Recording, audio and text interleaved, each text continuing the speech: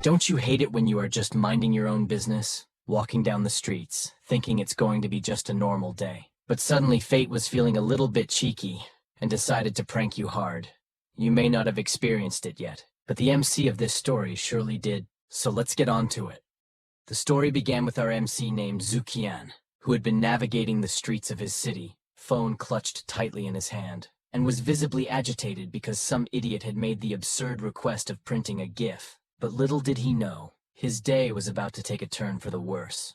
As Shu Qian grumbled under his breath, the universe decided to intervene in the most unexpected way, rather than the traditional truck-kun intervention. Because this piece of metal is famous now, and is evidently beyond the budget of this universe, and so fate chose the next stupidest way to cancel the life of a main character, and that is to drop a massive dead fish from the sky right onto his effing skull, instantly unaliving him on the spot. Passers-by screamed and scattered, unable to comprehend the bizarre scene.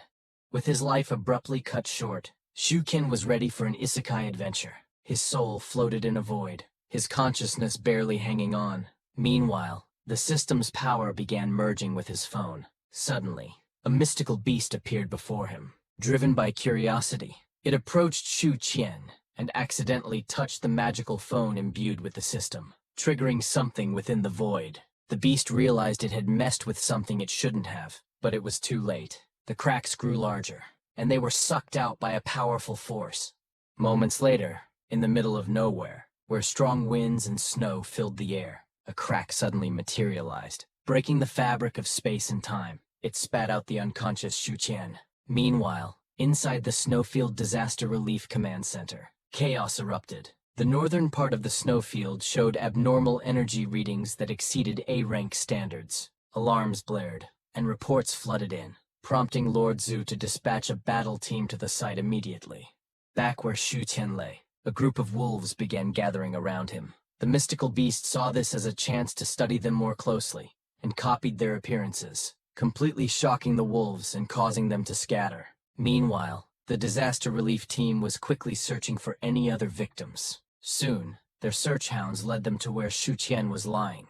Seeing that there was a survivor, they immediately checked if he was still alive. They were relieved to find that he was, though badly hurt. They treated him on the spot to stabilize him. Despite his severe injuries, they noted how lucky he was not to have been eaten by the centipedes in the area. They assumed the snow-dire wolf beside him was his contract spirit beast, and marveled at how it had protected him. Meanwhile, the mystical beast acted dumb to avoid blowing its cover. Soon after, Zhu Qian finally woke up. As he opened his eyes, he noticed he was in a different place. Before he could ask any questions, his head suddenly ached due to a surge of memories flooding his brain. These memories merged his past life with those of his current body. After the merging, he realized he had been transmigrated to another world. Now that his mind was clear, he was ecstatic, shouting that it was finally his turn to be isekai'd, and demanding to know where his cheat ability was. Hearing Shu Qian suddenly start talking nonsense, the team assumed he must have injured his brain, and so they decided to quicken things up to get this dude some formal medical help. After confirming his identity, they discovered that he was now an orphan attending Snowfield Academy as a first-year freshman and a famous top student. This realization pressured the disaster relief team to protect him at all costs. They added Shu Qian to the list of accident victims, completing their mission.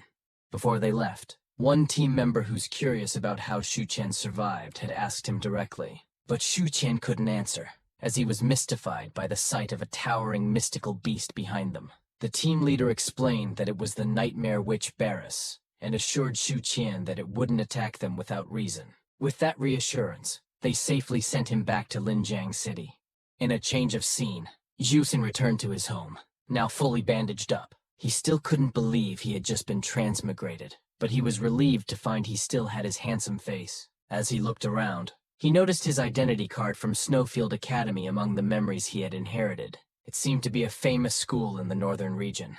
His attention was then caught by a news broadcast covering the accident he was in. He saw the mystical beast from earlier, but to his surprise, there was also a human beside it. This reminded him that he was now in a world where people had professions like spirit tamer. Humans could form contracts with special and unique spirit beasts, taming them to fight, explore, and do other activities. Shuken had never successfully tamed a beast before, but now, he might have a chance to be as excellent as the man he saw on the news. As he daydreamed about his potential future, a voice suddenly interrupted his thoughts, informing him that it had confirmed the identity of the corrector. This immediately confused him, and he even recognized the voice but couldn't place it. And since the wolf is the only creature he is with, he accused it of learning to talk without permission, and the wolf, thinking Shu Qian was praising it, just acted as if it had indeed spoken. Luckily, Zhu Qian's confusion was cleared up when his phone fell out of his pocket. Picking it up, he was surprised to see it informing him about his identity as a corrector. With this revelation, he gained a passive ability called beast language, allowing him to communicate with spirit beasts. Additionally, he received an active ability named Good Hand, which enabled him to pat and touch a contracted spirit beast, and transfer his soul energy to increase its quality and soul energy limit. This immediately excites him, but even before he could react, a new mission suddenly popped up, requiring him to tame a beast to activate the camera function in the system. Seeing all this unfold, Shu Qian was ecstatic. He knew this system was his cheat to become powerful in this world, but before he could fully celebrate, he wondered what a traditional skill like Good Hand entailed. Did he really have to play with the dog to make it stronger? Determined to find out, he decided to go for it. Carrying the dog with all the excitement he could muster, the system suddenly interpreted his actions as making a contract with a beast. With that, he completed the mission and unlocked the camera function, and Shu Qian was stunned at how easily he had become a spirit Tamir, while the dog was internally traumatized by the sudden turn of events. And now that his information had changed, Shu Qian noticed the new camera function the system had given him, which made him curious, so he quickly took a picture of the dog beside him. The image revealed the dog's true identity, which surprised Shu Qian, as it was the mystical beast from before, and no wonder it had been following him. And from what he could recall in his inherited memories, he remembered that in order to contract a spirit beast, mutual acknowledgement was required. But since there wasn't any blockage or resistance, he assumed the mystical beast had truly acknowledged him, and the dog howled in confirmation. But Shu Qian quickly bonked it on the head to keep it from disturbing the neighbors. After that, Shu Qian asked why it kept following him. The dog replied that it didn't know how to go back home and wished for Shu Qian to help it return. Now he understood why it hadn't resisted the contract. He was also amazed that he could now understand the beast language, but he soon realized that he doesn't really have any clue on how to send it back home. But since they had made a contract, it is just right to do everything he can to find a way. Hearing Shu Qian's compassionate words, the dog approached to bond with him. Seizing the moment, Shu Qian decided to try his Good Hand skill. As he patted Doggo, deep in thought, he remembered that spirit beasts were ranked into 5 levels of quality, starting with bad, to average, good, excellent, and finally, perfect.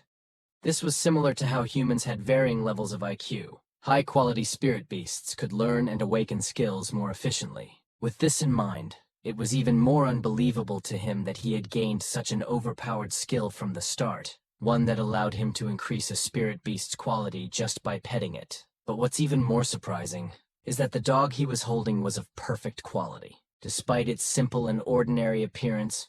But he enjoyed the feel of his dog's fluffy fur way too much. He hadn't noticed how tired he was becoming, and forgotten he was even using his Good Hand skill. And with this, he completely depleted his soul energy, leading him to collapse on the spot.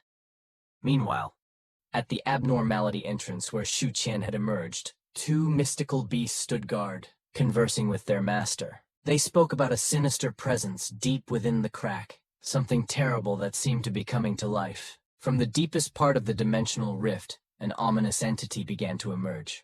The next day, Shu Qian found himself walking towards Frostfield Academy. As he strolled, a new mission notification appeared on his phone. The task required him to level up his contracted spirit beast to a 2-star average rank. Upon completion, this would unlock a new skill named Speed Absorb, allowing the spirit beast to gain more EXP after battles, which made him curious, and so Shu Qian quickly checked his phone. To his surprise, his contract beast's information had become an app. It displayed the evolution materials required to evolve his beast, including the familiar ice crystal and the mysterious void crystal he had never heard of before. Moreover, this soul energy that was displayed is only at 110, but he remembered clearly that he had lost consciousness the previous night after using his skill. He had been sucked dry, but his spirit beast, which he had named Erha, had only increased its soul energy limit by 10. So it seems like increasing soul limits would be more difficult than he initially thought. But as he pondered all this, someone he knew suddenly popped up from behind him, startling him out of his thoughts. Quickly hiding his phone, Shu Qian turned to see Yun Yao, the daughter of his parents' comrade, but because of his suspicious behavior, her curiosity piqued, prompting Yun Yao to snatch the phone from his hand and examined it closely. And she was shocked to discover that Shu Qian had started liking dogs and jumping to conclusions. She assumed he was a beast-con pervert, and ain't no way he is gonna let anyone label him as a furry. And so Shu Qian hurriedly tried to clarify the situation by showing her the dog in the picture in person. As he did so, he felt a wave of relief wash over him, as he realized that the system's special panel could only be seen by him, and it is likely due to his corrector identity. Now that Yun Yao saw the snow dire wolf with Shu Qian, she remembered the incident he had been involved in, and so she asked if he was okay. Shu Qian reassured her that he was fine, and it was all thanks to his doggo, which had chased away all the other snow dire wolves while he was unconscious, and Yun Yao was grateful. In turn, she thanked the dog and promised to buy it some yummy food next time. And as they bond, Shu Qian had an idea and asked Yun Yao if he could take a picture of her spirit beast. She agreed, but not before teasingly asking if he had any perverted hobbies, which Shu Qian quickly denied it. After that was cleared up, he took a picture and the system revealed the information about the Snow Night Star Fox. But he then noticed something odd about this pet, prompting him to ask Yun Yao how her family had trained her spirit beast, as it seems like to enjoy posing for the picture, and it even brought out its swimwear, which immediately embarrassed Yun Yao, as it unintentionally revealed her secret. Still, she tries to downplay it by explaining that her star fox had a quirky personality, and then divert the subject by asking Shu Qian what he was thinking right now, which was effective, as Shu Qian explained that the previous night he had made a contract with the dog and was now wondering how to upgrade it to 2 stars. This surprised her, as she never thought he would contract a spirit beast, especially a snow dire wolf, which few people chose. But Shu Qian didn't mind because he found it cute, and besides, it had saved his life. Yun Yao, on the other hand, pointed out that a snow dire wolf's personality was not suitable for a contract, and its quality was slightly lower, meaning its soul energy limit wasn't high either, and she was disheartened that he had contracted what she considered a useless dire wolf. This made Shu Qian contemplate about telling her that his doggo was special, but before he could, Yun Yao decided to support her friend's choice. She encouraged him not to give up, mentioning that it was said a snow dire wolf could awaken a strong companion skill, even though it was rare. This intrigued Shu Qian, so he asked about the companion beast skill, and Yun Yao explained that it was a skill that appeared only on contracted beasts. Her star fox, for instance, had a chance to awaken the companion skill called Snow Dance. This skill uses the soul energy of a tamer to enable her spirit beast to gain fast speed in a snowy environment. Even though a new tamer's soul energy was weak, if the spirit beast's quality was high, it could awaken a companion skill. But tamers had to be cautious. Overusing the skill could exhaust them, and in severe cases, cause them to lose consciousness. And just the thought of it sends shivers down to Shu Qian's spine, leading him to ask if the soul energy can recover after reaching that point, and she assured him not to worry, as soul energy is like mana points to a game, which was a relief. And so he went ahead and asked how he could increase it, to which Yun Yao explained that when a contracted spirit beast broke through to a new level, it would provide additional soul energy to the tamer. This was a win-win situation, allowing both the tamer and the beast to grow stronger together. But for Shu Qian, who have a rare skill, this isn't enough, and so he inquired if there were any treasures or items that could increase a tamer's soul energy, and if such items could also affect the beast's soul energy simultaneously. And Yun Yao answered that there were such items, but they couldn't affect the spirit beast in the same way, as the spirit beast's soul energy limit was tied to its race and level. Once it broke through to a new level, its soul energy would naturally increase. The same race and quality gap also played a role, with perfect quality beasts being stronger than poor quality ones. Strong race spirit beasts were naturally born with high soul energy limits, and this limit was typically used to differentiate power levels. Receiving all this information firsthand, Shu Qian realized his skill was truly a cheat, as it could increase a spirit beast's soul energy limit with just a touch. But as he was deep in thought, Yunyo remembered Shu Qian's desire to upgrade Doggo to 2 stars, so she suggested a spar between her spirit beast and Doggo. And Shu Qian acted as if he doesn't want to. But deep inside, he was ecstatic, because he saw it as an easy win and a chance to gain a lot of EXP by defeating a 4-star spirit beast. And because of his display, Yunyao confidently reassured him that she would go easy on him, which was enough for Shu Qian, and so he agrees to fight. But little did Shu Qian knew, his friend was just as cunning as him, as Yunyao isn't really planning to go easy, as she was well aware. Although her star fox was agile and fast, its endurance was weaker than a snowdire wolf's. Despite her beast's higher level, she knew an attack-type spirit beast couldn't handle a few well-placed tear-claw attacks, so she will fight with caution. With this in mind, she ordered her spirit beast to use its snowburst skill, hurling a massive amount of snow to block Doggo's vision. And Shu Qian quickly realized what was happening and ordered Doggo to dodge the attack and use Ice Breath to force the opponent out of hiding. But the attempt was ineffective, and they even received damage from Yunyao's retaliation. With this, Shu Qian realized they might lose the battle due to her superior strategy. And since Yunyao sees she had the upper hand and her friend is being a complete idiot, she ordered her spirit beast to end the battle with another snowburst.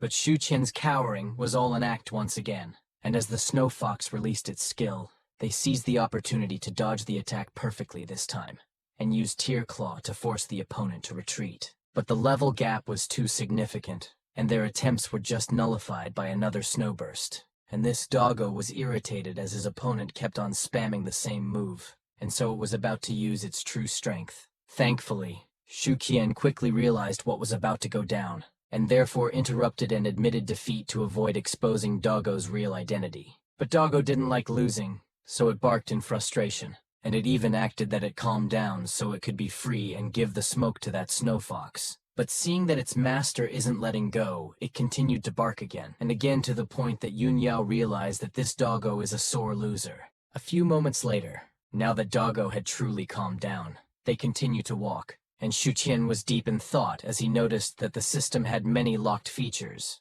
making him wonder if he had to upgrade Doggo to unlock them. To answer this question, he needed to get there himself, and so he resolved to quickly let Doggo reach 2 stars, and upgrade faster to uncover more about his identity as a corrector, and what it truly meant. A few moments later, Shu Qian and Yunyao entered their classroom, where they were greeted by their designated teacher for the class. He welcomed them and quickly got down to business. He assumed that all of them must have seen the news about a new dungeon that had appeared in the northern part of the snowfield. Under Snowfield University's request, the freshmen's military training would be held in the outer area of this dungeon. The teacher explained that this time, their military training performance would be added to the semester's results and would affect next semester's profession distribution. So it is advised to take this seriously. And this announcement startled the students, as they had heard rumors about dangerous monsters inside the dungeon, but they remained confident, believing that the school wouldn't send them into a dangerous situation without ensuring their safety. On the other hand, Shu Qian felt dejected. Even after being transmigrated to a different world, he couldn't escape military training. Meanwhile, the teacher noticed the worried expressions on the students' faces, so he reassured them, explaining that the surroundings had been cleared and only low-level beasts remained. This would be their first lesson, and it would begin in 1 week. He advised them to prepare beforehand and find a group to join, as each group could have up to 3 people, and since their grades would be based on group performance, he emphasized the importance of taking care of each other. Hearing all this made Shu Qian ecstatic. This was his chance to find someone strong to team up with. He went over to Yunyao first and begged her to group with him, explaining that he needed someone to carry him. She accepted, and since they needed 1 more member, he eagerly set out to find another person to join their group, even if he had to drag someone into it. He approached the nearest person he could find and kindly asked if they would join their group. The guy agreed. But before committing, he showed his 2-star normal rank ice snake and asked Shu Qian what his spirit beast was. And Shu Qian proudly revealed his cool-looking Doggo. But seeing that Shu Qian had a low-ranking spirit beast, just disheartened the guy and backed out of the offer, giving a lame excuse, knowing the guy was just bullshitting. Shu Qian expressed his scorn and moved on to his next potential recruit. But word had spread that no one wanted to team up with Shu Qian because they believed a snow dire wolf's ability and quality were terrible, and its obedience probability was low. Despite Shu Qian's friendly approach, everyone quickly declined his offer, leaving him to question why no one liked his doggo. Unexpectedly, some douchebag started running his mouth, loudly criticizing the snow dire wolf. He couldn't believe someone was stupid enough to make a contract with it, wondering if that person was dumb or just poor. Hearing all this disrespect, Shu Qian knew he couldn't let it slide. He was about to throw hands when the cowardly douchebag retracted his statement, claiming he wasn't talking about Shu Qian and apologizing if he offended him. Realizing this scum knew how to use his mouth but not his hands, Shu Qian decided to let it go to avoid causing problems for himself and Yun Yao. He returned to Yun Yao, irritated that no one would team up with him. She responded that it was to be expected because everyone else wanted someone to carry them too. That was why everyone was flocking to the guy with the rank 5 ice spirit. Even the douchebag envied him. Seeing all this, Shu Qian became more determined than ever to prove them wrong. He knew that once he unlocked the ability called Speed Absorb, he would shock everyone during the military training. With newfound determination, he asked Yun Yao if there was any place in their city suitable for a newbie to train, and she told him about the Tamer Hall, where she and her spirit beast trained for 2 months during the holiday, and they even leveled up to rank 4-star normal grade. If she had known he would also choose to be a tamer, she would have invited him to join her, especially since the Tamer Hall was free for them as martyr orphans but limited to tamer newbies. And since he wanted to level up Doggo to 2 stars, she believes that 1 week there would be enough. This excites Shu Qian and therefore decided to go to the Tamer Hall the next day, in which Doggo barked in approval. But Shu Qian quickly bonked him on the head to stop him from barking inside the classroom. But this just irritated Doggo, because it seems like his partner is getting a little too comfortable with this physical abuse. The next day, Shu Qian and Yun Yao found themselves inside the Tamer Hall. Upon showing their identification cards, the attendants recognized them as children of martyrs and bowed in respect to their fallen parents, which surprised Shu Qian, but his attention was quickly diverted to the variety of spirit beasts that other tamers had, and was immediately amazed. Seeing his reaction, Yun Yao informed him that there were even more impressive beasts on the upper floors, as the first floor was specifically for newbies. And this made him even more curious, and so Shu Qian asked why he hadn't come with her before, to which Yun Yao explained that during that period, he had been busy doing research in the snowfield and didn't let her accompany him. But now, he seemed more normal, and this prompted Shu Qian to wonder what he had discovered to be so enthralled to do research, and why he remembered nothing about his time in the snowfield. Soon after, they headed to their training area, but Shu Qian was still deep in thought, pondering what he might be hiding from himself. And since he was so lost in his thoughts and unaware of where he was going, Yun Yao decided to drag him straight to their destination like how Shu Qian would drag his doggo. Opening the door, they were greeted by an employee who recognized Yun Yao and remembered her having a normal 4-star spirit beast, prompting him to ask why she was training at the easy difficulty level, in which Yun Yao clarified that she was just there to accompany a friend. Seeing her star fox now well nurtured, the employee recalled that it still held the 3rd place in the difficulty's pass ranking. Hearing about the pass ranking for the first time, Shu Qian asked Yun Yao what it was. She simply pointed at the board to answer his question. Even though he didn't fully understand it, he was amazed. She explained that it was indeed impressive because the easy difficulty arena contained 200 2-star pigs. Ordinary people couldn't even clear it. If he managed to clear it and enter the ranking, he could earn rewards. It was because of those rewards that her spirit beast had become a 4-star. This intrigued him, prompting him to ask what rewards were available, and the employee informed him that getting on the ranking would earn him an eternal VIP status, allowing him to use the entire facility at a discount. As for the other rewards, he assured that it would not disappoint, and that a newbie tamer like him would definitely benefit from them. And seeing that Shu Qian was excited to take the trial, the employee asked him about his contract beast. Shu Qian gladly showed his snow dire wolf, and the employee assumed he was joking at first, but soon realized Shu Qian was serious. With good intentions, he advised Shu Qian to give up to avoid making his contract beast suffer. But Shu Qian knew Doggo was special, and believed they would only know for sure after they tried. So he brushed off the employee's concerns and asked to start the trial immediately. and the employee appreciated Shu Qian's determination, and therefore permitted him to proceed, but not before he asked Yun Yao if she was going to stop him, in which she responded confidently that she wouldn't because she believed in Shu Qian. With that, Zukin and his pet had entered the trial, and the simulation began. Immediately, a pig appeared in front of them. Shu Qian advised Doggo to use its claw to attack the pig's neck after charging, reminding him not to show his true form and just hang in there, because after upgrading to 2 stars, this trial would be easy for them.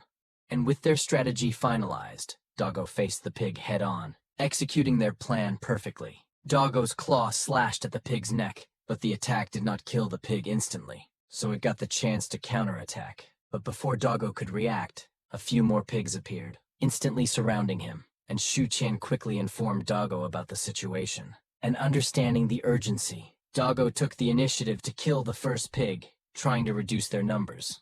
But as Doggo focused on one pig, another launched a surprise attack from the side, and the impact was strong, dealing significant damage and making it difficult for Doggo to stay upright.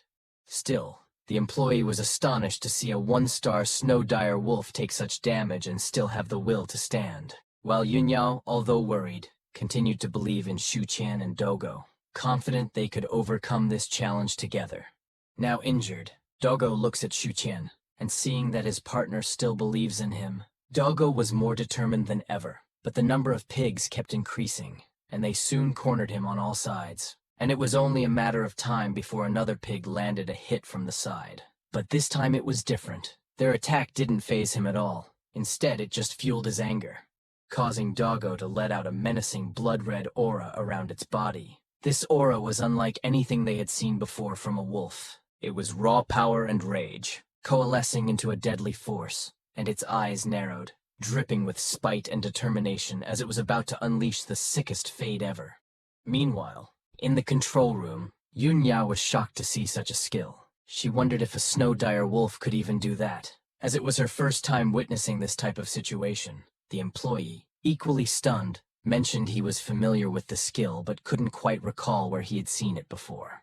Soon after, Doggo entered a full-blown rage. He howled at the pigs to assert his dominance before deciding to obliterate them. Hearing this howl, the employee's eyes widened in realization. This was a lord's pressure skill, something only a king beast among races could possess. Normally, pigs would have fainted or run away, but these were just virtual pigs without consciousness, so the pressure was ineffective. But to the employee's surprise, the howl wasn't a threat but a promise, as what came next was the execution. Doggo tore through the pigs with ease, one after another, leaving everyone watching in shock. Even though they say the awakened pressure skill is strong, it shouldn't let it defeat the pigs so easily. It even made them skeptical if this was a snow dire wolf at all, as it kept displaying again and again how it surpassed its limits and killed its opponents with one slash of its claw. This was so unheard of that even Shu Qian was no exception. He didn't even know his dog could be this savage, and so he quickly pulled out his phone to check Doggo's stats. To his astonishment, Doggo had unlocked a new skill called Unknown Blessing, allowing him to enter his true beast state. This made Shu Qian wonder when his dog even received such a skill, but finding when wasn't really important right now. The only thing that mattered was that this skill proved to be a significant addition to his dog's overall power, as it could now tear through these pigs like they weren't even there to begin with. Its speed seemed to have doubled as well, allowing it to create such an amazing sight, with snow swirling around and a red fog filling the simulation arena. And the employee recognized this red aura as it resembled the Qimu wolf's aura, the legendary ancestor of the wolf tribe. This kind of power awakening in a normal snow dire wolf was unheard of even in the entire world. Usually, such an awakening only happened with excellent quality beasts, and even then, only with a slight chance. But here was a wolf defying all odds and expectations. With this, excitement bubbled up in the employee as he realized he was witnessing something legendary. And as he looked at the records, he noted that Doggo had already defeated 44 2-star pigs. And Yun Yao's eyes widened with excitement, and she asked if this meant Shu Qian might pass the trial. The employee nodded, and if the snow dire wolf's blood awakening state could last longer, they could even take first place in the rankings. If such a thing happened, he must inform the curator of this extraordinary event. But before that, his attention was diverted to Yun Yao as her excitement grew, and she cheered even louder for Shuqian and Doggo, but he just reminded her that it was useless, since Shuqian wouldn't be able to hear her, making it awkward for her. Back to the fight. Shuqian guided Doggo to dodge any unseen attacks. After a few tense moments, they realized there were no more pigs in sight. They wondered if the trial was over. To their surprise, Doggo suddenly leveled up to rank 2. With this level up, Doggo gained new skills like fast absorbing and a passive companion skill called Eating Habit. This skill allowed Doggo to steal portions of an opponent's soul energy. This was so perfect that Shuqian felt it awakened for this exact situation. Even Doggo seemed to understand this, as it was now smiling menacingly, and when another pig appeared, Doggo swiftly killed it and absorbed a portion of its soul energy. With this, Shuqian and Doggo's eyes lit up with excitement, knowing that without this new skill, Doggo's soul energy wouldn't have lasted. Ice Breath wasn't effective against these thick-furred pigs either, so it was the best skill they had ever received. If Doggo could take the initiative to activate that unknown skill with the speed absorb before the training, Doggo might even rank up to a normal 3-star. With this realization, Shuqian instructed Doggo to stick with Tear Claw. And Doggo did just that, dogging on these pigs left and right like they were nothing. He even choked one of them. Talk about disrespect. And you could tell that Doggo was really feeling himself right now. Even the employee was speechless, as the dog he initially assumed was weak had just done the impossible, as it killed more than half of the monsters already. But thinking about it thoroughly, he realized that this was indeed an impossible feat. Although the time intervals between attacks were getting longer, and the snow dire wolf's speed was slowing down, the wolf should have depleted its soul energy by now. It was a miracle to see it could still use the Tear Claw skill. And this loud thinking struck an idea in Yun Yao, prompting her to speculate that Doggo might have gained an awakened companion skill after leveling up that allows it to recover soul energy. The employee initially doubted it, as he had never seen a spirit beast rank up from 1 to 2 stars and awaken a companion beast skill. But this changed when Yun Yao revealed that Doggo had perfect quality. Now he realized that this snow dire wolf was truly magnificent. But deep inside, he remained skeptical, as it was still a snow dire wolf after all. Back to the fight. Doggo continued his rampage, chomping on these pigs like they were bite-sized. Doggo even had the audacity to give that bombastic side-eye, which effectively taunted them. With this, it was easier for Doggo to deal with them. They were like moths attracted to light, rushing towards him just to get killed. He showed no signs of stopping soon. He really wanted to get that bag, even deciding to camp at one point to make things faster and mock them with random emotes while he was at it. A true menace to society. But with that, they had finally decreased the number of monsters to 0. You could see they were proud of what they had done. Even the employee's opinion about snow dire wolves changed entirely, and he was now thinking of going to the wild to make a contract with a snow dire wolf. Even Yun Yao couldn't help but join in feeling proud of his homie. But their attention was soon diverted to the rankings, as they changed to accommodate Shu Qian's score. This wasn't a small thing since everyone in the facility could see the rankings shift in real time. They were in awe at how Shu Qian had easily overtaken Zhu Weixue, who had taken nearly a week to achieve first place. Not only that, Zhu Qian's clearance speed was almost an hour faster, leading everyone to wonder when their Linjiang city had a genius of this caliber, and what spirit beast he had contracted with. Meanwhile, Shu Qian was ecstatic about their success. He asked the employee how long it took them to clear it, and the employee answered that they had made an amazing record of 2 hours and 53 minutes. This delighted them, and Shu Qian wondered aloud what reward he might receive. It would be good if he could get some money, though Yun Yao was enraged by how brain-dead he was to even wish for that, as there were tons of things she could think of more valuable than any money could buy. The employee backed this up, assuring Shu Qian that the things they would give him definitely weren't common. This immediately excited him, leading him to ask what they were. The employee admitted he didn't know as it depended on the curator, but of course, he wouldn't be disappointed, because last time, the curator gave Zuowei a precious fire crystal stone, a material for evolution that can't be bought with money alone. But since he wasn't the curator, Shu Qian and Yun Yao left without notice, heading to the lobby, eager to find the curator themselves to collect their reward. But the employee couldn't have that. He still needed to recommend them to the curator to be credited with finding such talents, so he chased after them. But to his dismay, Someone more powerful had already reached Shuqian, as he had accomplished an amazing feat with a rather weak pet. After all, and the bloodline awakening is not something that could be easily ignored. This old G had high expectations for these two. They could even surpass Zhu Weishui in the future. With this in mind, the old G asked Shu Qian what he wanted for his reward. Just like before, this cunning Shu Qian tried to hustle his way through, questioning the man's authority, if he even had the power to ask such questions. This made the employee face-palm at how disrespectful he was for not knowing who he was talking to. But luckily for him, the old G respected the hustle, assuring him that he would give him what he desired, as he casually revealed to them that he was the owner of the Tamer Hall. This immediately shocked both Shu Qian and Yun Yao. The old man then asked again about the reward. Shu Qian was about to ask for money, but luckily Yun Yao was there to stop him. This made the old G realize that this youngling was too stupid to know what he truly wanted, so he decided to offer something special tailored for them. Other than the normal rewards, for his contracted Snowdire wolf, he would give them all the materials required for its first evolution. This was more than they could expect based on their reaction.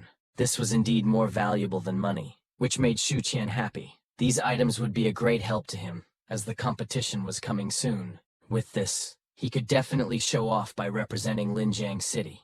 But this favoritism had really garnered the unwanted attention of the salty and envious mofos present in the training hall. They couldn't comprehend someone being better than Zhu Weishui, especially if that someone had a Snowdire wolf as his companion. And they even felt it was such a waste to give him that much. Talk about the jealousy in their veins. Nevertheless, Shu Qian didn't care about what others thought and just expressed his gratitude, and was about to leave when the old man stopped him, as he had another proposition in mind. He asked Shu Qian if he wanted to try a harder and more challenging trial than the normal one. But Shu Qian outright refused because he didn't think he could challenge the normal difficulty yet. The old G turned away with a chuckle and reassured Zhu Qian that he was too humble, while adding that there was no need to worry about offending him since he was only joking. And with that settled, old G mentioned he had other matters to attend to, but promised to come and watch Zhu Qian's trial when he had free time. Zhu Qian simply agreed as he was feeling embarrassed. Unbeknownst to others, Zhu Qian had another reason for not accepting the challenge, and that he was still uncertain about Erha's situation, and thought it best to stay low-key. But it seems like his attempt was a little too late. As he glanced around, he noticed the attention he was already attracting based on the looks from others. With this, he realized that it might be best to leave immediately. But before they could depart, old G reminded Zhu Qian to make an appointment in advance for the normal difficulty trial, as he can't let such an opportunity to see a wolf with a bloodline awakened slip by. The next day, inside the training palace, the room buzzed with a palpable tension. People clustered in small groups, gathered in front of the screen and looking at it intently. Their expressions were anything but friendly as they discussed about Shu Qian, the kid who had astonishingly secured first place. They struggled to comprehend how this boy, with his seemingly weak Snowdire wolf, could have achieved such a feat, so they were easily convinced he must have cheated, which made them determined to expose him no matter what. But their skepticism stemmed from a deeper insecurity. If Zhu Qian truly was talented enough to win with a weak pet, it meant they were inferior despite having stronger companions. Meanwhile, Shu Qian focused on his training inside the room, alongside his loyal Snowdire wolf. They systematically defeated the two-star pigs in one swing. This fighting flow continued for a few consecutive days. By the third day, the atmosphere among the spectators began to shift. The initial hostility had waned as they observed Zhu Qian and his Snowdire wolf working tirelessly. Their relentless dedication to training over the past 3 days began to earn them a grudging respect. Some spectators, once vehemently against him, now viewed his efforts with neutrality, acknowledging the hard work and perseverance that drove his success. Meanwhile, Shu Qian remained focused, seeing clear progress with his Snowdire wolf, even without using the Awaken skill. Their clear time improved, and this was all thanks to Doggo's eating habit skill, which made it easier to kill the enemies without worrying about their energy reserves. And they continued this enthusiasm without stopping.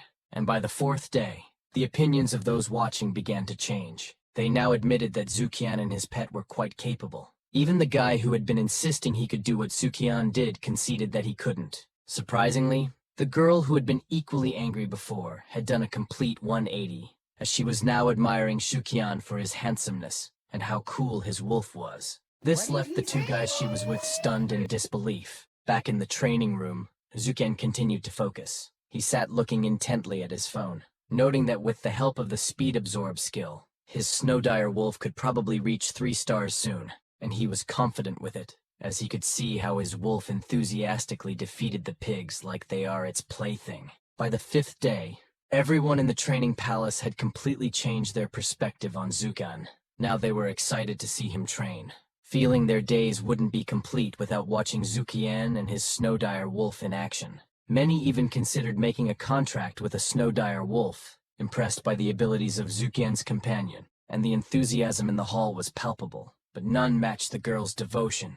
As she arrived at the training palace fully attired from head to toe, showing her support for Zukian and his wolf, which surprised the two, but decided to join her as they felt the same, uniting to cheer on him from the outside. The once skeptical crowd had now become his biggest supporters, eagerly anticipating each new achievement from Zukian and his impressive snow dire wolf. Meanwhile, inside the training room, Zukian had undergone a transformation. The once focused and intense Zukian from before is now chilling, wearing those shades and sipped a drinks like he owns the place, taking his sweet time to relax. And he felt carefree knowing that Yunyao had mentioned she had grinded for 2 months to reach 4 stars, while he was almost at 3 stars after only a week. His speed was impressive compared to hers, and with the strongest in his class at 5 stars, he was confident he would overtake them quickly, and Zukian's progress would just drastically get faster as they rank up.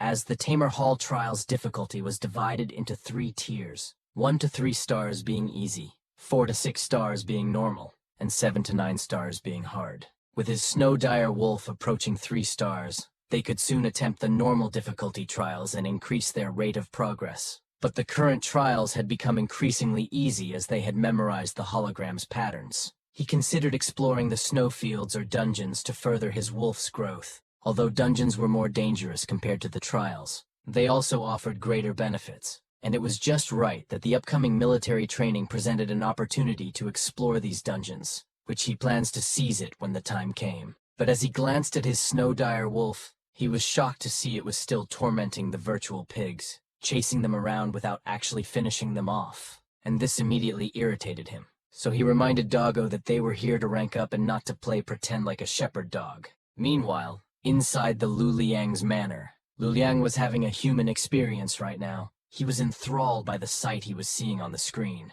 as he was also part of a cultured society who enjoys dating Sims. But just like any kid, his experience was cut short by his secretary, who just burst through the door without knocking. And it didn't help that he sprinted towards him to report something, leading him to panically cover the screen to hide the crime scene. But there was no hiding now, so he accepted his fate and just told his subordinates to remember to knock next time around, even if the news is urgent. And now that was dealt with, he looks at what is so important this guy was talking about, and much to his surprise, this was indeed such an unexpected thing, as the tamer who had broken a 10-year-old record was the same guy no one wanted to team up with. This intriguing revelation completely changed his mind about going to the military training solo. Now he was determined to team up with this mysterious tamer to see just how strong he really was. A few days later, the gathering day of the military training arrived, and everyone was in high spirits, as this was their chance to experience what it was like to be a tamer while also growing stronger in the process.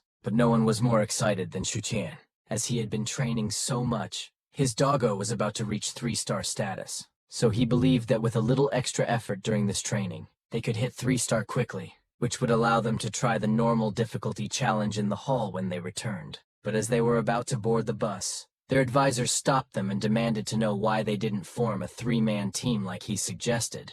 Was it because they are too confident? And looking at his angry face made it clear he was not pleased. And so Shu Qian and his teammate tried to clarify that it wasn't by choice. But before they could respond, the advisor turned his attention to Lu Liang, who also didn't listen as he was planning to go solo. But to everyone's surprise, Lu Liang had changed his mind, explaining to his teacher that they had simply forgotten to hand in the new group list. And this confused the other students until Lu Liang approached Shu Qian, while extending his arm with a smirk, and then asked to join Zukian's team. But Shu Qian stared him dead in the eyes, trying to figure him out, and Lu Liang felt a bit taken aback, as this was the first time someone hadn't instantly accepted his offer.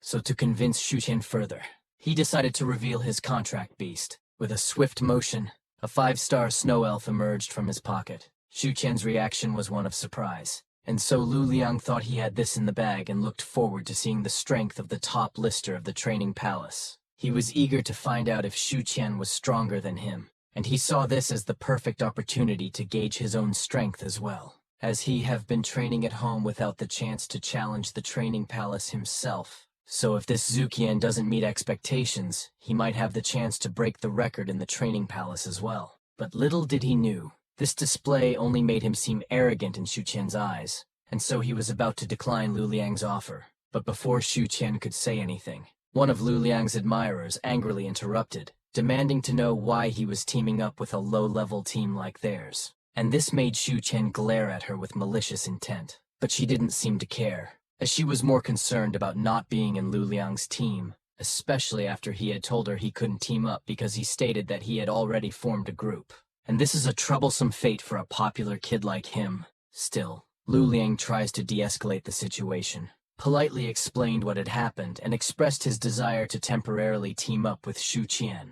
But the girl wasn't having it, so she attempted to convince him not to join Shu Qian's group, citing that he had only contracted with a 1-star Snowdire wolf, and Shu Qian is not about to be hit by stray insults without clapping back. So he was tempted to slap her audacity out of that rotten head of hers. And Lu Liang noticed his irritated expressions as well, so he tries his best to calm her down, while explaining that he didn't mind the team composition, and that Shu Qian's team was the only one left with an open spot. But them girls are persistent. Without hesitation, they offered to trade one of their members, just to have Lu Liang join them, even though their teammate was clearly unwilling. And this blatant shallowness didn't sit well with Shu Qian, fueling his own pettiness. And he knew the best way to hurt this girl was to claim Lu Liang for himself. And so Shu Qian mocked her stupidity, and turned to Yun Yao to share his plan, which she was on board immediately. He then turned back to the girl and clarified that they were officially a team, since they had already handed the list to the advisor.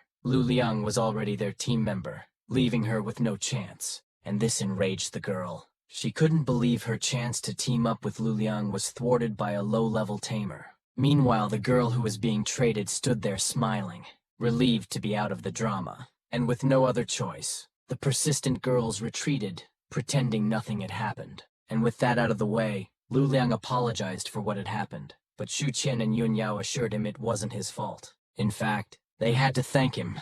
Otherwise, the advisor would have deducted points for their incomplete group. Now that everything was settled, the advisor instructed them to board the bus. As the bus rolled through the streets, the anticipation of the upcoming military training grew, but some eyes couldn't help but glance intently at Shu Qian's group. Among them was the bully who had previously mocked Shu Qian, though his focus was more on Lu Liang, as he was puzzled as to why someone like Lu Liang would team up with low-level tamers. Was it because Lu Liang had a savior complex, trying to paint himself as a good student willing to go above and beyond to help weaker tamers? But the bully brushed this idea, as he found it hard to believe anyone could carry that much weight, no matter how strong they were. So maybe this was Lu Liang's way of showing off his own strength by contrasting it with his teammates' weaknesses. But maybe that wasn't entirely true either, as the girl with them did have a fairly rare pet with her. So could it be because her pet is very strong? But he quickly dismissed that idea as well, knowing it had only recently leveled up its star rating, so that was likely out of the question. And this led him to think that maybe Shu Qian was the strong one. The name did sound familiar, as it was similar to the one who had recently broken the record in the training palace. But the thought of it just made him laugh, as a 2-star Snowdire wolf breaking records, let alone clear trials inside the training palace, is totally impossible. And so he figured that it must just be a coincidence, and Shu Qian probably had the same name as someone impressive. Meanwhile, the trio continued their casual conversation, where Lu Liang seized the opportunity to ask Shu Qian if he and his pet were the ones who had made changes inside the training palace. And this question caught Shu Qian by surprise, prompting him to ask how Lu Liang knew about that, to which he explained that Shu Qian had caused such a big ruckus, so how could he possibly not know? But what he did was near impossible, that most of their classmates probably hadn't realized Shu Qian was the one who had broken the record set by Zuo, which is a shame to say the least. And he may not know this, but the Yungling Pavilion in Linjiang City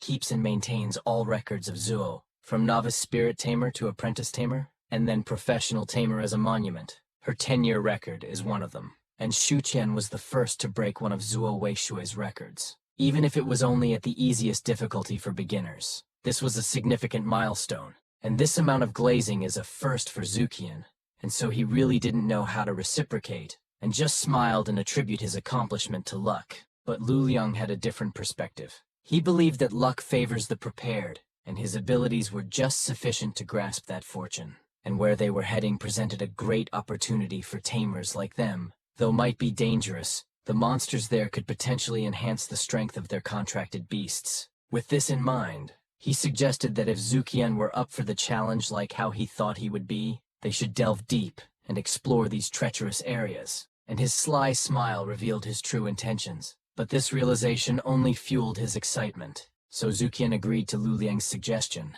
seeing it as a dual opportunity. And that is to grow stronger, while also possibly uncovering clues about his fragmented memories. But just as he was getting lost in his thoughts, Yun Yao's abrupt interjection snapped Zuxian back to reality. She was clearly annoyed, feeling sidelined as they planned their adventure without even asking her. And this tension prompted Zukian to quickly ask if she wanted to join them, in an attempt to smooth things over, but Yun Yao firmly declined. She insisted they go ahead without her, but reminded them that they couldn't disregard her opinions and make decisions unilaterally, since they were a team. And the boys quickly apologized and agreed. But with that issue settled, Zhu Tian then turned to Yun Yao to address something that had been bothering him for quite some time. He asked her why they hadn't seen other people's contracted beasts with them, which Yun Yao explained that after making a contract, tamers kept their beasts inside the spirit control domain, only summoning them when it was time to fight. And seeing the confusion on Zukian's face,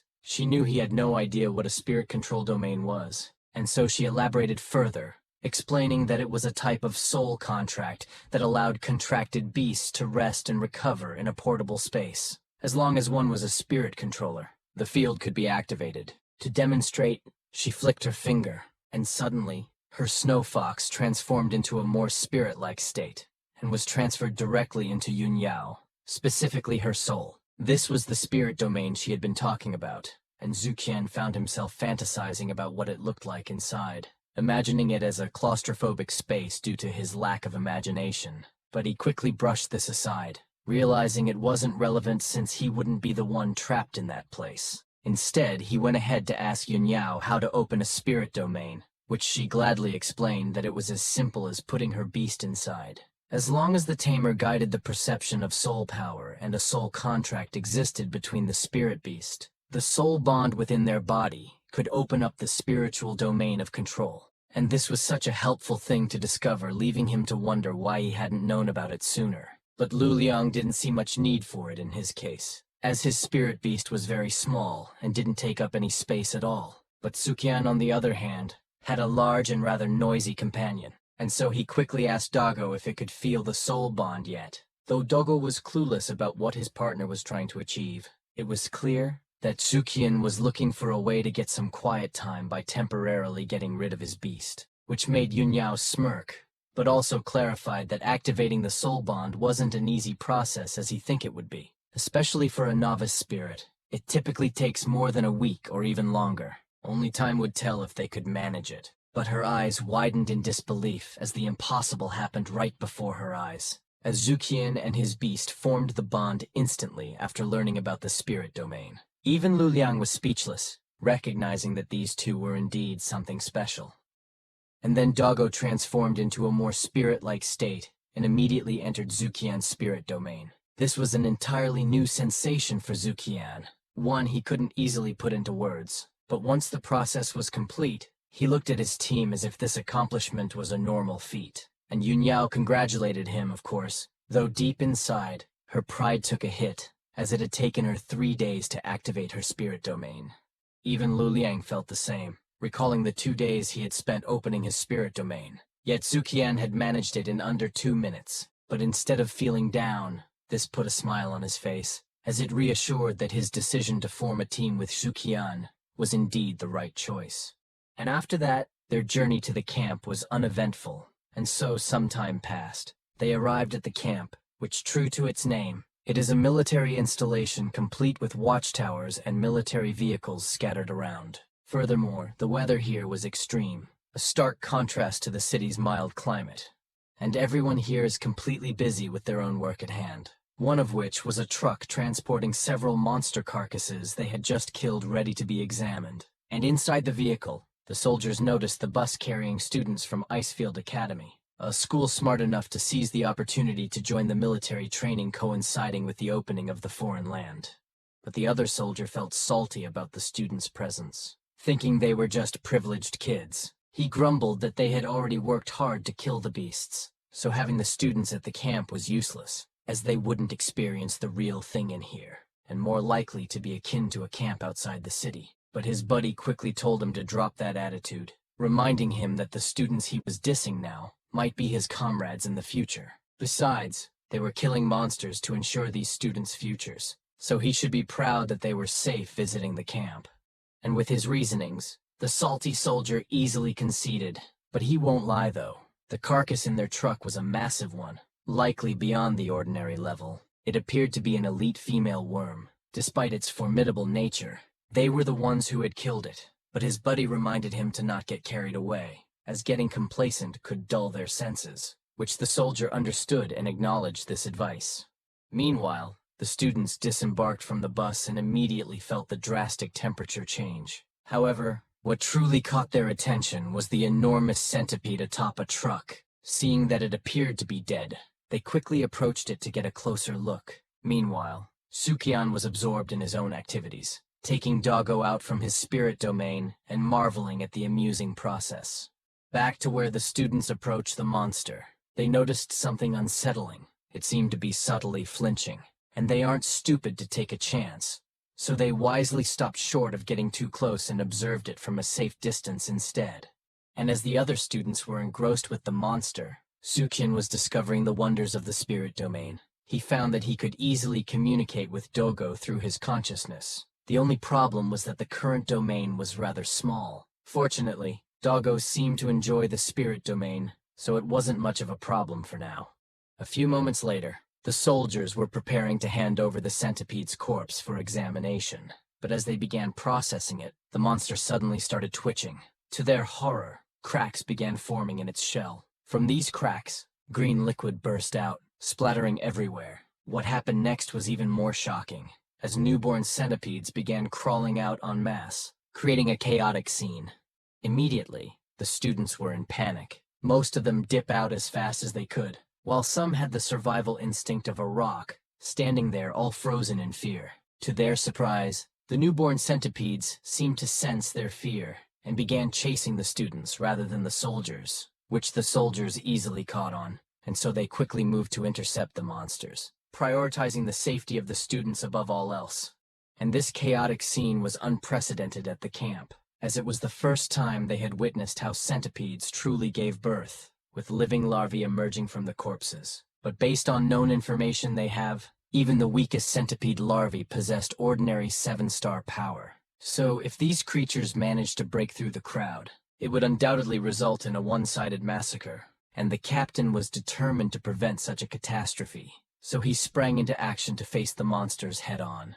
But despite their best efforts, the soldiers were outnumbered. While some managed to block the centipedes, others continued to prey on the students. Among the terrified students was one who could only scream, frozen in place, and was just awaiting for the impending doom. But just as the monster was inches away from making her a grim memory, Best Boy came in, knocking these bitches out with a full-body slam right into the centipede's gut.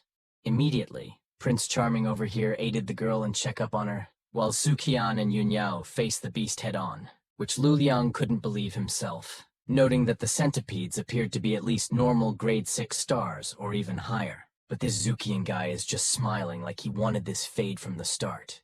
And so Luliang couldn't decide whether to call him brave or foolish. But one thing was certain, and that there was no trace of fear in Zukian, and his beast mirrored his fearless resolve.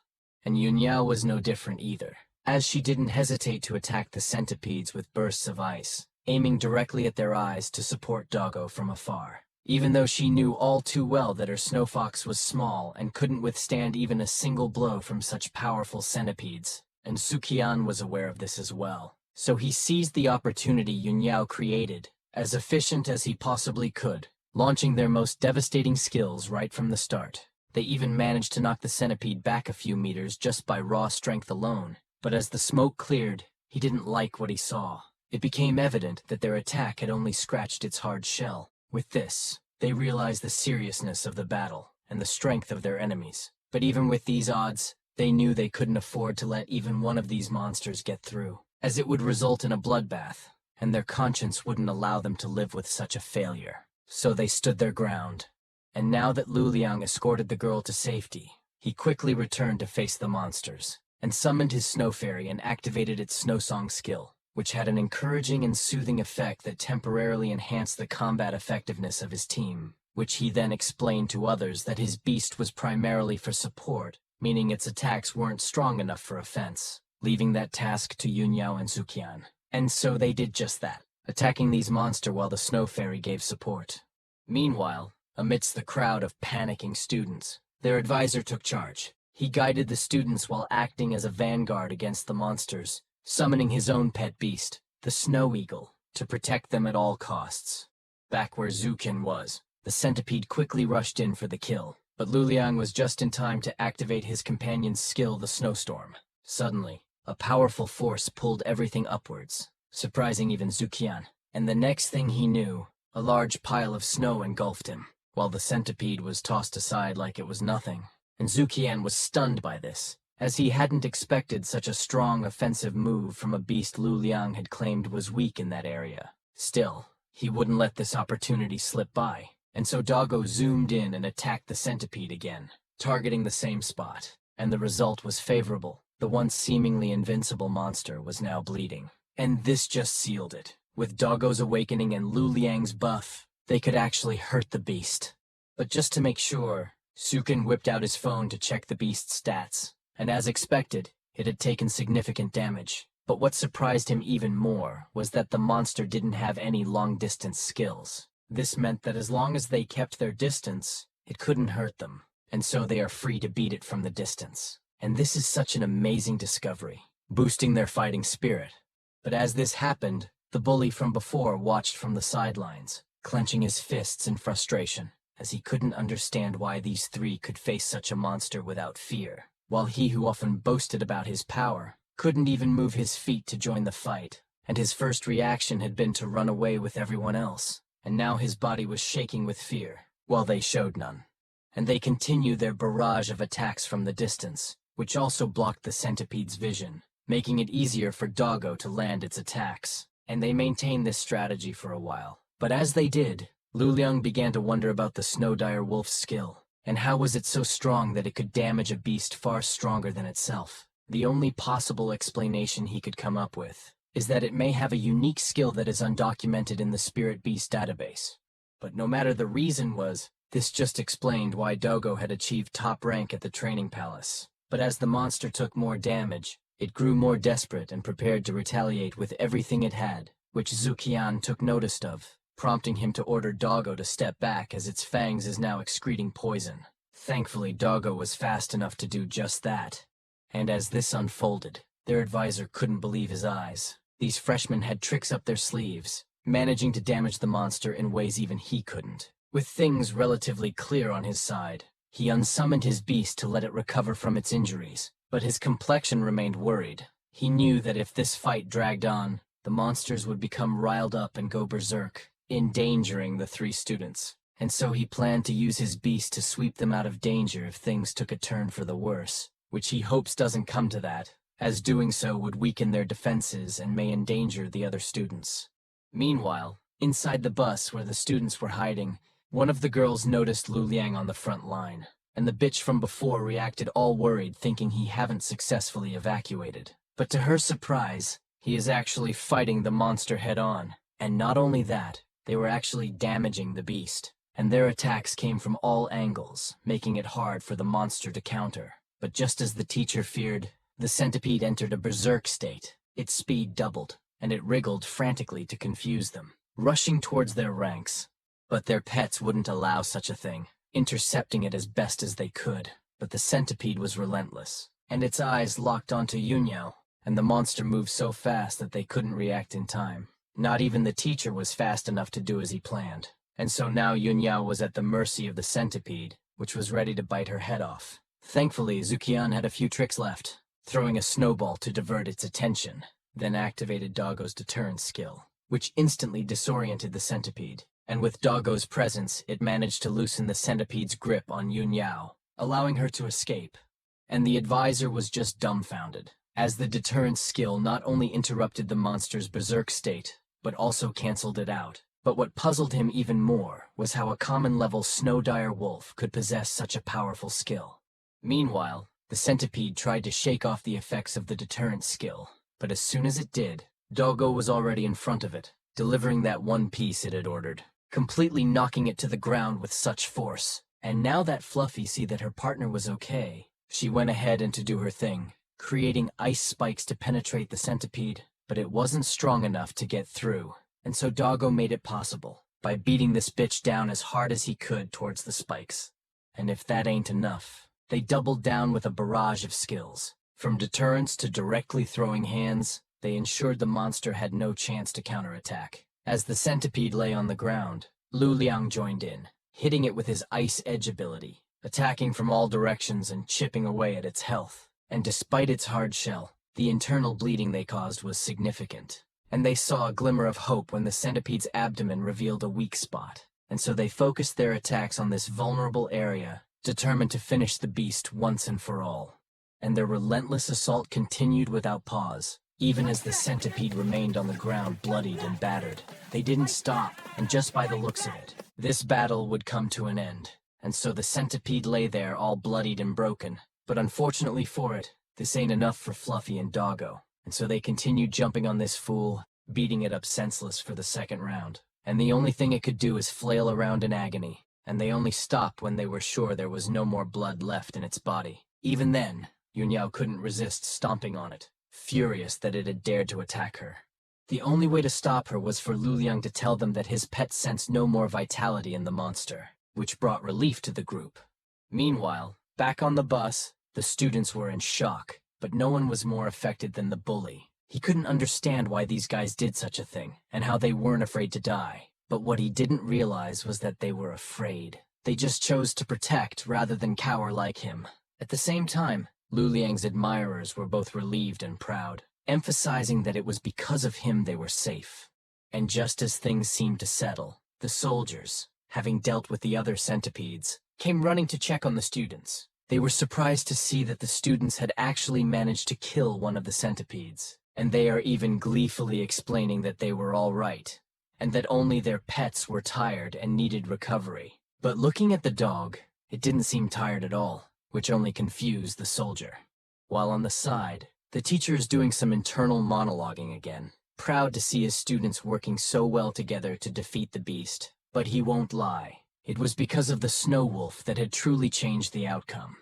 Zuxian then cuddled Doggo to express of how proud he was of him for a job well done. To his surprise, a system window suddenly popped up, rewarding him for the battle. It informed him that his snow dire wolf had broken through to a 3-star ordinary rank, and additionally, the splitting claw skill had evolved to ice shattering claw, which added a freezing effect to the attack. This made him excited and proud of his dog even more. But his train of thought was interrupted as the captain approached to apologize for the oversight on their part, not knowing there were still larvae inside the corpse. But thanks to their bravery, a large number of casualty was avoided, and this was such a commendable feat, which he can be sure that this would be relayed to the university. But he was then interrupted by the teacher, stating that there was no need to do that, as he had witnessed everything and would inform the university himself as soon as they returned. And the commander thanked him, but noted that reporting it twice wouldn't hurt, as the Snowfield Army wasn't stingy about giving credit where credit is due. And with that cleared up, the commander assured the advisor that another part of the Snowfield Army would be dispatched to ensure that a similar situation wouldn't happen again, which relieved the teacher, as it seemed they could continue their training.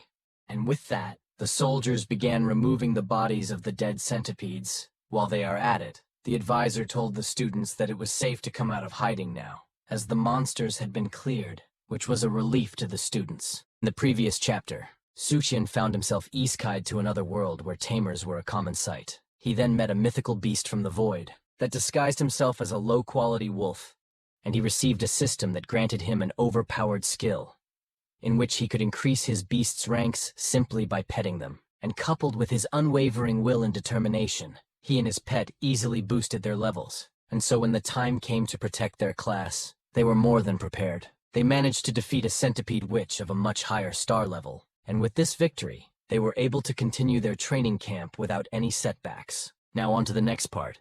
After the students came out, one of them immediately questioned the teacher about their situation. She asked if their trial involved hunting mutant beasts that were impossible to defeat, and if so, weren't they just being sent to their deaths? And therefore she asked to go home.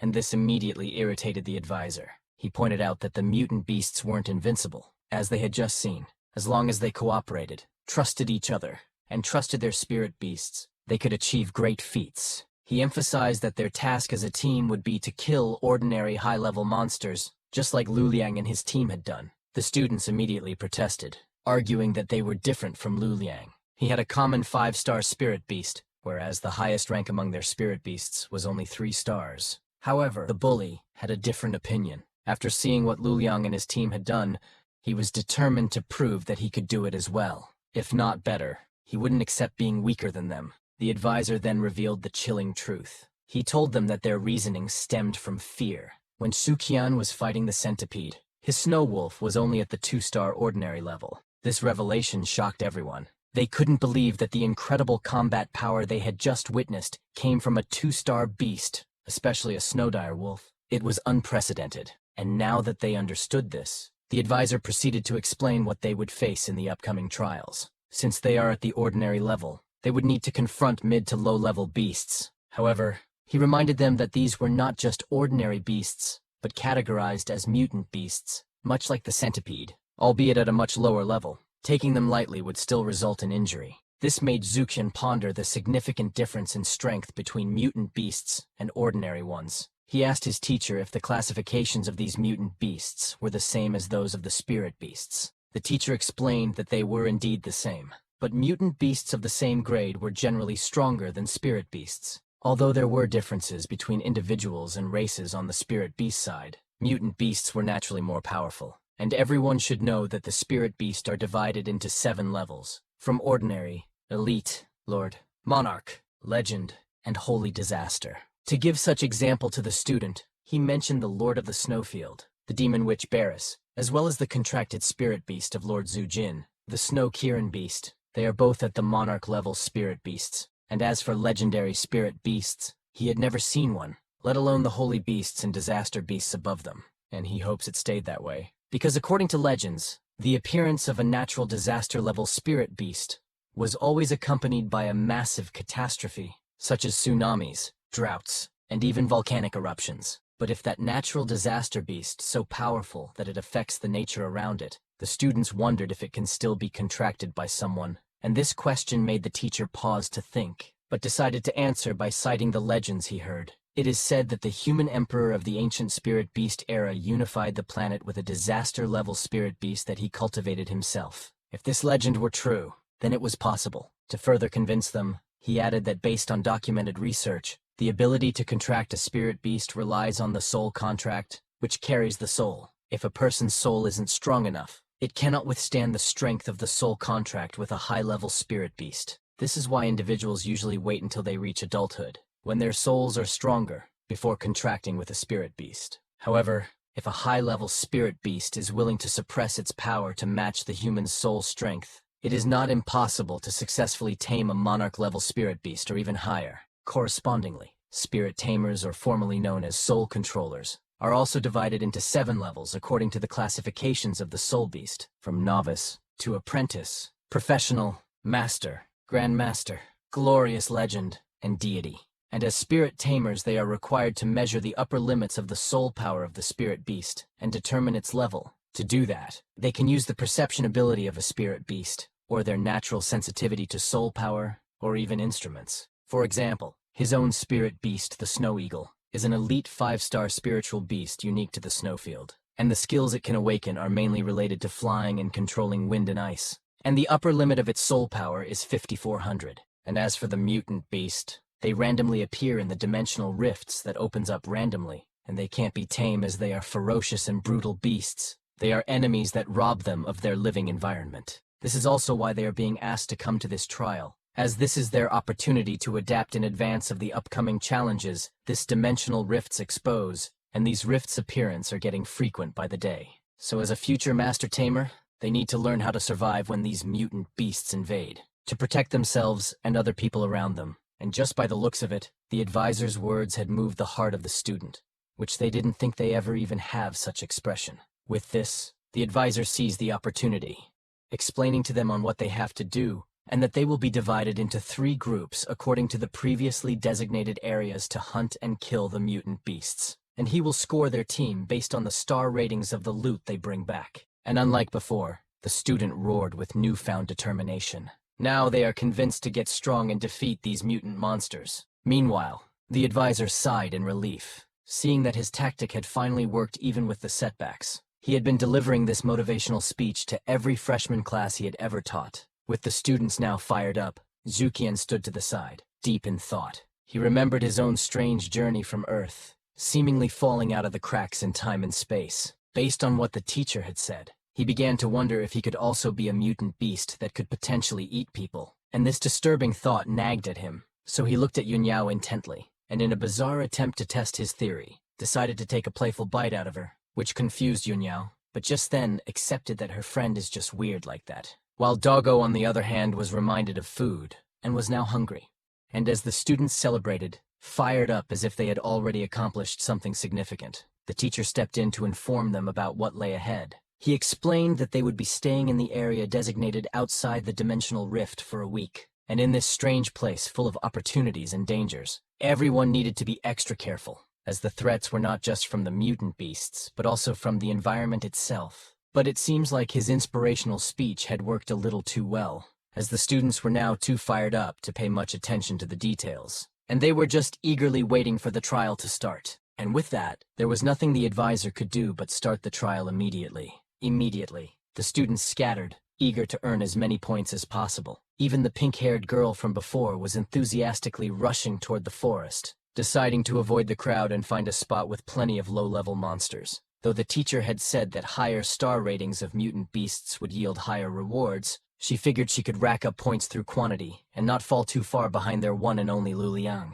Meanwhile, Zukian and Doggo were warming up for the challenge ahead, determined to kill any monster they encountered. Suddenly, Yunyao returned with a vial in her hands, given by the Snowfield army. It was originally 10 recovery potions, but her pet and Luliang's had already drunk theirs, and their soul power had quickly recovered. So she offered Zukian his share so they could hunt mutant beasts as soon as possible. But as Zukian started drooling, thinking the potion looked delicious, Yunyao quickly retracted it, reminding him that this potion was for spirit animal use only. And since they are being goofy as always, Luliang decided to clear things up. Just as they had promised before, they should go deeper and explore the forest. Although the advisor emphasized the dangers of the foreign lands, he did not prohibit exploring outside the prescribed area. And as Yunyao fed the potion to Doggo, she asked if the school and the army would actually allow this behavior. And Luliang admitted he didn't know the answer, but emphasized that the decision ultimately rested with Zukian, as he had already made up his mind to travel deep into the forest. So the question was whether he was willing to join him, and Zukian didn't disappoint, agreeing to go deeper into the forest. But he had something important to share first. He voiced his suspicion that the alien centipede encounter might not have been an accident. Additionally, he noted the small number of soldiers at the camp, and this immediately struck a chord to them, as Zukian simply suggested that this unusual event might have been planned in advance. But the reaction of the teacher didn't seem like he knew about it in advance, so this led them to speculate that the Snowfield army just couldn't stand them coming to the foreign land because of their level and wanted to give them a warning. And if it is really what they assumed, then something definitely bad is going on. That the army is trying their best to scare off anyone without explicitly explaining what was happening. But what he truly fears the most is the black orb brewing in the distance. And what happened there might be related to why the Snowfield army couldn't mobilize more manpower. And Zukian was specifically concerned with this place, as it had appeared when he came to this world, always giving him an uneasy feeling just by looking at it. But Luliang contested this, believing there wouldn't be a problem with that place. as Lord Zhou himself was exploring that strange world. But if even he can't suppress it, then the snowfield? No, the entire northern part of Yunzhou is in deep shit. And it seems like Zukian's revelation had unexpectedly stirred paranoia within the group. To counter this, he joked around and dismissed their earlier concerns. He assured them not to worry, pointing out that since the army hadn't stopped their trial, the situation must still be under the control of the Snowfield army. So it's not something they need to worry about. So they should just stick to their plans, head deep into the cave, and earn some points. And the materials from the beasts in the depths will definitely be worth more. They need to get there fast before anyone else does. His casual tone seemed to work, easing their worries and refocusing them on the task at hand. Meanwhile, the bully and his group were trying to venture deeper into the woods, but suddenly lashed out at them, as he was irritated by how slow his team was moving, thinking that every second wasted was a chance for someone else to kill the beasts first, and this even made him contemplate to leave the group to grind alone, believing it would be more efficient. And so, when his team suggested not to go any deeper than their designated area, he lashed out at them once again. He couldn't let them drag him down, and had already made up his mind to go further for more points, and his angry demeanor easily scared his teammates into following his lead. Unexpectedly, this led to a domino effect, where the competitive students who wants to earn as much points as the other team decided to follow their lead, further than the path they were led to follow. Meanwhile, on Zukian's side of things, Yunyao was getting increasingly irritated, as she reminded Zukian that they had ventured deep into the forest to earn points, and not what he is currently trying to do, trying to make a snowman with Doggo inside of it. But Zukian seemed quite proud of his creation, as he clarified to Yunyao that he isn't really playing, but trying to make noise to attract mutant beasts, and this earned him a snowball straight to the face, as Yunyao wasn't buying his bullshit. Thankfully, before she could throw another one, Luyo intervened, suggesting that there was no need to rush since their spirit beasts still needed time to fully recover. They could do whatever they wanted while waiting. With this, Yunyao's eyes gleamed, as she happily joined Zuxian in making a snowman out of Doggo. And look at how cute our best boy is behaving. But unexpectedly, Doggo's ears perked up, and he quickly pulled his head out of the snow. Recognizing this behavior, Shuqian immediately signaled Yunyao to stop, indicating that Doggo had noticed movement nearby. Thinking Zukian was messing with her again, Yunyao asked Doggo for confirmation. The dog woofed in response, confirming the presence of something nearby. This alerted the group, shifting their playful mood to one of cautious readiness. And just as Doggo had sensed, something suddenly sprinted out from behind a rock formation. It was a toad-like spirit beast with a pack on its back. This peculiar creature wasn't attacking but seemed to be running away from something or someone. As usual, Zuqian was clueless about what it was, but Yunyao and Luliang were ecstatic, recognizing the value of the creature. With its copper money eyes, they identified it as a snow toad, a spirit beast that only existed in Snowfield legends. They never expected to see one with their own eyes in a place like this. Their enthusiasm piqued Zukian's curiosity, and he quickly asked them to explain further. Lu Liang explained simply that the snow toad is even rarer than his snow elf, a spiritual beast unique to the Snowfield. Zukian assumed it must be powerful, but Lu Liang corrected him, saying that it's not that the snow toad is powerful, but it's just very special. In Snowfield legends, the snow toad is also called the treasure toad. It doesn't have a very powerful combat capacity, but it has a magical skill, as it is naturally gifted with a keen sense of perception for rare treasures, precious material and the like. They can also lazily find where the treasure is, although they usually won't pick it up themselves. So much so that they don't have to worry about evolution at all. They can find the materials for evolution themselves. Additionally, they have the innate ability to hide themselves, making them almost impossible to spot in the wild. This reputation solidified their status as precious spirit beasts. A legend told to younglings further cemented this belief. It was said that over 10 years ago,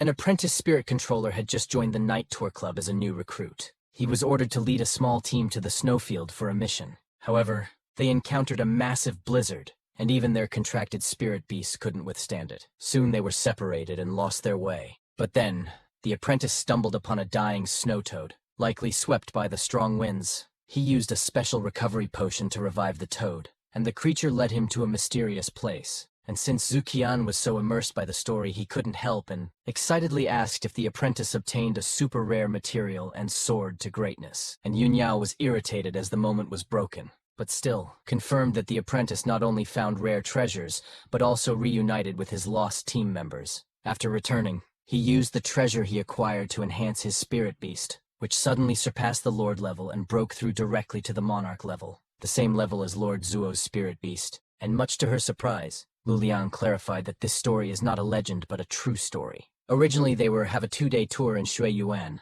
but because the person in the story left Shuiyuan and went to the central part of Yunzhou, leading the tour to be cancelled. And if that was the case, my boy Zuqian had his eyes lighting up with excitement. As the rare spirit beast is now in front of them, he would be a fool to let it get away. And so immediately he started skipping towards it, which made it more embarrassing. Even Yun Yao couldn't help herself but cringe as she looks at her friend. Unbeknownst to them, Zuqian's excitement was justified. One of Doggo's evolution materials included a time-space crystal, something no one had any information on. The snow toad was his ticket to finding it. However, the toad had no intention of being captured easily. It deftly avoided Zuqian's grasp, causing him to plunge face first into the snow. The toad seemed determined to play hard to get. In the previous chapter, the test had begun, and all the students were tasked with slaying as many mutant beasts as they could. Points would be awarded based on the rarity of the items they collected from the beasts. With this, the students ventured deeper than the path marked by the teacher.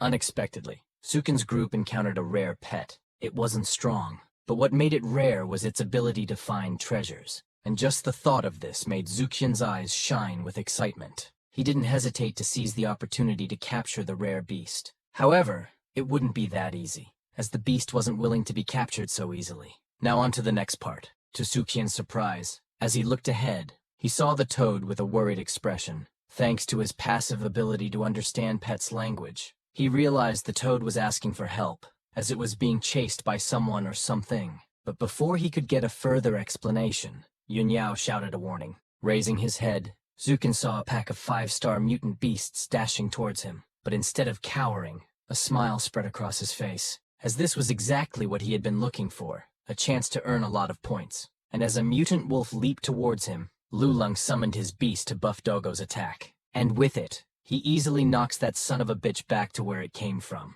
And Doggo wasn't even using his awakened state. So it turns out, just begin 3 stars alone is enough for it to defeat the mutant wolves. And this just excites Doggo further. And so it didn't hesitate to give fade on the unsuspecting enemies. Even the two were speechless about it, especially Luliang, who couldn't believe how the Snowdire wolf's fighting power kept growing stronger. And Doggo just violates them so much that he turned these aggressive wolves into traumatized pups. And seeing the faces they make, he decided to take advantage of this. He had a bit of fun by pretending to work under the toad, scaring the wolves away and ensuring they would never target the toad again. And with the mutant wolves gone, Zukin praised Doggo for his excellent work in protecting their new little friend. But just as he was about to pet him, an ice bullet suddenly shot out from nowhere, aiming directly at Doggo. Fortunately, Doggo's reflexes were sharp, and so he dodged the attack with ease, while also canceling it before anyone could get hurt by stray shards. And the unexpected attack put Zuqian on high alert. If this was the work of a mutant,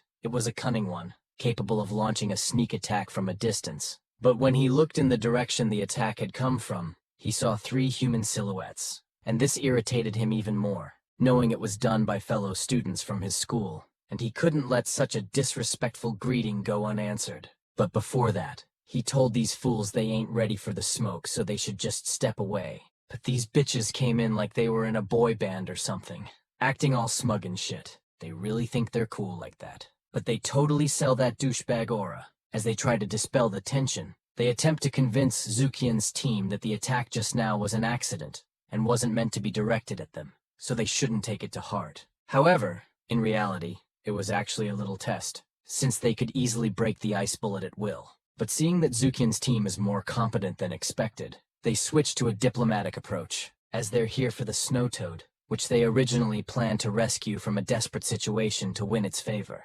Unexpectedly, it met these guys instead, and so they try their best to be all buddy-buddy with Zuqian's group. Unfortunately, a sly individual like Zuqian can smell his own kind, knowing they are full of shit. Thus, he deflects these guys by telling them not to bother them at all as they are busy building a snowman, which confuses the guys, but they decide not to question it further. Instead, they tell Zuqian that they won't bother them any longer as long as they can take the snow toad away, explaining they've been chasing it for a long time. And Zuqian responded with a smile, but deep down he knew something was off with this group. So he went ahead and asked the toad if it would like to go with these guys. Just as expected, The toad wasn't willing. As it turns out, the snow toad had already discovered these guys a long time ago. Even the strange beast that was chasing it was lured out by them. He couldn't possibly hand it over to them. As they waited further, tension was rising. With this, the leader of the trio looked at his team, who nodded as a sign that they were ready. After that, he turned to Zukian and asked if he was planning to suddenly attack them. Immediately, Shuqian clapped back with a taunt, saying he wouldn't do such a thing as he is not as shameless as them. This was quite effective as one of them was easily pissed off, but the leader stopped him, thinking they still had the upper hand. Zukian just doubled down with his taunt, a true master rage baiter at work. Meanwhile, both Yunyan and Luliang were locked and loaded with snowballs, as they had assumed what Zukian knew as well. They were just waiting to see what Zukian was about to do. He let the guys near the toad to try and attempt to convince it to join, calling it with a soft voice, just like you would when calling a cat. However, the toad was already scared of them. As soon as they reached to grab it, the toad defended itself by giving the dude a facial. Zukian immediately seized the opportunity to mock him for how stupid he now looked, and this quickly broke their facade. The leader just said, "Fuck it," and tried to take the toad by force. But he was quickly stopped by Zukian, which made the leader snap back at him. But this didn't sit well with him, so he asked them once more if they were sure they wanted this fade.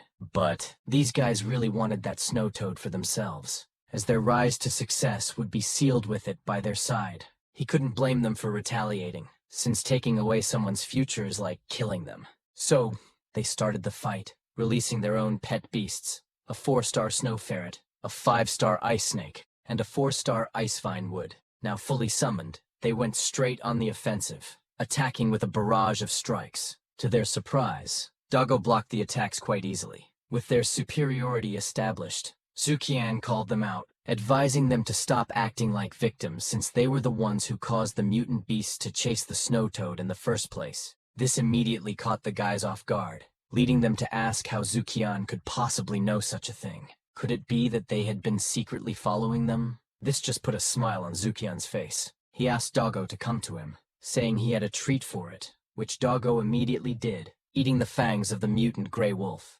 Meanwhile, the trio was now on edge as they realized their opponent was not simple. One of them even tried to use their family name to scare Luliang away, suggesting that fighting him would cause a family feud. But Luliang just brushed it off, as he didn't even have a clue who this guy was. Even if it did happen, he knew it wouldn't impact his family.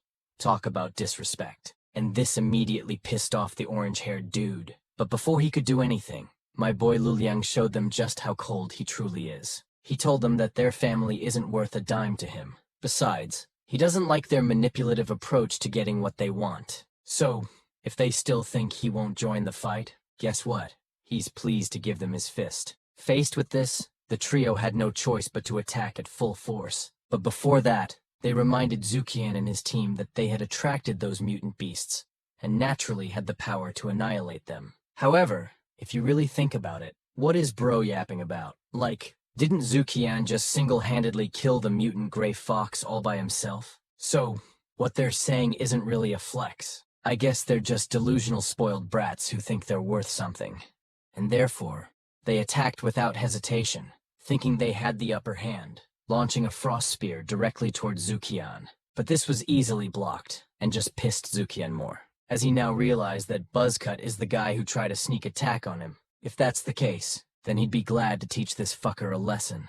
As another ice spear was hurled toward him, the guy took his chance to sneak in another trick, enlarging the spear in an instant. This caught Zukian off guard, but he still managed to block it. But these guys are truly delusional, acting as if the attack connected. They started talking about how this brown-haired guy is a genius who has awakened with a great companion skill. So they demanded the toad be handed over to them, or else they would face their wrath. But Zukian didn't care about any of that shit. But just then, they used another trick, and fog suddenly erupted, covering their vision. And he quickly noticed that the ice snake was nowhere to be found on the guy's arm. As he was distracted, the two guys went ahead and attacked him simultaneously. Snow blasts came from the left, and ice tentacle whips from the right. With this, there was no chance that Doggo could dodge it. But Doggo wasn't the only one fighting here. His team appeared in time, countering the snow blast with snow blasts of their own and the ice whip with a blizzard. And with that, Zukian took this opportunity to mock these guys again, mimicking how they act. particularly when they were boasting about having geniuses on their team, which definitely made both of his teammates cringe. Meanwhile, the rich kid now understood what it meant to face a talent from a real wealthy family. Still, they composed themselves, clinging to their plans and waiting for their leader to shout "Frost Path." Once it is activated, they will get the upper hand.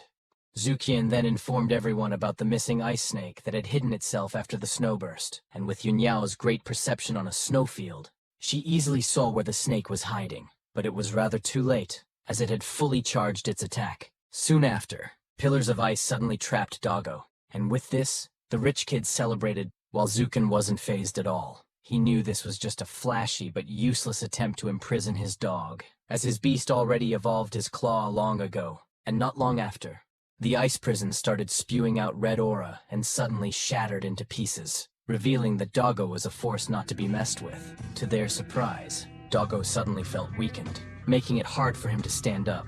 He lost a great amount of aura, but this wasn't due to Doggo getting weaker. It was because of the slippery ice he was standing on. The rich kid was so proud, thinking their victory was just around the corner, now that Doggo couldn't even stand freely. But to their surprise, instead of getting frustrated, Zukian was simply smiling under his breath, which caught them off guard. They asked if he was crazy, saying this wasn't the attitude of someone who was going to lose, and Zukian agreed, because he wasn't going to lose, as on their side, Luliang wasn't the only one who had awakened a companion skill. This made the guys nervous but not entirely convinced, as a snow dire wolf ever awakening a companion skill was unheard of. Zukian continued, revealing that Doggo had unlocked none other than the legendary Snow Death skill. This immediately scared the group, as this skill could destroy a town. But they wouldn't believe it without seeing it firsthand, so they stood there waiting in anticipation and panic. But as they had feared, Zukin's beast delivered on their threat. Its head glowed with aura,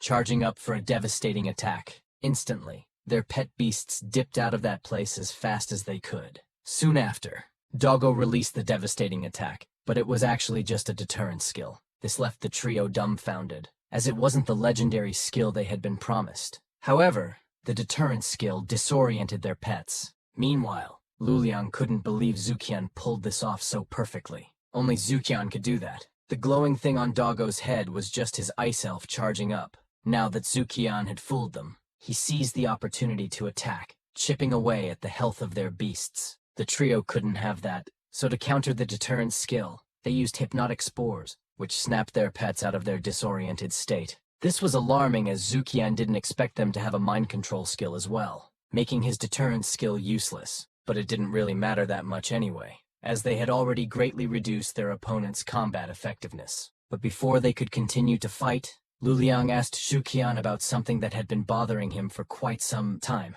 How on earth did he know that these guys deliberately lured the mutant beast? Zukian casually told him it was simply because he could understand what the snow toad was saying. This surprised Luliang, but it explained a lot. He had been wondering why the snow toad appeared here of all places. Based on their concealment capabilities, they shouldn't be discovered quite easily unless they were about to find a treasure. That's why the toad didn't care about the high risk of exposure. This realization made them more excited to finish this fight as soon as possible. Meanwhile, the trio was in disbelief. Even though it wasn't the Snow Death skill they expected, the deterrent skill was just as surprising. Fortunately, they had hypnotic spores to barely get rid of its influence. Otherwise, they would have been done for. With them being weakened, they decided to attack one last time with everything they had. As depressing as it may seem, everyone agreed with the plan. With this, their pets activated their most powerful skills, like enhanced hypnotic spores, to boost the two beasts' overall power for a short amount of time, and force them into a berserk-like state. This surprised Yunyao, as it showed their enemies were truly desperate. But to Shukian, this was just a joke. Their so-called berserk state was totally incomparable to the beasts they had encountered before. They just looked too cute with their eyes glowing red. Even Doggo thought so, as these guys looked like they would just nibble at him compared to the centipede he had just fought. So he just casually turned his back with a smug, as if they were insignificant, which just fueled the cute little berserk beast's anger even more. And so they zoomed in towards him. But Doggo remained unserious as this was 2 against 3, so even they were in a berserk state. He was confident with his and his team's capabilities, and now that their skill was out to be delivered, they soon clashed. But just as Doggo expected,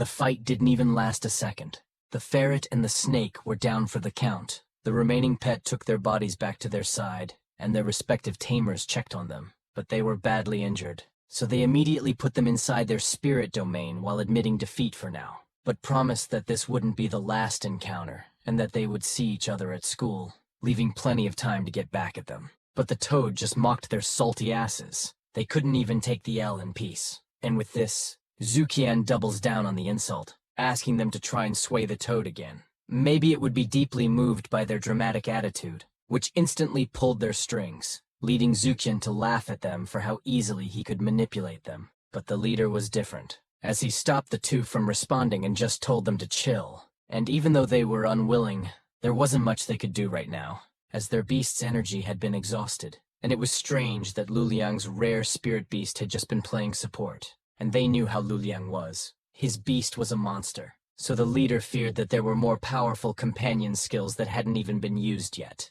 Meanwhile, back with Zukian's group, Zukian wondered if these rich kids had really given up on the snow toad, which Luliang reassured that it should be the case since there was no other way for them to fight, as novice tamers could only contract one spirit beast, and their plans to capture the snow toad had ultimately failed. And if that were the case, the only problem now was that they were novice tamers as well. So they wondered how they could form a contract with this little fellow. Surprisingly, it seemed like they didn't have to make a contract with the toad, as it was willing to go with them voluntarily.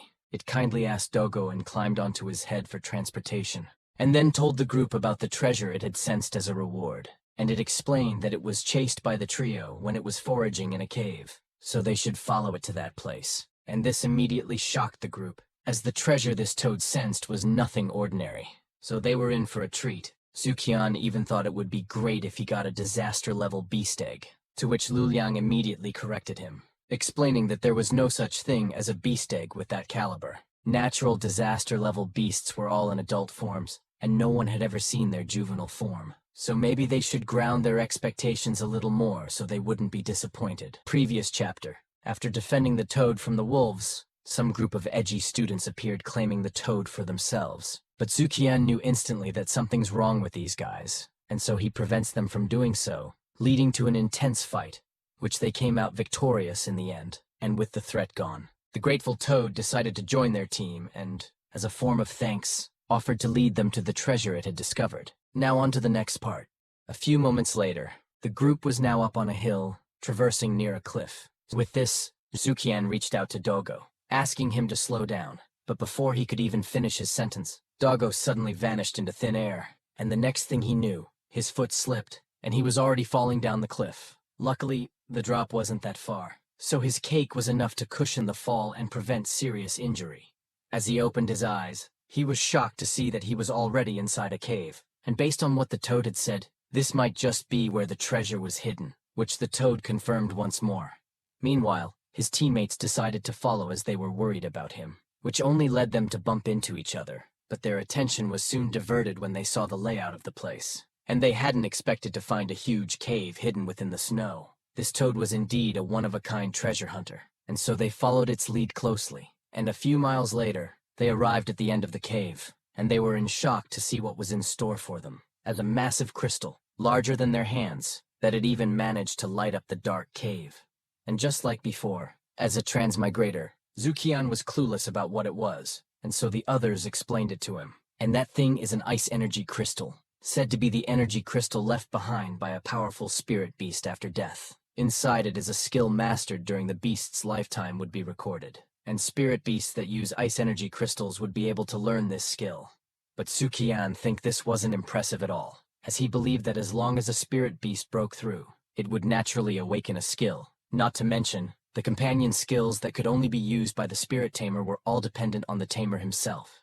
To which Yunyao immediately corrected, explaining that his belief was wrong. Contrary to companion skills, the skills that a spirit beast could awaken were closely related to its race. For example, both star foxes and ferrets could awaken the snow explosion skill, but Dogo could not. Even if Dogo were upgraded to the sovereign level, it could not awaken that said skill.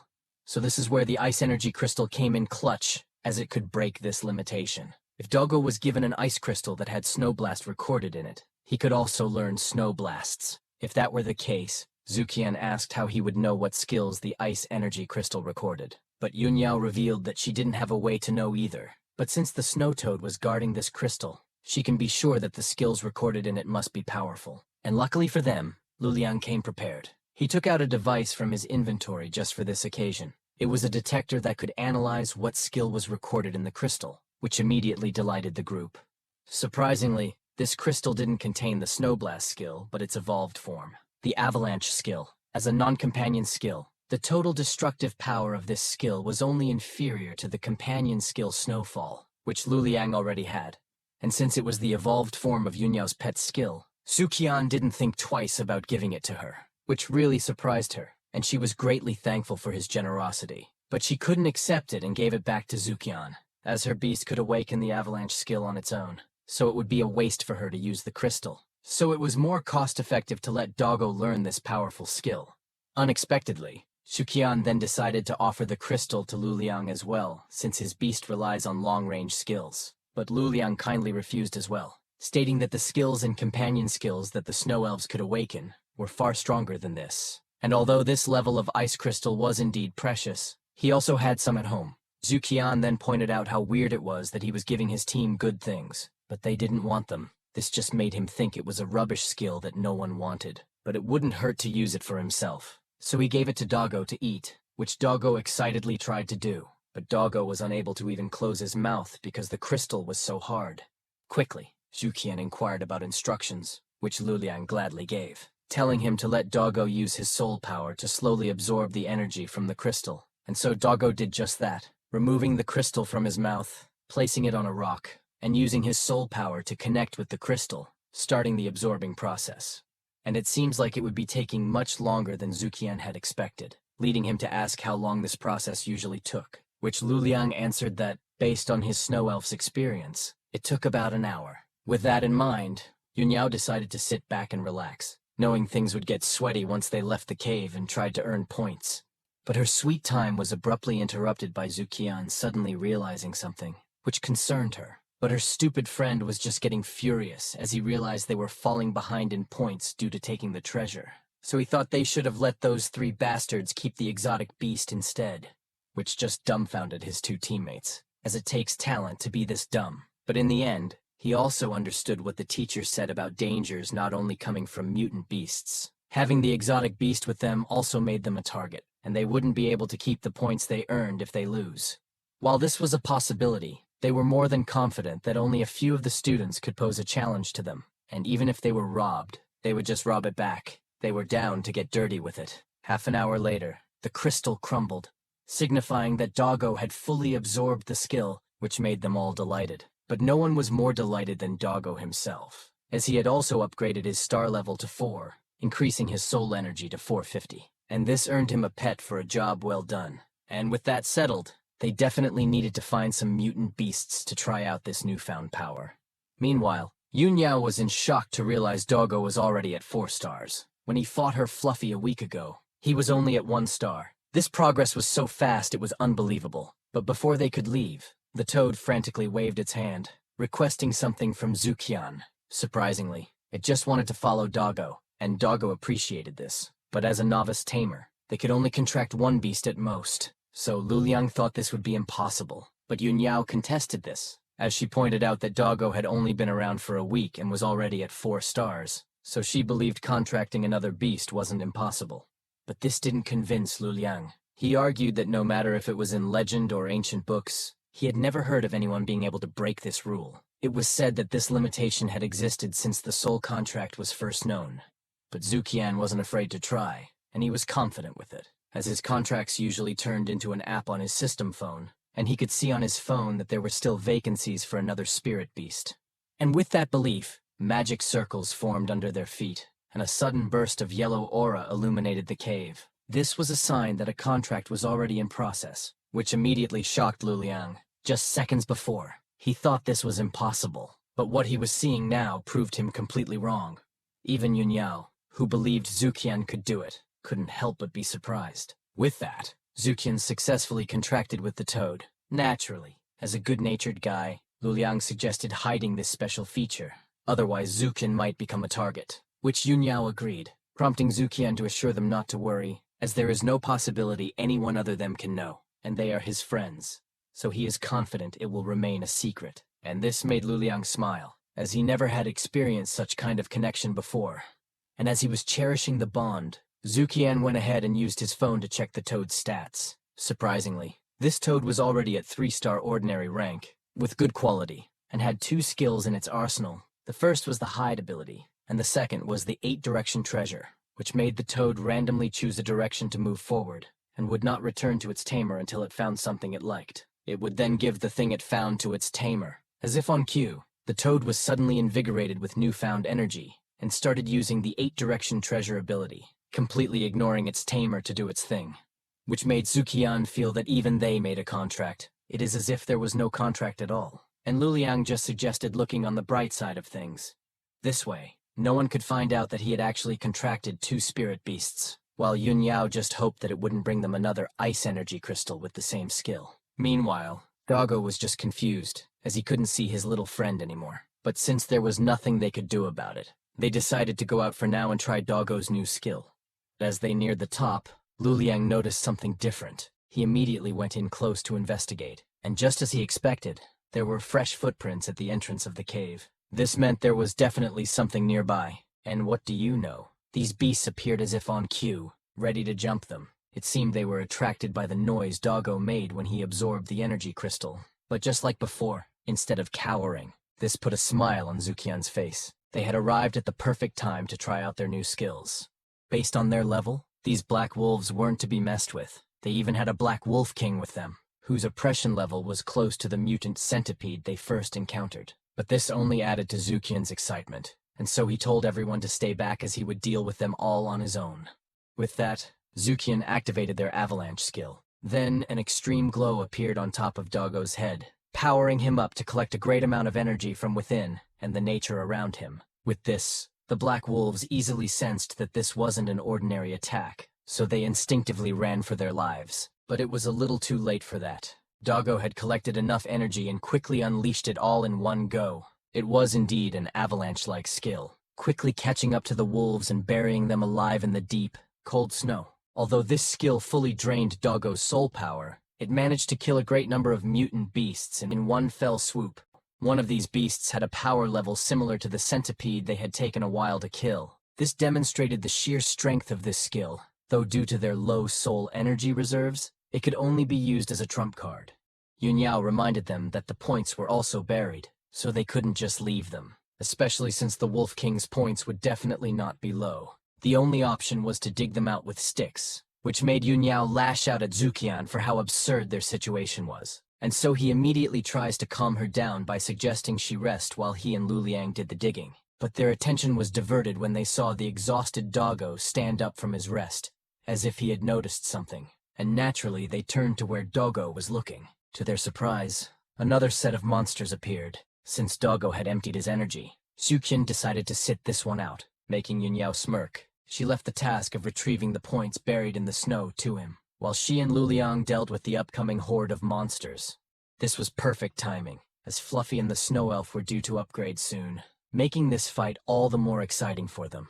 And with that, Zukian realized how foolish it was to dig for the monsters he had accidentally buried, especially with a stick. And so he asked Doggo for assistance, in which Doggo was glad to help dig, being a dog after all. But Zukian soon realized he must let Doggo hold back a little to avoid repeating this strenuous task. A few moments passed, and Yun Yao and Luliang were not prepared for what greeted them. Zukian's eyes were practically non-existent from the size of his bags, and he put all the blame on Doggo, explaining that he couldn't sleep because of the noise he made, which quickly pissed off Doggo. But he kept a straight face, knowing that in reality, Zukian had been using his good hand skills, which is why he looked like this. And this earned a pat in the back by Luliang, while Yun Yao comforted Doggo, assuring him that it was thanks to him they were able to clear out monsters and earn points so quickly these days, so he should just take a good rest. And as the next day arrived, Zukian and his group encountered a horde of centipedes. Unlike before, they were more than ready to face them head-on, as all of their beasts had upgraded, and Zukian was really feeling this moment, as they would settle the score once and for all. And with Zukian's avalanche skill, it didn't even take them a second to finish off the centipedes, but this time, They were prepared for the aftermath, as they now have a shovel to make things easier, which they took turns using it as they only had one. Furthermore, the avalanche skill was so efficient at clearing out mutant beasts that they couldn't even count the points they were making anymore. And this avalanche spree continued for quite a while, with Doggo unleashing it left and right between rests. But the ruckus they made caught the attention of tons of mutant beasts, in which they realized that even with the avalanche skill, they were no match for such numbers, and so they immediately dipped out of the place as fast as they could. Meanwhile, in another part of the foreign land, Redhead was all smiles. After upgrading his own beast, he could now kill an ordinary 7-star monster. But the battle hadn't been won unscathed. They were roughed up from just battling a single one, and Redhead's teammates were more battered than he was. But, given they had already gathered so much material, they were confident their points were higher than anyone in their class. So they then suggested heading back to camp because if they ventured further, they might not be able to return. Luckily for them, this was enough to convince Redhead, and is confident with their progress, having spent the past few days hunting mutant beasts almost non-stop. Additionally, he doesn't believe that Luliang had accumulated more points than he had. Meanwhile, the trio stared at the big bag of materials in front of them, troubled as they tried to figure out how to carry so much back to camp without breaking their spines. They even had gathered enough high-level materials to warrant a separate bag. After some thought, they concluded that they should borrow a cart from the Snowfield Army tomorrow. The next day arrived, and the students returned to camp. The teacher had set up a scale to calculate the students' points accurately, and a large TV to display the scores. As most of the students had already gathered, the teacher explained what was happening and what was in store for them. The points they acquired could be redeemed for materials and medicines through the school's internal system, and those ranking high would be rewarded with additional points. Immediately, many students felt regretful. If they had known these points were so valuable, they would have killed more monsters. But it seems that this was the teacher's intention. If you weren't determined to get points in the first place, you didn't deserve the benefits that followed. Now that was cleared up. The teacher began calling out the names of the groups to submit their materials, which sent a wave of nervous anticipation through the crowd, each student anxiously wondering who would rank the lowest and who would come out on top. And the prevailing assumption was that Luliang's team would claim the highest points, given the formidable strength of his beast and the powerful snow fox. And as the process continued, it was surprising to see that the students had almost the same number of points, and most of the groups had fairly low scores, with none surpassing 1,000 points. This made the Redheads group smile with anticipation, confident that the top spot was within their grasp. It was a reasonable assumption since they had killed so many mid-level monsters, and just by looking at the bag of what Luliang is holding, only reinforced their belief, which of course, made the Redheads smirk as though victory was already his. While Luliang didn't even know they have some kind of beef going on, but he just let it be. Though he won't lie, his small bag did make him look bad, which left him wondering why on earth the two who had gone to borrow a cart hadn't returned yet. And with that, everyone's attention was now on the Redheads team, as they couldn't believe that not only had he killed a fair number of mid-level beasts, but he also killed 2 high-level ones as well, earning them almost 6,000 points. This was the first group to surpass the 1,000 mark, and with the crowd's reaction, the redhead named Zhang couldn't help but feel himself as he finally got the spotlight he desperately wanted. And this just boosted his ego more as Luliang's group was called out next. And with the small bag in his hand, even the pink-haired girl was nervous about what their scores is gonna be. But as he put all the materials down, their advisor was surprised to see 5 high-level mutant beast materials. But although this was an impressive feat, it wasn't enough for them to get the #1 spot, as it only counted for 5,000 points. And Luliang was sweating bullets and asked the teacher to wait for a moment, buying time for Zuqian to come back. And fortunately for him, Zuqian and Yunyao came in clutch, arriving just in the nick of time with a large crate full of mutant beast materials. And the crate was so big that the students couldn't wrap their heads around the idea that it was all points, as finding this much material seemed impossible for them to do. Even Zhang started tweaking and was at the denial stage of grief. Even the teacher was equally astonished, and therefore asked if the bag was indeed filled with mutant beast materials, which they confirmed. And this was so massive it made it difficult for them to bring it to the counter. And just as they put it all on the table, Zhang was in shock to see that they were actually all materials. This meant that in addition to killing 5 high-level mutant beasts, they were also able to clear out so many low to mid-level mutant beasts, which he found impossible for novice tamers like them, as he couldn't do it himself, leading him to wonder if their spirit beasts recovered their soul power without resting, or if they even cheated to get that many materials. But he quickly brushed it off. Knowing Lu Liang's character, he wouldn't do such a thing. And stealing others' points was even harder. And it couldn't possibly be because of the snow elf and snow fox either, as he had seen their attack methods before. So they couldn't have killed so many strange beasts. And this left him with one answer. And this was all because of this Zukian guy and his weird snow dire wolf. A few moments later, the teacher had done counting the materials, earning them a total of 23,000 points, which made the teacher smile hesitantly as this amount, even if he were to kill them all himself, he might not be able to kill enough.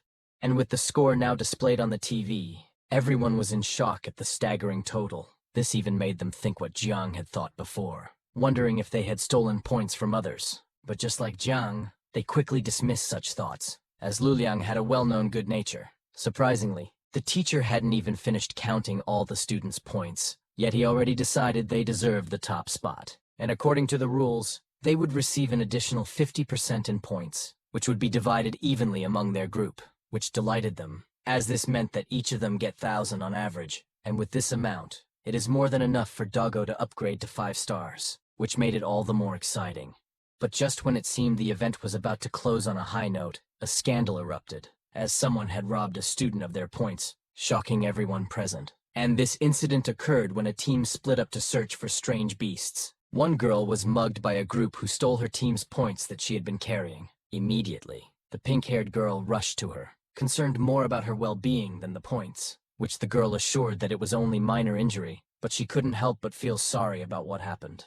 And as the leader, she reassured the girl that everything was fine as long as she was okay. The pressing question now was whether she remembered what the assailants looked like. If she did, she was encouraged to remember their faces well, as she promised to give them fade if she ever encountered them at school. While the teacher took this opportunity to make everyone realize that dangers in the wild come not only from mutant beasts, but also from other groups, such as terrorist organizations or rogue tamers, so he hoped this incident would serve as a warning. But this triggered a domino effect, with other victims stepping forward to share similar experiences. Despite the growing number of reports, the teacher decided not to count the lost points, explaining that this was also part of the test, which forced the students to confront the harsh reality of the world they live in. Meanwhile, Zukian's group had a strong suspicion about the identity of the thieves, and that it was the trio they had encountered before, which led them to consider the possibility that the school knew about the incident, but chose not to intervene. But Lu Liang disagreed, believing the school wouldn't tolerate such misconduct just to deliver a lesson. But given the small number of freshmen, there was a high chance they would meet the trio during the freshman tryouts on campus. This event is, to prepare for the annual Yunzhou Northern League, the school would hold a freshman selection competition to choose potential reserve players for the league. And with the event just around the corner, they have to use their points wisely to upgrade their spirit beasts, and teach those thieves a lesson during the competition. And with that, the trial ended on a rather tense moment, but nothing can bring Zukian's mood down, knowing that they each received nearly 12,000 points after the school added a 50% bonus to their overall score. In the previous chapter, Zukian had found an ice crystal with an avalanche skill stored in it. After absorbing it, they immediately tried using the skill, and it was so effective that they couldn't even count the materials they collected anymore. With this newfound power, they took first place in the trials with an overwhelming amount. But just when they thought the trials were ending on a high note, a scandal came to light, as one of the students had been robbed of her points, and by the descriptions given, Zukian's group immediately realized the identity of the perpetrator. They decided the best way to teach them a proper lesson was to humiliate them in the upcoming freshman selection competition. With this resolve, they made up their minds to use their accumulated points as efficiently as possible to increase their level. Now on to the next part. The students had gotten home safely, and 2 days later, at Icefield University, Zukian was walking down the campus with a smile on his face. He was delighted to see that Doggo was nearing 5 stars, and with what Lu Liang had said, he could use his points at the school logistics department to upgrade his beast. So, he decided to head there immediately. And he was quite excited, since Doggo would be awakening another companion skill when he reaches 5 stars.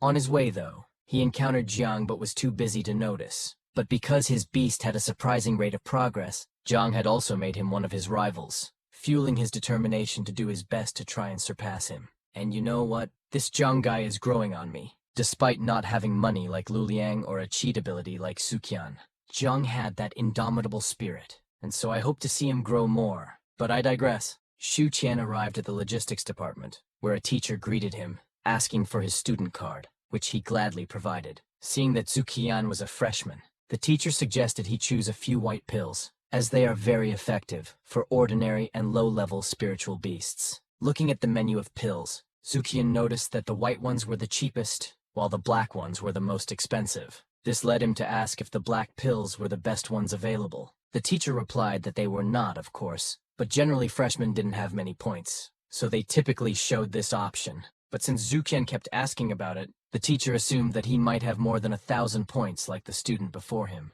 If that were the case, he would gladly change the menu to a mid-level store for him, which obviously had more powerful things, which made Zuqian smile. But he clarified to the teacher that he didn't need an intermediate store, but a higher-level store with a 10,000-point level, and this made the teacher smirk. Not because he was amused, but because he thought this guy was just straight-up capping. Still, he decided to do what the student asked, and see his reaction to the prices of the pills, which weren't cheap. These were things that even apprentice spirit tamers might not be able to afford. And he was right. The prices ranged from 10,000 to 500,000 points. There was even an ice crystal with an avalanche skill ready to be sold for 300,000 points. Zuqian was surprised, never expecting things to be that expensive. But the item that caught his attention the most had wolf in its name. He promptly asked the teacher about it, who gladly explained that the true wolf marrow was a diluted marrow fluid obtained from a lord-level wolf-shaped monster. It was very useful for wolf-shaped spirit beasts, as it could upgrade them naturally and even increase the upper limit of soul power. The teacher advised buying it as soon as possible since they didn't have many in stock. On the other hand, the true wild blood was much more powerful than the wolf marrow. It was concentrated blood extracted from a lord-level wolf-shaped beast. There is even a chance that the wolf-shaped spirit beast can awaken some powerful skills that have been lost through time, once the beast consumes it. From Zuqian's questions, the teacher gathered that this student had a wolf-shaped beast, but he suggested not paying much attention to these items, which only professional tamers could exchange for, and just focus on what he could realistically get. But if Zuqian really wanted to collect a lot of points, the teacher mentioned that winning the freshman selection competition would earn him plenty of points, and this brought a smile to Zuqian's face and made him look forward to the competition even more. But his points were already enough, so he showed the teacher his credit and decided to buy the true wolf marrow and 3 black spirit pills, and this surprised the teacher. But since Zuqian was just a freshman, he decided to check the school database just to be sure, which offended Zuqian, but he decided to let it slide, understanding it was natural to be skeptical. After all, no ordinary freshman could accomplish such a feat. After getting the items, Zuqian left with a smile on his face, while the teacher was still in shock, trying to wrap his mind around how a freshman had managed to get that many points.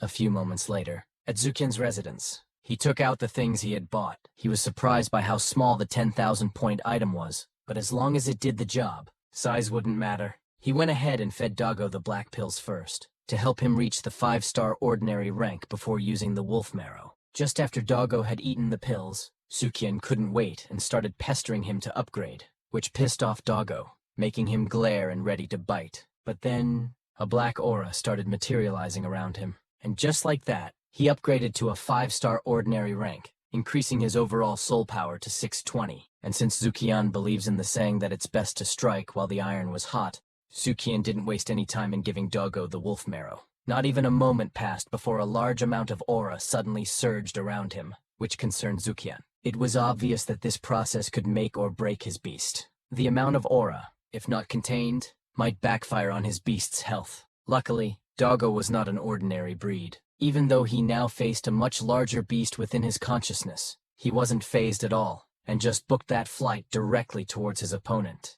Meanwhile, back in the outside world, Zuqian's concern was ever-growing, as his dog had been concentrating for nearly an hour, almost longer than when he was absorbing the ice energy crystal. Thankfully, after a few more moments, Doggo regained consciousness, and instantly rose to the 6-star ordinary rank, which also increased his overall soul power to 800. This delighted Zuqian, as he never expected such rapid progress. But Doggo's level was not the highlight of this training, as the real question was whether he had awakened a new skill. Checking his stats, Zuqian saw that Doggo had indeed been successful, unlocking a new companion ability called Night Fight, which enhances the user's eyes, making them more adept in dark environments. It could be actively used to increase the Snow Wolf's combat effectiveness in the dark. The only downside was that during the activation period, it would continue to consume the Soul Tamer's soul power, meaning Zukian couldn't use all his soul energy for other skills just to keep a trump card.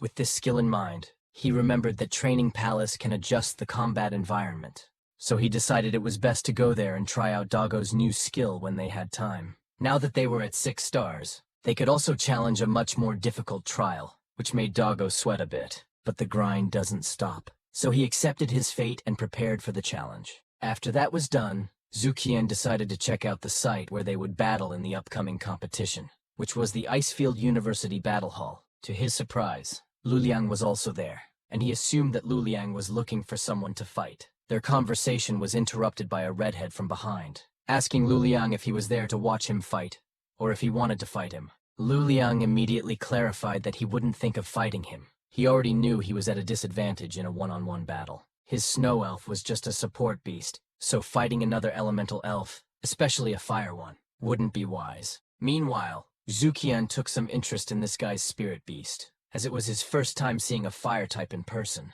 He asked Luliang who this guy was, and Luliang answered that he was Gao Zhenghao, also a freshman, but a battle maniac who hung out in the battle hall every day looking for people to fight with. Moreover, Gao's mischievous spirit was a very powerful fire spirit, which could restrain the traditional snowfield ice and snow element spirit beasts. Because of this, not many people in the battle hall could beat him, but Zhenghao couldn't let Luliang just glaze over him like that, so he interrupted and called him out, saying that Luliang also had a strong pet. He pointed out that Luliang's snow elf's full combat form was incredibly powerful, which made Luliang smile. But Luliang just noted that his beast still wasn't on equal ground with Zhenghao's mischievous beast, as it should be at 7 stars by now. And he ain't wrong about that.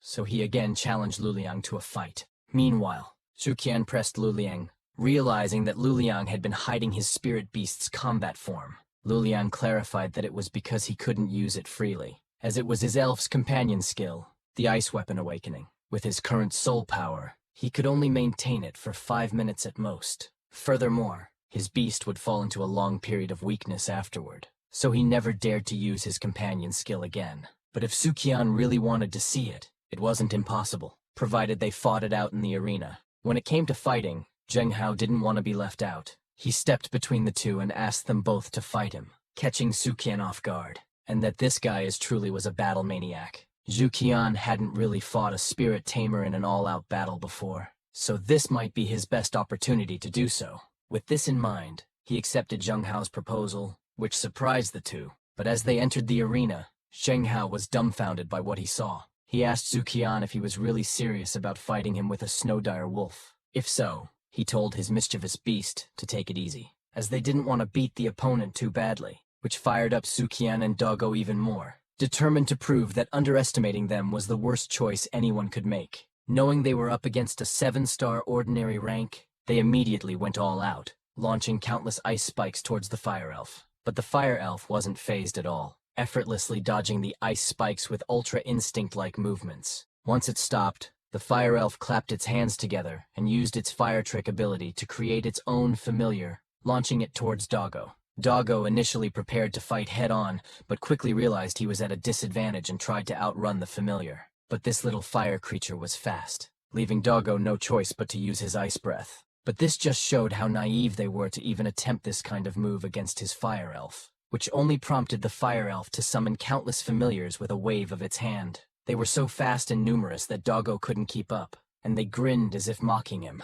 Doggo couldn't let such disrespect go unanswered, so he used his snow blast combined with his true beast, awakened to create a cyclone that erased those mocking familiars from existence. But this didn't sit well with the fire elf. The one who had been grinning before was now serious, summoning another familiar, the burning oxen, to deliver judgment to Doggo. But Doggo was in the zone and zoomed in to meet this challenge halfway. Meanwhile, Zukian thought this was a reckless move since the familiar was a long-range attacker. If Doggo couldn't touch the main body, his eating habits passive couldn't restore his soul energy. So, Zukian commanded him to calm down and remember the ice snake they had encountered in the snowfield, instructing Doggo to mimic its tactics. With that in mind, they put their plan into motion, zooming through the battlefield and inching closer to the elf. But as Doggo got near, he was caught off guard by a wolf made of fire. Its appearance made him curious enough to touch its head, but he got burned instead, which the elf found ridiculous of how stupid this dog was. But the elf didn't realize it was all an act.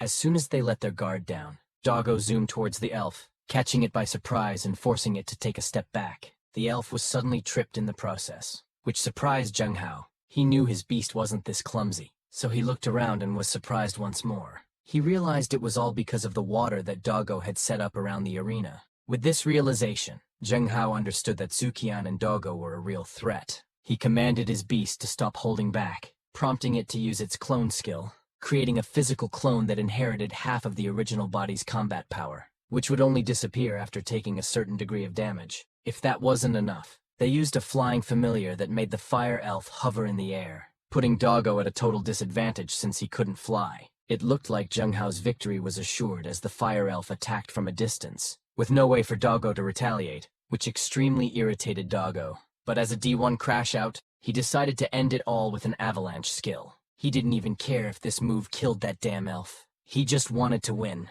And this move caught both Zheng Hao and the fire elf off guard since it was a skill only a lord-level beast could have. But they weren't about to lose without a fight, so they prepared their own special skill, the fire giant. The only problem was that using this skill could wreak havoc on the surrounding area as the beast transformed. But there was no time to hesitate, as Doggo was about to release the avalanche skill. Luckily, before things got messy, a teacher stepped between the two beasts and took the avalanche skill head-on, shocking both sides. What was more surprising was that the teacher wasn't fazed at all, as if nothing had happened. He casually told the students to save this energy for the competition, as he couldn't have them damaging the school grounds. Others would need them. But, of course, they were free to continue if they wanted to pay for the damages they caused. With this, Zuqian complied and agreed to stop, and Zheng Hao wasn't any different. The teacher decided to leave, but not before giving them a warning, telling them not to attempt such destructive skills again, or he definitely wouldn't be kind like today. After that, both guys shook hands as a sign of respect and rivalry, setting their minds to settle the score in the upcoming trial, as both of their beast is already at the highest level of ordinary rank, or at least, that was what Zheng Hao believed, as Zuqian clarified to him that his dog is only at 6 stars, which shocked Zheng Hao, as he didn't expect to be pressed by someone with a lower-level beast. This meant that his wolf would be stronger once they meet at the tournament. Even Lu Liang found himself looking forward to having a one-on-one battle with Zuqian, seeing how strong he had become. After everything was settled, Zuqian turned to Doggo and got through to his head that they were still weak. There was still a considerable gap between them and other beasts, so they should go for special training. With that in mind, they immediately went to the training palace, where they were greeted by a lovely assistant. Because of the reputation he had built in this place, she thought he was going to challenge the easy difficulty yet again. To her surprise, he was actually there to challenge a much more difficult trial, as his wolf had upgraded to 6 stars, which caught her off guard, as such a rate of progress had never been seen before. Even Zuo hadn't been this fast. A few moments later, Zuqian arrived at room 3105, where he greeted the same worker who had assisted them before. Upon hearing his voice, the worker immediately recognized it and turned around, surprised to see it was indeed Zuqian. The worker asked if he was seriously challenging the hard difficulty this time around, to which Zuqian confidently replied that he should believe it. He and his beast were going to undergo special training to win the championship of the freshman selection competition. Seeing they were serious, the worker took this seriously as well, which Zuqian appreciated. After the environment had been fully generated, they went inside the simulation. Meanwhile, the worker decided to inform the owner immediately about Zuqian's rapid progress. In the previous chapter, after exchanging his points for upgrade materials, Zuqian upgraded his beast to a 6-star ordinary rank. Additionally, he unlocked a new companion skill called Night Fight, which piqued his interest and made him consider heading to the training palace to practice it. However, before doing so, he decided to visit the university's battle hall first, in which he encountered Lu Liang and a new guy named Zheng Hao who was a battle maniac. But since Zuqian doesn't want peace and just wants problem always, he accepted to fight this guy, and the battle was evenly matched until Zheng Hao's fire elf decided to take to the skies, attacking Doggo from a distance. And this quickly irritated Doggo, prompting him to use his avalanche skill in an attempt to secure a victory. Luckily, a teacher intervened, bringing the battle to an abrupt end. But with this fight, the two realized that their current power wasn't enough, and therefore, they headed straight to the training palace to hone their skills further, now challenging the hard difficulty trial. Now on to the next part.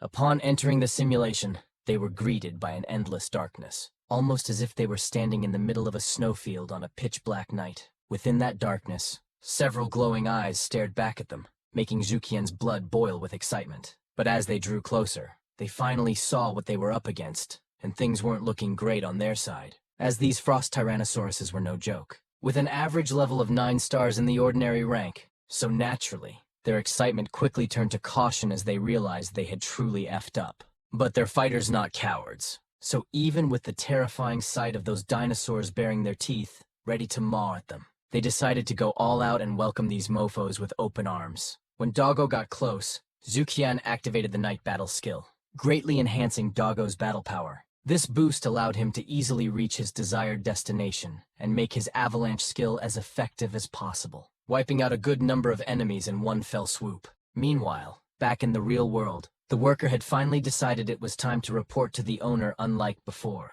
hoping to score some credits, he informed the owner that Zukian was now challenging the hard difficulty, which shocked the owner enough to make him head to the training palace to see it for himself. Unexpectedly, Zukian returned from the simulation much faster than anyone anticipated. But it wasn't because he was victorious. Nope, they were heavily overwhelmed by the monsters. And they admitted that, while the experience gained from fighting these high-level opponents was manageable, but the extra difficulty made the spawn rate rapid, leaving no room for rest. And although Doggo had been upgraded to 7 stars, the 9-star ice dino that appeared had such thick skin and flesh that it was nearly impossible for them to defeat. But even with this loss, the worker was left speechless, utterly impressed by their performance. Despite the overwhelming odds, they had still managed to kill more than a dozen of those ice dinosaurs, leaving only 188 survivors from their encounter. And as Zukian and Doggo took a much-needed rest inside the facility, Zukian noticed a new system task displayed on his phone.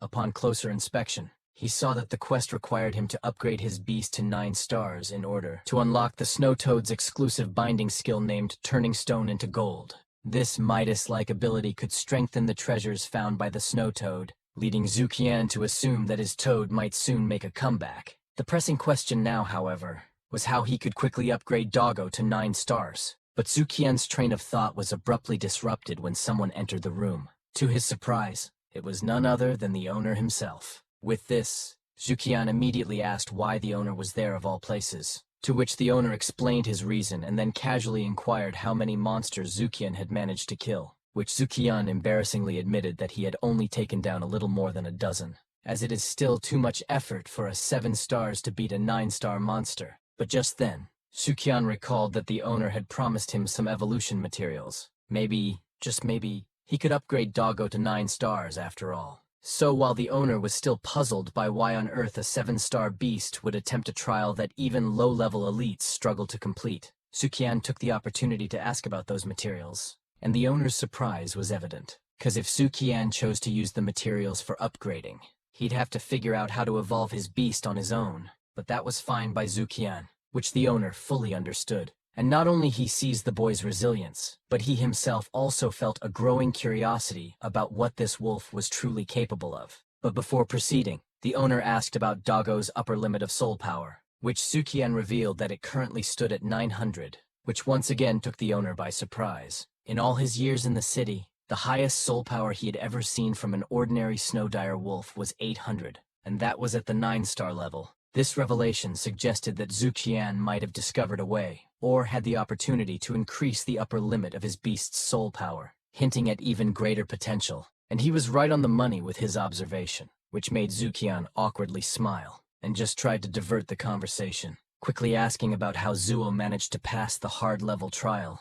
And the perceptive old man immediately saw through Zukian's intentions but decided to play along, answering his question anyway. He explained that Zuo had brought an ordinary 8-star fire spirit beast to challenge the trial. At first, she struggled just like Zukian did, failing and leaving the stage halfway through. But she was determined and stayed in the simulation for a whole week. On the 7th day, when her spirit beast broke through to the 9-star level, its soul power surged to 1200. With this newfound strength, she cleared the hard-level trial in one fell swoop, setting a record that remains unbroken to this day. The owner then added, with a hint of challenge in his voice, that if Zukian could break Zuo's record this time, he would prepare another special gift for him. And this offer quickly fueled Zukian's determination, reigniting his drive to push forward. A few moments later, Zukian had returned home and was using his good hand to skillfully pet Doggo while he stared intently at the huge crystal in front of him. And just like its appearance suggested, this crystal was far from ordinary. It was one of the essential materials needed for a snow or ice spirit beast to evolve, and it had been generously given to him by the owner himself. From what Zukian could recall,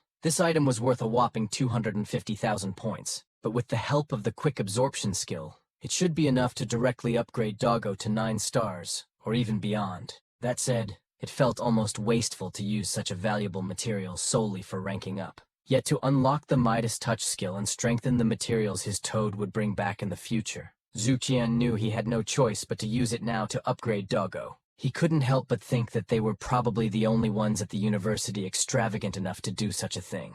But this time, something unexpected happened. As Doggo put the crystal in his mouth, it suddenly shattered into pieces, showing clear signs that he was almost done fully absorbing it. This unexpected development surprised Zukian, leading him to suspect that Doggo might have awakened a new skill. But before he could even contemplate what it might be, Doggo suddenly erupted with a powerful aura, indicating that he had completed absorbing the material and had finally reached the 9-star ordinary rank, with an overwhelming soul power of 1300. And just as Zukian had suspected, Doggo's ice breath had evolved into ice mist, allowing him to emit a bone-chilling fog that could obscure the enemy's vision and slow their movements. This development delighted Zukian, as they finally had a control skill in their arsenal. Meanwhile, Doggo was feeling fresh and satisfied with his transformation. But before Doggo could howl in celebration, Zukian stopped him, realizing they had also completed their system task. Not only had they unlocked the new skill, the Midas Touch, but they had also gained a new feature that allowed Zukian to view the location of his toad.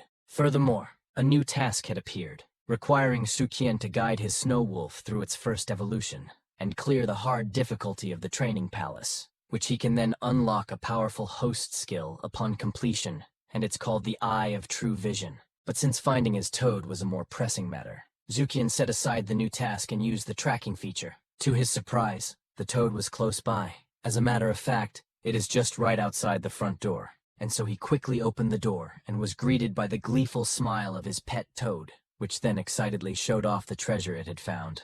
And just by looking at it, Zukian could tell that this item was rare. It was a rock crystal shaped like a blooming flower, and is faintly glowing with an eye-catching red hue. But without any prior knowledge of what it was, and unable to recall seeing anything like it in the School Point store, he decided it would be wise to consult someone knowledgeable, like the owner of the training palace. Without wasting any time, Zukian messaged the owner, sending a picture of the item and asking what it was. The owner's response was immediate and surprised. He identified it as a magma flower, a rare evolution material for fire-type spirit beasts. This was even rarer than the half-piece of the extremely cold ice crystal the owner had previously given him. And so the old man curiously asked where Zukian had found it. But knowing that this boy was stupid, the owner quickly warned him that the magma flower might not be suitable for his snow-dire wolf. So he advised Zukian not to do anything reckless, and suggested he exchange the flower for materials more suitable for his beast's evolution. But he cared none about that shit, especially now that he had the Midas touch skill. So naturally he wanted to see what this magma flower could be enhanced into. So without a second thought, he activated the skill, and immediately, a blinding glow illuminated the room as the magma flower underwent an extreme transformation. Meanwhile, the owner was growing increasingly restless, and with no response from Zukian, his mind wandered to what the foolish boy might be up to. And his concern was heightened, as he realized that Zukian's beast had already reached the 9-star level, meaning it could be guided to evolve through the soul contract already. And naturally, after such an evolution, the beast could potentially break through to the next rank. But Old G also knew that the type of evolutionary material used would significantly influence the evolution path of the contracted beast. For instance, a normal slime could evolve into an ice crystal slime or a lava firework slime, depending on whether the tamer used ice or fire materials. The quality of the materials not only affected the success rate of the evolution, but also determined the resulting strength and abilities of the spirit beast. But this kind of versatility was limited to certain spirit beasts with multiple evolutionary paths, and the snow wolf, unfortunately, did not belong to that category. As a natural ice and snow race, The snow wolf had only one evolutionary path. From ancient times to the present, this remained that way. But it's not like no one has ever tried to evolve their contracted beast to other types. But all such efforts had ended in failure, often with the beast severely injured and nearly dying in the process. And judging by just how stupid this boy was, Old G didn't need to be a mental gymnastics professional to figure out that Sukian might be attempting something incredibly reckless at that very moment, and he couldn't let such potential go to waste. He was determined to stop Sukian from doing something that could get him killed. So he quickly accessed Zukian's address information from the Training Palace library and set off to intervene before it was too late. But just as the had feared, after enhancing the magma flower, transforming it back to its original state from where it had first fully bloomed and full of energy, he excitedly instructed Doggo to use it as evolution material. Despite knowing the significant risks associated with cross-evolution, Sukian was determined to see this through. But he wasn't going into this completely blind. The system had released an evolution task just in time, which made him believe that the system might have sensed that his beast could successfully undertake this challenge. And to mitigate the risks, Sukian explicitly commanded Doggo to retreat at the first sign of trouble. He also reminded him that he could guide Doggo through the soul contract, giving them an additional safety net as long as they knew when to quit. And with this cautious yet determined mindset, they began the process immediately. Meanwhile, Old G was racing toward Zukian's location on his mystical beast, hoping desperately that he wasn't too late. But unfortunately for him, the two idiots had already started the evolution ritual. The magma flower was being consumed by Doggo, and a powerful aura resembling a wolf had formed behind him, demonstrating just how serious and focused they were on the task at hand. So even when Old G finally burst through the door, intending to stop them, he froze midway as soon as he saw Doggo's posture. This struck a chord deep within him. It reminded him of something Zuo Jin had once told him about spirit beasts that evolved across categories and awakened new skills. A phenomenon he called super-category evolution. And from what Old G was witnessing, it seemed that very anomaly was now unfolding before his eyes in real time. And not long after, Doggo successfully completed its cross-evolution, gaining a new fire companion skill called Flame Vortex, which allowed it to generate a vortex of flames with powerful suction, capable of devouring enemies. But before they could celebrate this achievement, they noticed Old G's presence, catching them off guard. They knew what they had done was risky, but thankfully, all seemed to be well, and Zukian had even hidden the toad in his spirit domain, hoping to avoid suspicion. But Old G, with his years of experience, quickly caught on to something. He immediately questioned why Doggo had evolved, but hadn't broken through to the elite level. And this sharp observation shook Doggo, fearing their cover might be blown. But with Sukian's fast thinking, he managed to come up with an explanation. He told Old G that Doggo had deliberately stayed at the 9th star because they wanted another shot at the hard difficulty trial, seeking revenge on those ice tyrannosaurs. And Old G was amused by this reasoning, and just laughed heartily, as it reminded him of his own youthful days when he might have done the same in their position. With this, he decided to let the matter rest, and expressed his anticipation for their performance in the upcoming trial. And with such support, Sukian and Doggo were more fired up than ever to prove themselves. After that, Old Man left and the coast was clear. Zukian summoned his toad back, sharing a moment of bonding as they reflected on how close they had come to having their secret exposed, where he has the ability to have two beasts despite being just a novice tamer. But their sweet moment was short-lived, as the toad's natural instinct soon called it to seek out more treasures. And since he can't do nothing about it, Zukian simply asked the toad to take care and reminded it to also find materials for its own upgrade and evolution.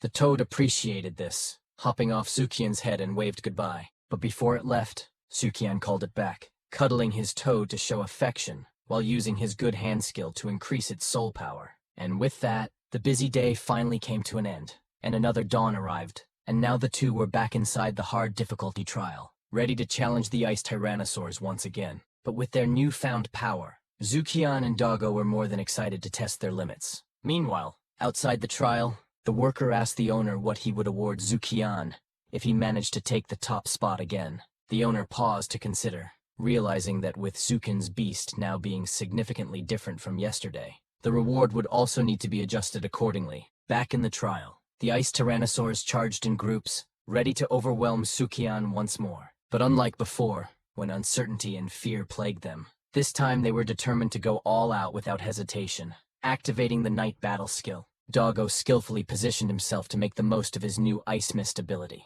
The mist not only concealed his movements, but also slowed down all the enemies in the vicinity. And using this tactic, Doggo easily weaved through the beasts, and was about to deliver his final fade. But like before, the Tyrannosaurs once again relied on their ice armor, thinking it would be enough to negate Doggo's attack. But unfortunately for it, Doggo now had an ace up his sleeve. All he needed was to immobilize the beasts for his plan to work. So with precise timing, Doggo completely dogged on them, smacking them to the ground, and then unleashed the newly acquired Flame Vortex skill. And the pull of the vortex was so powerful that the Tyrannosaurs couldn't escape once they were caught inside, and the intense heat quickly melted their precious ice armor, which they had been so proud of, and obliterated them in the process. And this immediately shocked the worker. Judging from the combat power displayed by Zukian and his Snow Wolf, it was clear that their soul power upper limit was at least above 1500, surpassing even many elite 1-star spirit beasts. But what was even more surprising was that a Snow Wolf, typically associated with ice, could actually conjure a fire skill, while the owner pretended like he was unfazed at all, acting as if he hadn't been panicking just the day before.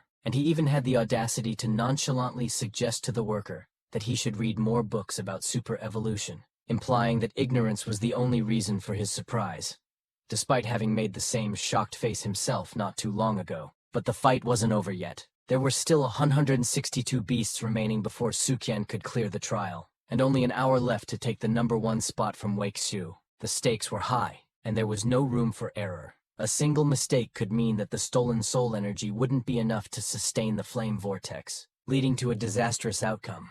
Luckily, they were a duo of focus, commitment, and sheer fucking will. With these qualities driving them, they successfully completed the challenge, and emerged from the trial proud of their accomplishment. With this, they eagerly asked the old man how long it had taken them to clear the trial, and whether they had secured the top spot. And just as Zukian had hoped, they had indeed claimed first place, and with almost half an hour to spare. And this greatly impressed the owner, who now believed that if Zukian were to participate in the league, he could finally fulfill their long-cherished wish that had been held for 10 years. The previous chapter, Zukian failed conquering the hard difficulty trial, but after the owner hooked him up with the good stuff, and his plug, which I mean the toad, coming back with the high-grade evolution material, his wolf had a rush of a lifetime and quickly shot up to rank 9 and gained a fire-type skill. With this, they had easily defeated the hard difficulty and took the #1 spot. Now on to the next part. The owner asked what Shu Qian wanted as a reward, to which Shu Qian shyly replied that he would accept whatever was given. After all, the owner was still in charge. Seeing this, the owner thought it best to gift him a rare spiritual beast, especially since Shu Qian's wolf was on the verge of breaking through to the elite level. With that milestone, Zhugen would soon become an apprentice tamer, opening up the opportunity to tame another beast. But no such spirit beast could be found inside the training palace because, let's face it, they couldn't possibly keep a rare spirit beast without a contract. It's just not happening. But the palace had prepared a special gift for him, though the big reveal would only happen once he was officially promoted to apprentice tamer. So Shu Qian was told to come back when the time was right. This news just tugged at Shu Qian's strings, as the owner seemed intent on keeping him in suspense. But since there wasn't much he could do about it, he simply promised to return after the selection competition, confident that he would be an apprentice tamer by then. As he was about to leave, Zhu Qian suddenly remembered that he had also completed a system task. He whipped out his phone and confirmed that he had indeed finished it, which unlocked the Eye of True Vision, allowing him to see the basic information of spirit beasts and items without even needing to use the system phone. Naturally, he tried out this new skill immediately and was thrilled when he could directly view Doggo's information. It was a game changer, making everything so much easier and more convenient for him. Meanwhile, the trio who had recently become Shu Qian's biggest fans were shocked to see that the hard difficulty trial list had been updated, and at the top was none other than Shu Qian and Doggo themselves. But this just bummed the girl out big time, as she didn't even get to see Doggo in action. But they ain't gonna lie, this was an incredible feat. It hadn't been that long since Shu Qian had taken the top spot at the easy difficulty level, and now here he was, claiming the top spot in the hard difficulty without them even noticing. This just solidified why they were such big fans of Shu Qian, and with this, the girl was more determined than ever not to miss out next time. 10 days later, the freshman tryouts day had finally arrived, and now every freshman was gathered in one spot. Yun Yao was explaining the overall rules of the competition, which used a challenge system. Basically, If someone could hold a training ground and defeat all challengers, they'd have a shot at being selected to participate in the Yunzhou Northern League. But before diving into the details, she mentioned hearing about what Shu Qian recently pulled off at the training hall. Apparently, he'd taken the top spot in the hard difficulty, which was impressive on its own. But then she learned that he immediately used the evolution material the owner gave him as an upgrade material. That totally shocked her because honestly, that was a stupid move. But Shu Qian wasn't done surprising her. He casually revealed that his toad came back with an even better evolution material. The lava flower. This left Yunyao dumbfounded since it was a different element than his dog, and he couldn't be that stupid to use it, right? But Shu Qian just grinned and showed her that it worked. And hey, if it's stupid but works, then it's not stupid. Now, Doggo can breathe fire. Meanwhile, Zhang Hao was feeling himself, standing on top of the arena with a solid win streak. With no one challenging him, the top spot was practically his for the taking. Most of the students weren't even trying because his mischievous beast was not only strong, but also a fire element, which put all the ice pet owners at a serious disadvantage. So they were just idling around, hoping someone strong enough would take down this arrogant guy. But it seemed like their wishful thinking might come true, as Zhang Hao had noticed Shu Qian's presence and proposed that he come into the ring and fight him. This left Shu Qian speechless. This guy was still the same battle maniac as before, but Shu Qian wasn't backing down. Not after powering up and gaining a new skill. With the freedom to use everything they've got this time, the two were more than excited to face off. Meanwhile, the other students watched Suqian with skepticism, wondering how he even dared to challenge someone like Zhang Hao, especially with a snow dire wolf as his pet. One of them even advised him to step down before embarrassing himself. But this was to be expected from filthy casuals who don't know any better, and were just stuck in the current meta, as they never bothered to explore other options or strategies. While Zheng Hao, on the other hand, viewed Zuqian as a worthy rival, but he was confident in his ability to defeat Zuqian this time. Having spent the past days honing his skills, his pet had also been promoted to 9 stars, and Zheng Hao was eager to test its strength against Zuqian's wolf once more, which made Zuqian smirk a little bit, as he knew he got this on the bag, as he too had been improving and had completely revamped his tactics. But rather than keep his strategy in the shadows, he decided to reveal it proudly. Activating the flaming vortex, Doggo's entire body became engulfed in intense flames that shot up to the very top of the arena, greatly intimidating Zheng Hao and his beast, as this was Zuqian's way of saying their fire skills ain't shit compared to his.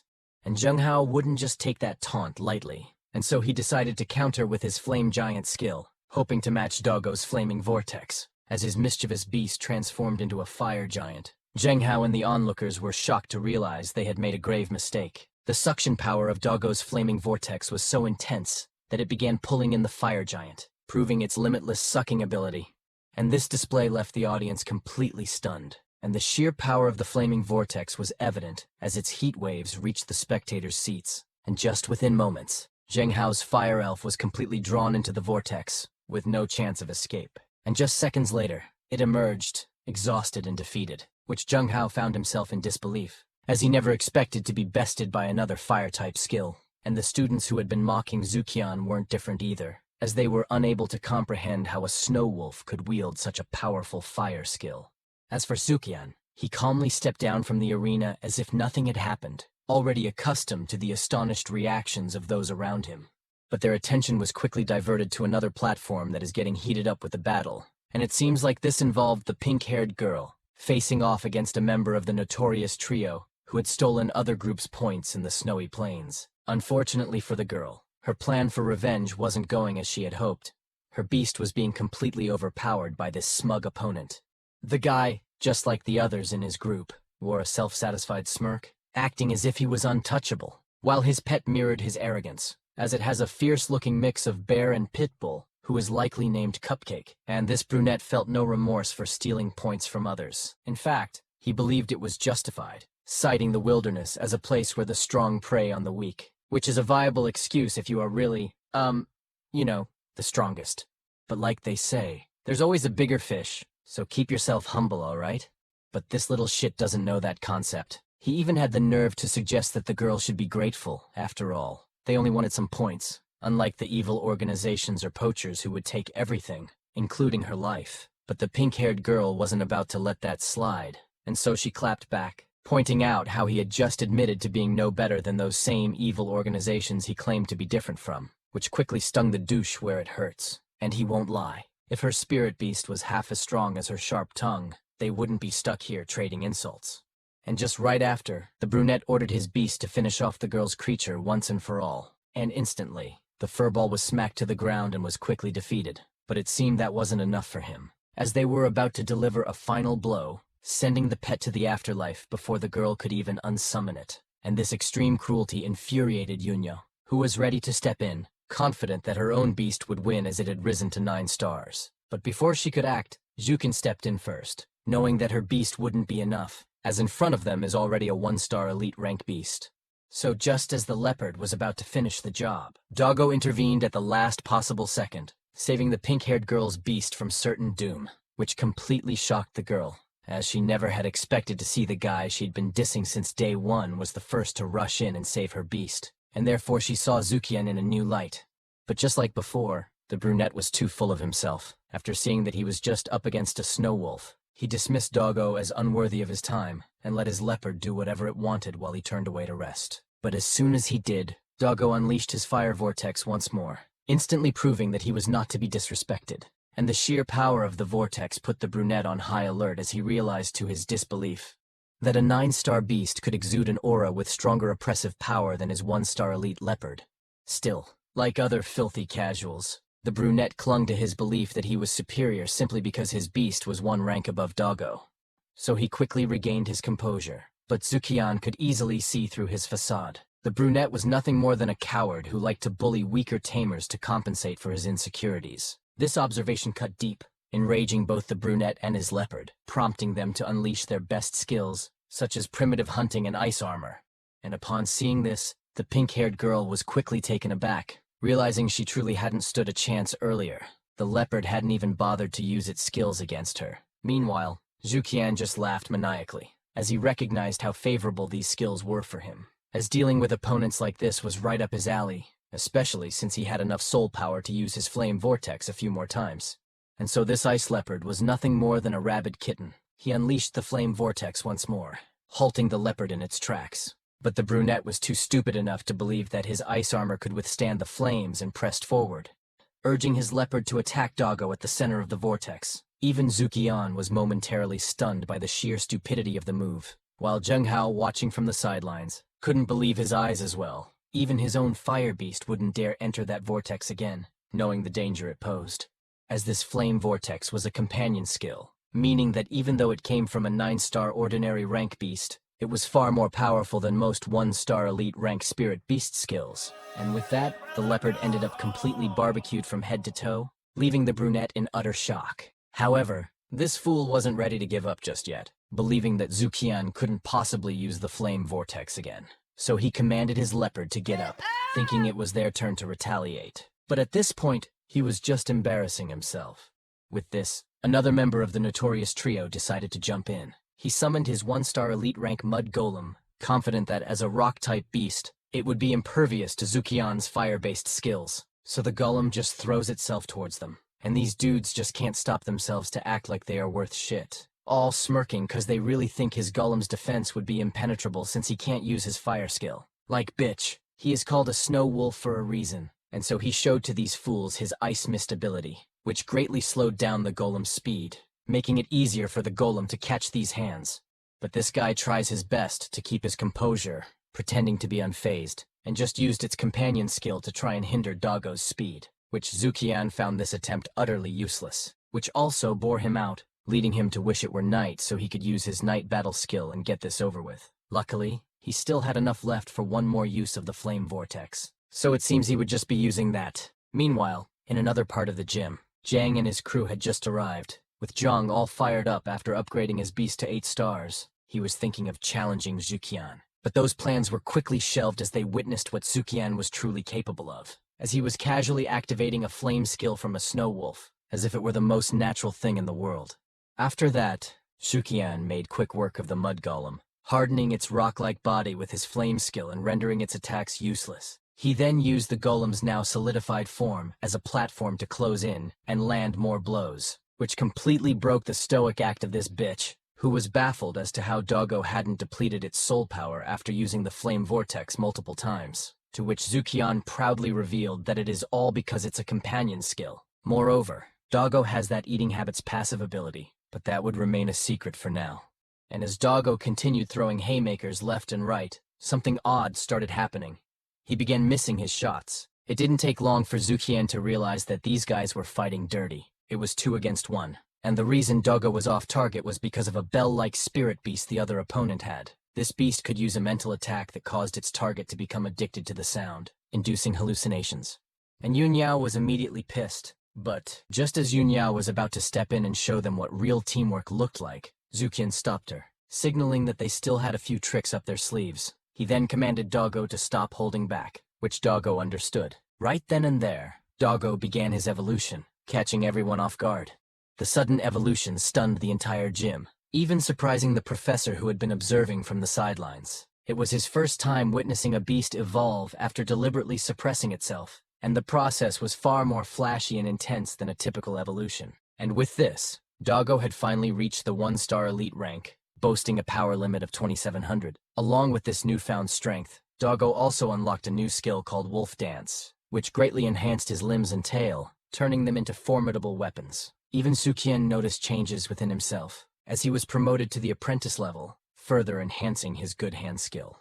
As Doggo's evolution completed, the 2 enemy beasts quickly realized they were now facing a completely different opponent. But unfortunately for them, their masters remained oblivious, foolishly believing they still had time to strike, assuming Doggo was unfamiliar with his newfound power since he had just ranked up. But this was nothing more than wishful thinking, as the Cursed Bell's mental attacks were now utterly ineffective. And Zukian decided to demonstrate what a true mental skill looked like, commanding Doggo to use his deterrence skill, which instantly knocked the bell beast unconscious, dropping it to the floor, completely surprising the guy. But unfortunately for him, Zukian wasn't done, and just doubles down with the fade. And they could instantly see what he was cooking ain't simple, and just by the looks of it, this wolf is about to launch an avalanche skill, and they could only scream in disbelief. And not long after, they received the full blast of that said skill, which ultimately defeated this group of nobodies, leaving them completely overpowered and humiliated. In the previous chapter, after taking the #1 spot in the hard difficulty trial, the owner promised Zukian a gift if he reached the apprentice level. Eager to claim his reward, he quickly attended the freshman tryouts, where he overpowered every opponent with his fire vortex skill.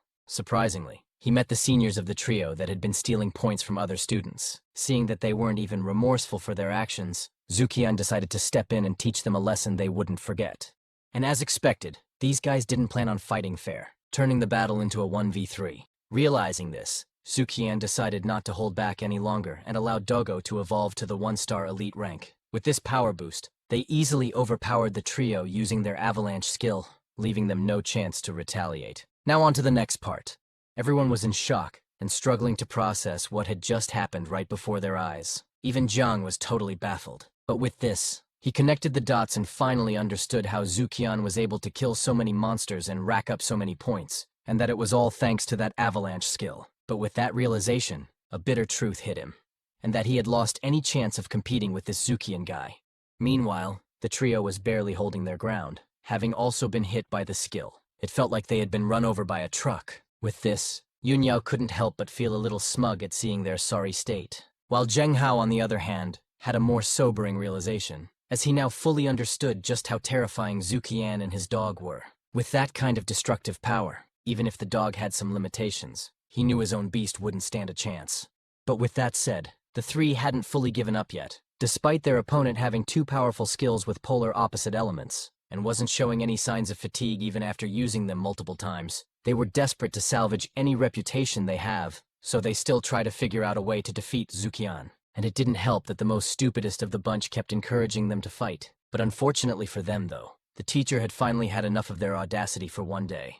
He had let them run wild for a while, just to see what the others were capable of. But now that he was satisfied with what he had observed, he didn't need their tomfoolery anymore. So he gave them a sharp reminder that the school was well aware of their antics, and that there would be appropriate penalties, which quickly shook up the group. And just like before, Zukian, being the master of rage-baiting that he was, he seized the opportunity to mock them for their predicament, which was very effective. But they knew there was nothing they could do, especially with the teacher's eyes on them, and with Zukian still full of energy, they had no choice but to let it slide.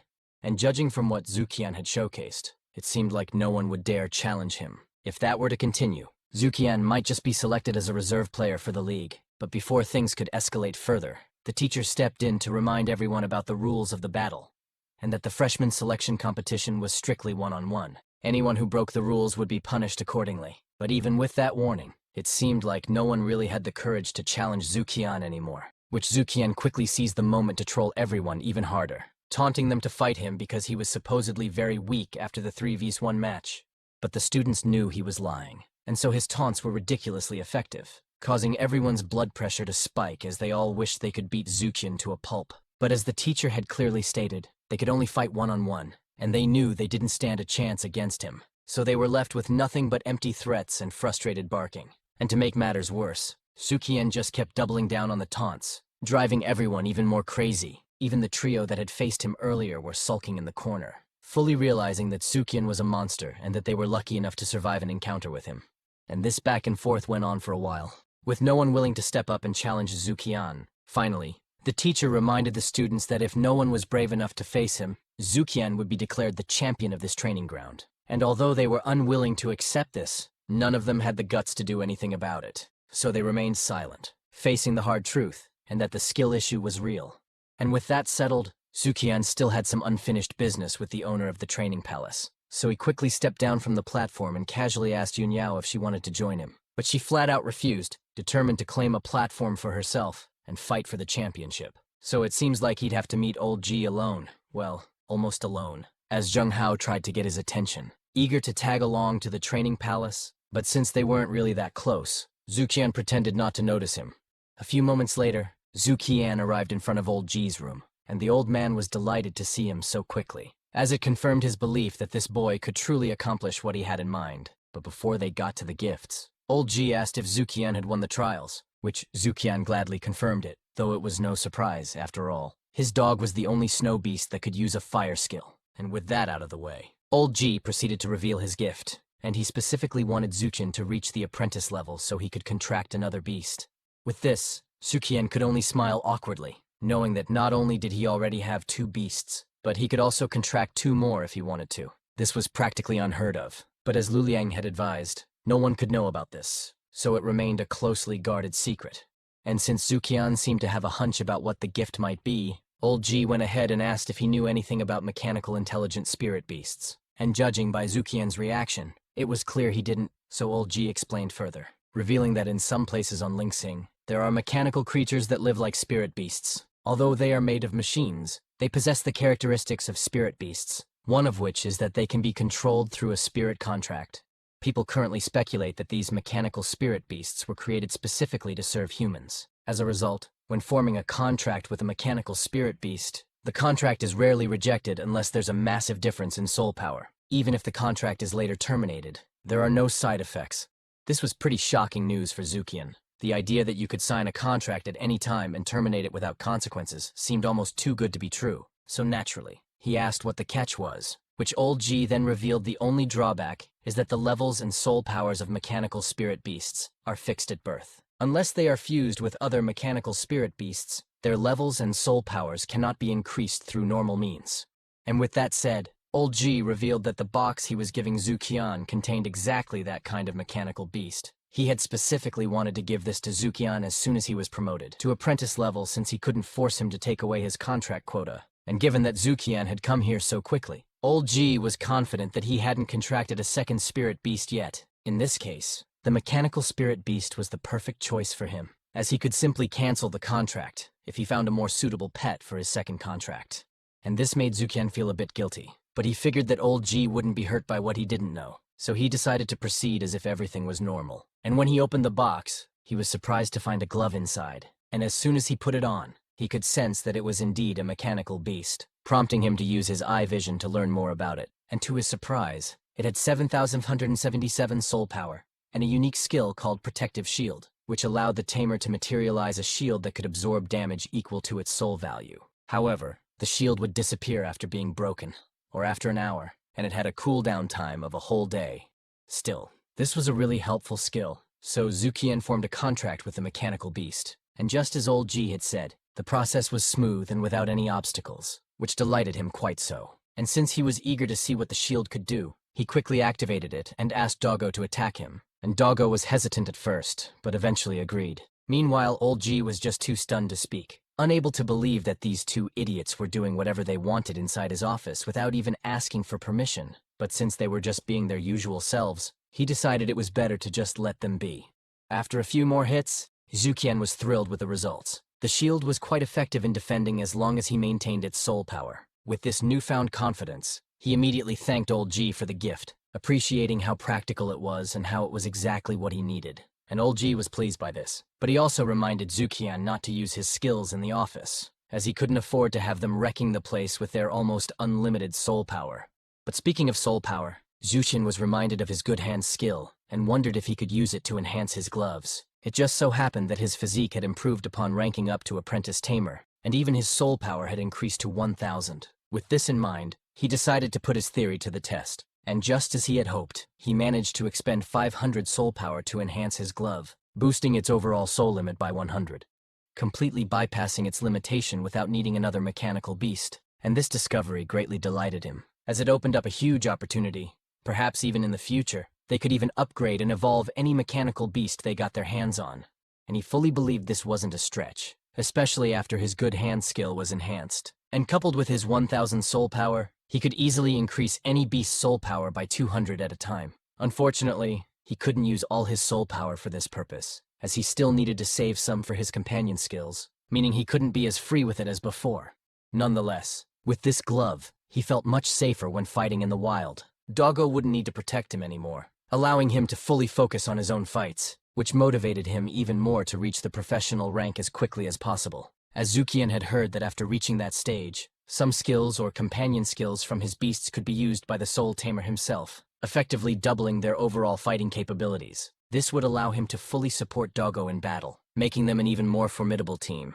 And with this in mind, as soon as the next day arrived, Zukian wasted no time and headed straight back to the university battleground. Upon his arrival, he was greeted by the professor, who quickly recognized him and informed him about the points he had earned from defending his title, around 50,000 points. But given the materials Zukian had been using lately, he felt that this amount wasn't quite enough to sustain his extravagant lifestyle.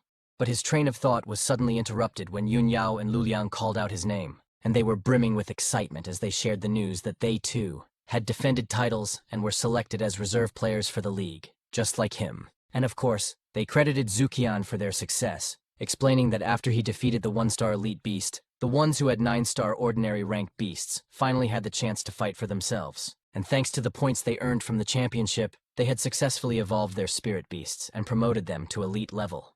Even Zhenghao was able to catch up thanks to Shuqian. Since his beast was defeated by a fire skill, it recovered quickly and managed to secure one of the rings. But they weren't the only ones happy to see Zukian. After witnessing his capabilities, several others quickly jumped at the chance to join him in the upcoming challenge, a stark contrast from when he struggled to find a third member for the training camp. But speaking of the trial, it seemed like they would have to enter a foreign land just like last time, which the teacher confirmed this, but added that this time there would only be 10 participants in total. They would be entering the new world of Snowfield alongside freshmen selected from the other 6 top schools in Snowfield.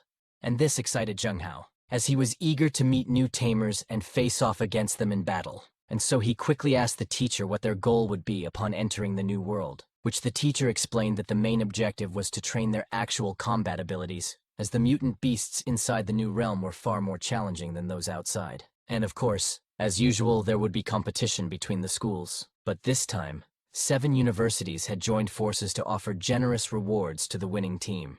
And most importantly, the thing they need to compete for this time is mutant spirit crystals. The school and the army have secured an area that hasn't yet been fully cleared, an underground cave that branches off in different directions. And the cave consists of 3 floors, with more powerful mutant beasts appearing the deeper they go. These mutants are entirely different from the ones outside. When defeated, they drop something called a mutant spirit crystal, which is what they need to collect. And the school can easily appraise the crystal's rarity based on their color. In the outermost part of the underground, the crystals are transparent and colorless. But as the level of the defeated monster increases, the crystal's color darkens. Naturally, the darker the crystal, the higher the points it's worth.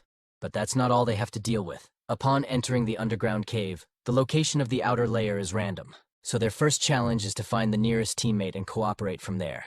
But just as the teacher finished explaining, a system task suddenly materialized for Zukian. The task required him to investigate the abnormality within the underground palace and its attendants. Upon completion, he would unlock an exclusive companion skill for his protective gloves called Frame Sync, which would allow the shield to be used by another contracted beast. And this was an incredibly useful skill to have, and since Zukian was already planning to uncover the truth about this new world, this mission felt like a bonus, but he knew his current strength wasn't enough, so his priority would be to power up first. And with that settled, the teacher informed them to gather in 2 days, as he would personally send them to the new land to start the competition, to which the students roared in confirmation, excited to make a name for themselves and uphold the honor of their school. And they were confident, knowing they were the elites of the freshman class, and that everyone here was competent and ready for the challenge. In the previous chapter, after successfully defending his platform, Zukian returned to Old Ji, who, as promised, handed him his gift. It turned out to be a mech spirit beast, a perfect match for Zukian. This new beast allowed him to defend himself without relying solely on Dogo for protection. What made it even more impressive was that Zukian could use his good hand ability on it, increasing its soul limit and making the shield even more durable. With this newfound power, Zukian felt more determined than ever to face the challenges ahead. So without wasting any time, he headed back to the university's battleground to claim his reward and prepare for the next trial. To his surprise, 2 of his friends had also been chosen as representatives, and surprisingly, even Zheng Hao made the cut. But it seemed that the Yunzhou Northern League, where they were set to compete, would start at a later date. The teacher informed them that they should return in a couple of days, at which point he would take them to the competition site. The students understood and agreed to the plan, readying themselves for what was to come. Now on to the next part. 2 days later, at the entrance of Icefield University, students gathered around just as the teacher had instructed. But it seemed like they had been waiting there for a while, growing increasingly impatient. But as if on cue, the professor finally appeared, all mysterious and shit. What puzzled them even more was the complete lack of any visible vehicle nearby. This, of course, raised the question of how exactly he planned to get them to their destination. And without a word, the professor answered them by summoning a freaking big-ass aircraft out of nowhere. And it turns out that this thing was a mechanical beast, and it's radiating power with an overwhelming soul limit, almost hitting the 100K mark. And just, the sight of such an impressive mech beast only made Zukian more excited, as he wondered if his gloves could be upgraded to something like this in the future. But now that the massive aircraft was fully summoned, the professor didn't waste any time and commanded everyone to get their asses moving and board the mech. And so they did just that. And because this beast was fast, efficient, and surprisingly convenient to ride on, the students were instantly sold on the idea of contracting a mechanical beast like this one day. And before they knew it, the aircraft had effortlessly arrived at their destination inside the void. But as the students stepped out, they were immediately taken aback by the unexpected atmosphere surrounding the place. The air was so dense with pressure that it was hard for them to breathe, and nausea hit them like a truck. Even Zheng Hao was off to the side, puking rainbows. And naturally, the teacher explained that this was a common reaction, given the unique characteristics of the new land. With their current physiques, they could only safely stay for 5 days at most. Therefore, after 3 days, the 7-school joint trial would come to an end, and the teachers would send them back to school.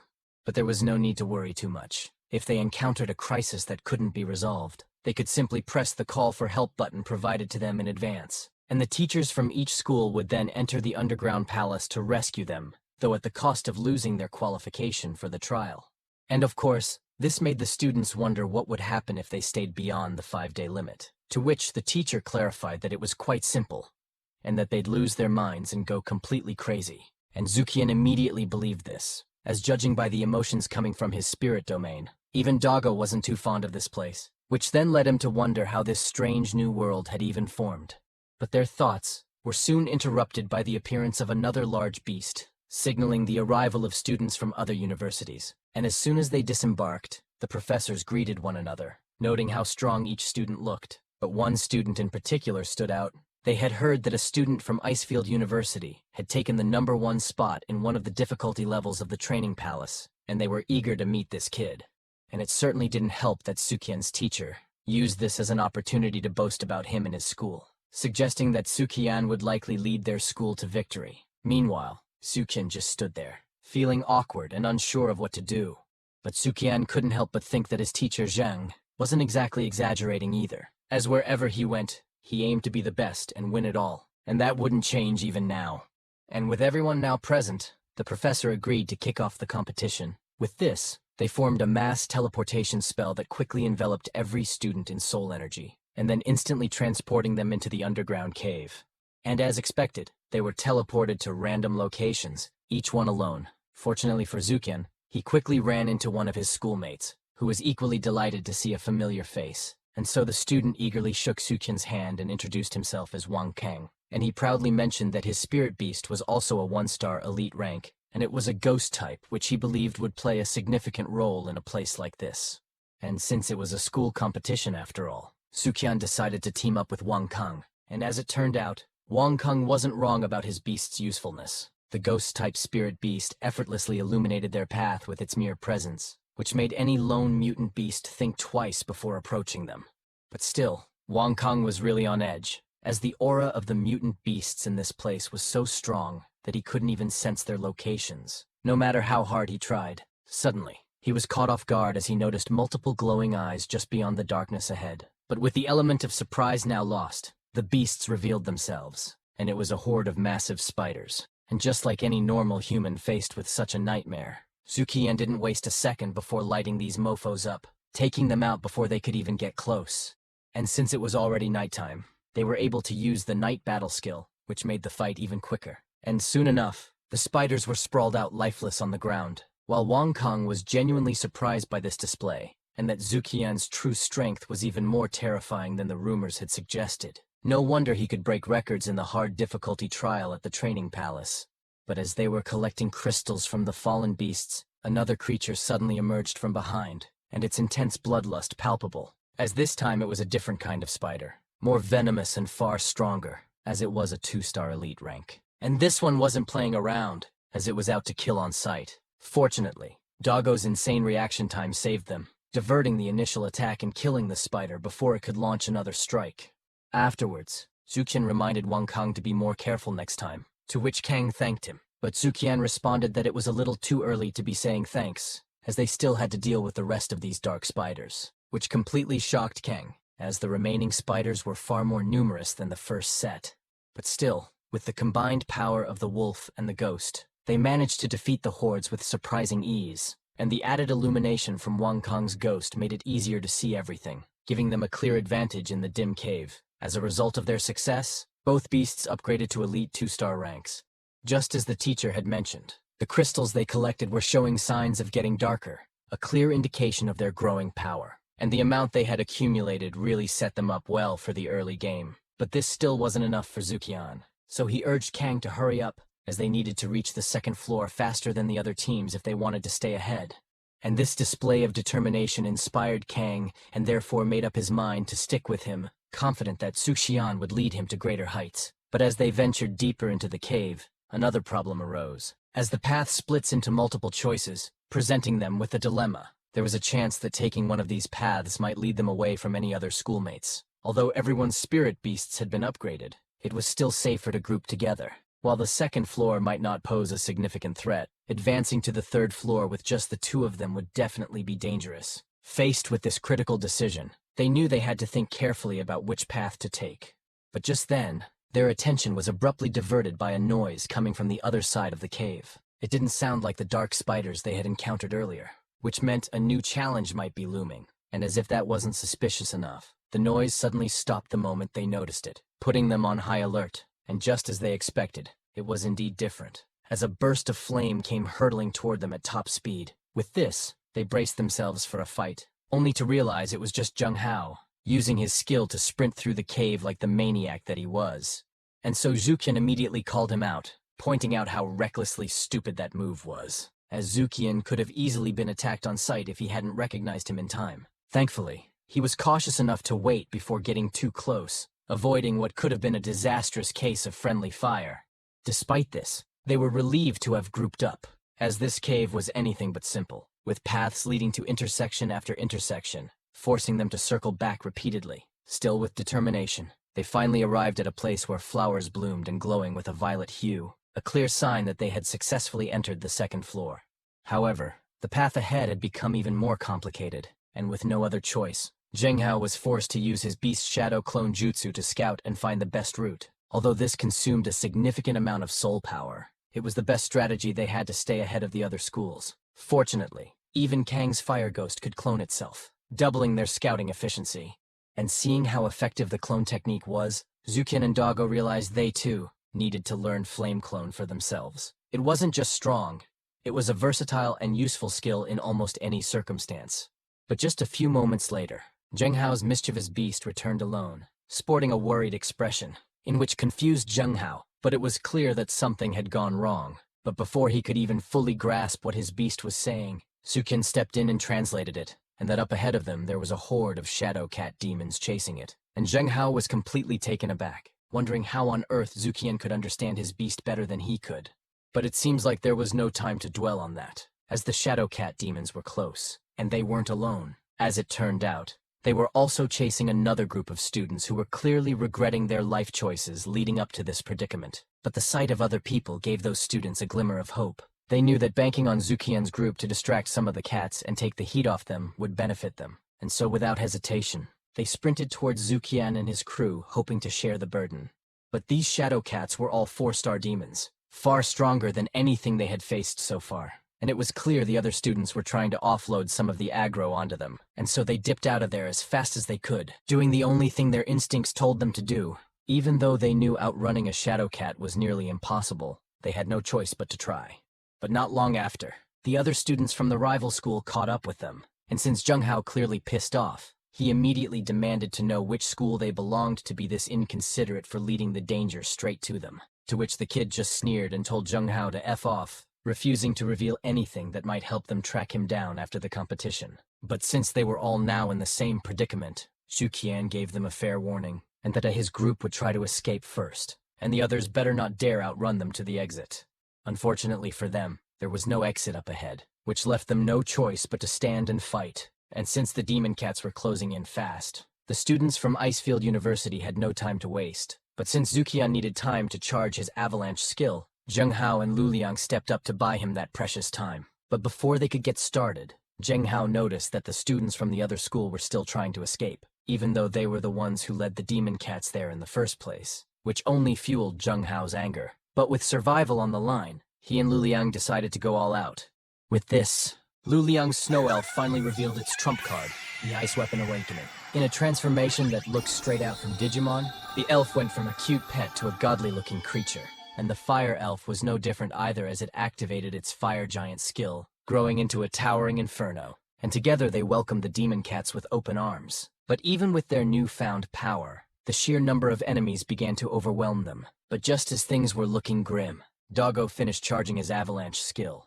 And in the confined space of the cave, the avalanche was devastating, its power amplified by the narrow walls. And so the skill wiped out the demon cats up ahead, their bodies crushed under the onslaught of snow and ice. And as if that wasn't enough, Zukian followed up with his fire vortex to ensure every last one was taken care of, melting away the snow and any lingering threats. And the victory came with an unexpected bonus, as Doggo leveled up to 3 stars after taking down such a massive horde of 4-star elites. But this just left Kang utterly shocked. He couldn't believe how fast the wolf was leveling up. It hadn't even been a day, and Doggo had already grown stronger. And so doubts began creeping into Kang's mind, wondering if this wolf was even normal. But as the ashes began to fade, another ominous sound of a meow echoed from deeper within the cave. And it didn't take long for them to realize that they had attracted the attention of the entire cat demon nest. But instead of rushing to attack, the creatures seemed to have a different plan in mind. And the student from the other school, who had been dealing with these freaks a bit longer, recognized the tactic immediately, and that these cats were preparing to unleash a high-frequency roar, a technique known to cause cave collapses through its powerful resonance. Unfortunately, there was little time to brace for impact. The demon cats let out a demonic roar that assaulted their ears and shook the entire cave, and the ground beneath Zukian began to crack, and before he knew it, the floor gave way. It all happened so quickly that Lu Liang, despite his best efforts, couldn't save Zukian in time, and so Zukian and Doggo plunged into a massive pit, falling into the unknown depths below, with no clue how far or where it would take them. In the previous chapter, 6 schools had gathered for the competition, and once everyone was present, the event began. All the students were teleported inside the first floor of the cave, where the trials would take place. Fortunately, Zukian quickly found a schoolmate, and with the help of his fire ghost, They made short work of the beasts they encountered. As they were searching for the way to the second floor, they stumbled upon Zheng Hao and Lu Liang, reuniting their team. But as they finally entered the second floor, a new problem emerged. A group of students from another school had managed to bring trouble with them.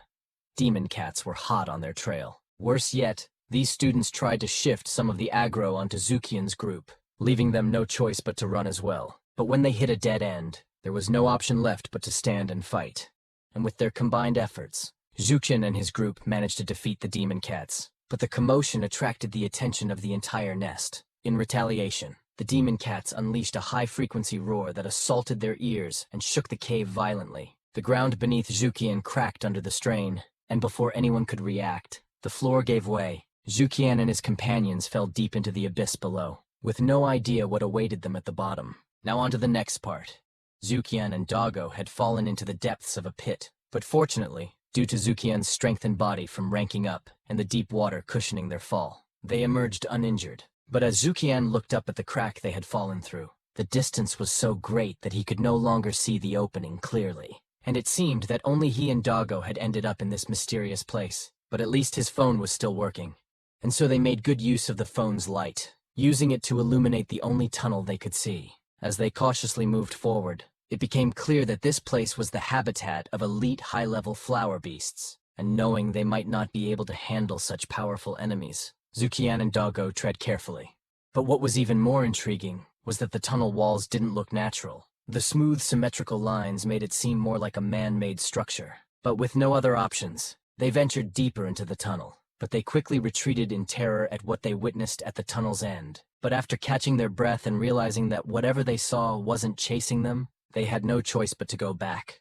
This time they shone their light on the source of their fear. What they found was a large stone statue resembling a flower general, and this sight was puzzling, as it was clearly a statue. Yet Zukian could feel a suffocating pressure emanating from it, as if it were more than just a mere sculpture.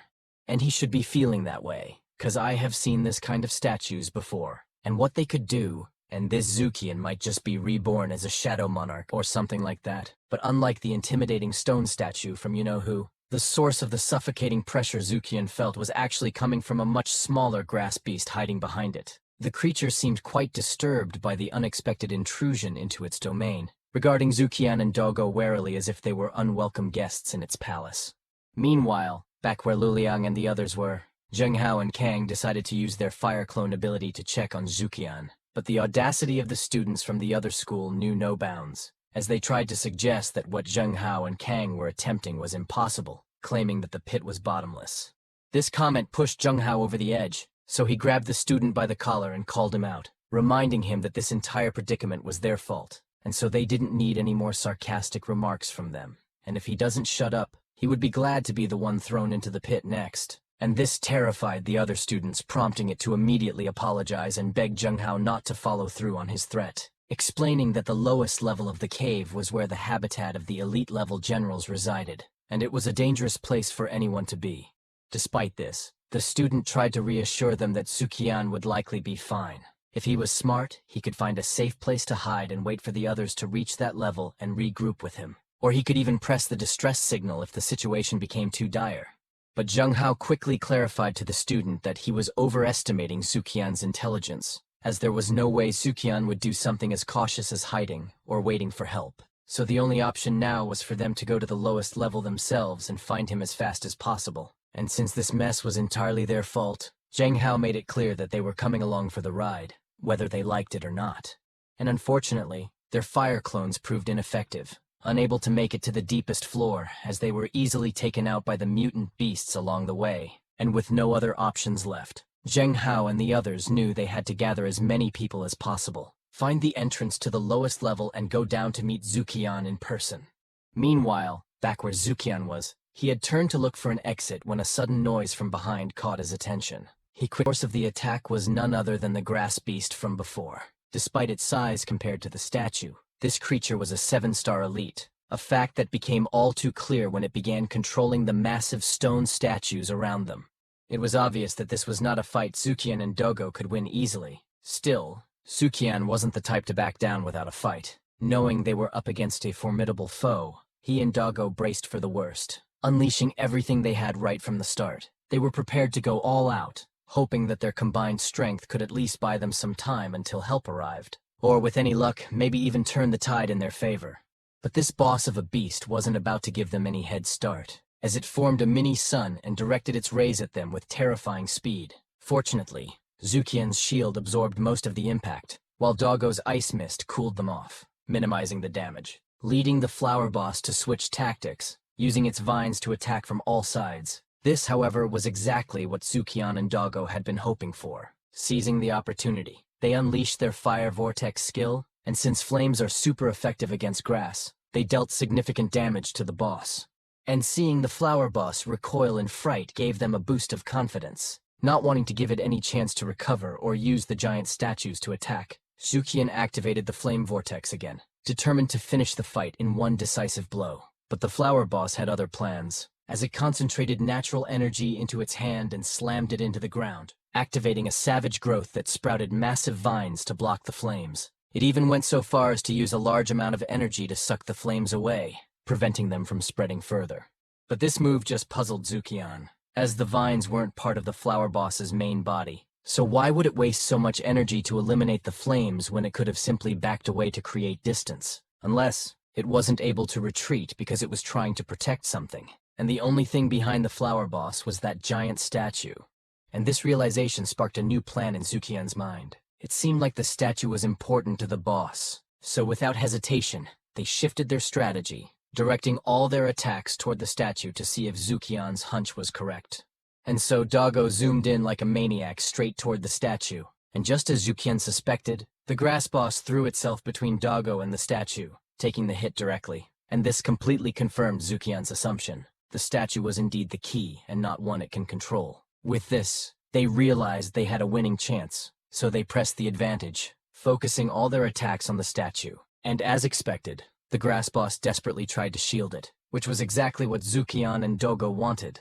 And so they doubled down, unleashing a combination of flame vortex and ice mist to prevent the boss from blocking their attacks. But just when they thought they had the upper hand, the boss did something completely unpredictable, as it decided to blow itself up. And the self-destruction was so powerful that it neutralized their attacks, ensuring that none of them could reach the statue. But this did signify that they have defeated it, causing Doggo to rank up to a 4-star elite, which also evolved his Ice Claw into Soul Claw, allowing it to materialize wolf claws made of pure soul energy that coordinated perfectly with his attacks. And normally this would have made Zukian ecstatic, but his mind was too preoccupied with what the flower boss had just done. Sacrificing itself just to protect a statue seemed like a foolish move, but in this cave nothing was simple or easy. The self-destruct suggested that the battle might only be beginning, but despite his unease, there were no further movements in the cave. The flower boss lay dead before him, and everything was eerily quiet. It seemed, at least for the moment, that the battle was indeed over. But Zukian couldn't shake the feeling that whatever they had stumbled upon was more significant than they realized, and that the real challenge might still lie ahead. And so Zukian cautiously approached the fallen flower boss and collected its crystals. The crystals were indeed darker than any he had seen before, a clear sign that this was the boss, and that he had just obtained the highest quality crystals available in this area. But the question still lingered in his mind. Why did the Flower General go to such lengths to protect that statue, even sacrificing its own life? If these statues were truly that important to the Flower Generals, then it might actually save him a lot of time hunting them down, as they would likely come to him drawn to defend these statues. But as he stood there waiting, he couldn't shake the curiosity gnawing at him. What exactly made these statues so important? Could they be the key to the abnormalities that the system had tasked him with investigating? Perhaps the answers he sought lay within these mysterious statues. But before he could delve deeper into his thoughts, another Flower General appeared. But this time, knowing their weakness, Zuchen felt more confident than ever. Armed with the knowledge that the statues were their Achilles' heel, and with Doggo's newly enhanced abilities, he was more than ready to face this new threat. Meanwhile, back with the other groups, they were doing their best to push forward, killing every monster they encountered as quickly as possible. They were increasingly concerned that the longer they took, the greater the chances were that Zukian might be found by a Flower General. But the students from the other school who didn't know Zukian at all were beginning to lose their nerve. They started suggesting that they should give up the search, fearing that if they went any deeper, they might not be able to get out, and they speculated that Zukian had probably pressed the SOS button and had already left the cave.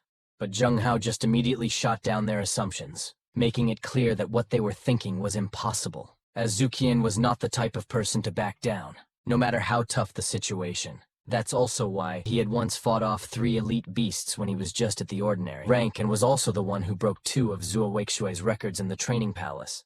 And if that wasn't enough to convince them, Kang jumped in to brag about how Zuqian's beast had entered the cave as a 1-star elite, but thanks to the powerful enemies he had defeated, including the demon cats that the other students had unwittingly led to them, his wolf had already ranked up to 3 stars in an instant. But even with these, the guy from the other school still tried to convince the group to retreat, arguing that it was too risky to continue. But the rest of their team were resolute, and they didn't care none about the other kids' feelings, as their focus was on finding Zuqian no matter the risks. They knew he would never give up, and neither would they. The only option was to press on, doing whatever it took to reach him before it was too late. Meanwhile, Zuqian's battle with the Flower Generals was growing fiercer by the minute, but with their tactics in place, they managed to break through their enemy's defenses, and Doggo's newly upgraded soul claws made him look more of a boss than the Flower Generals themselves, as his claws were so strong that they could easily crumble any rock they touched, which the Flower General noticed immediately. So they desperately tried to shield the statue with its own body. But Doggo's attack was so powerful that it managed to inflict damage on the statue despite the general's efforts.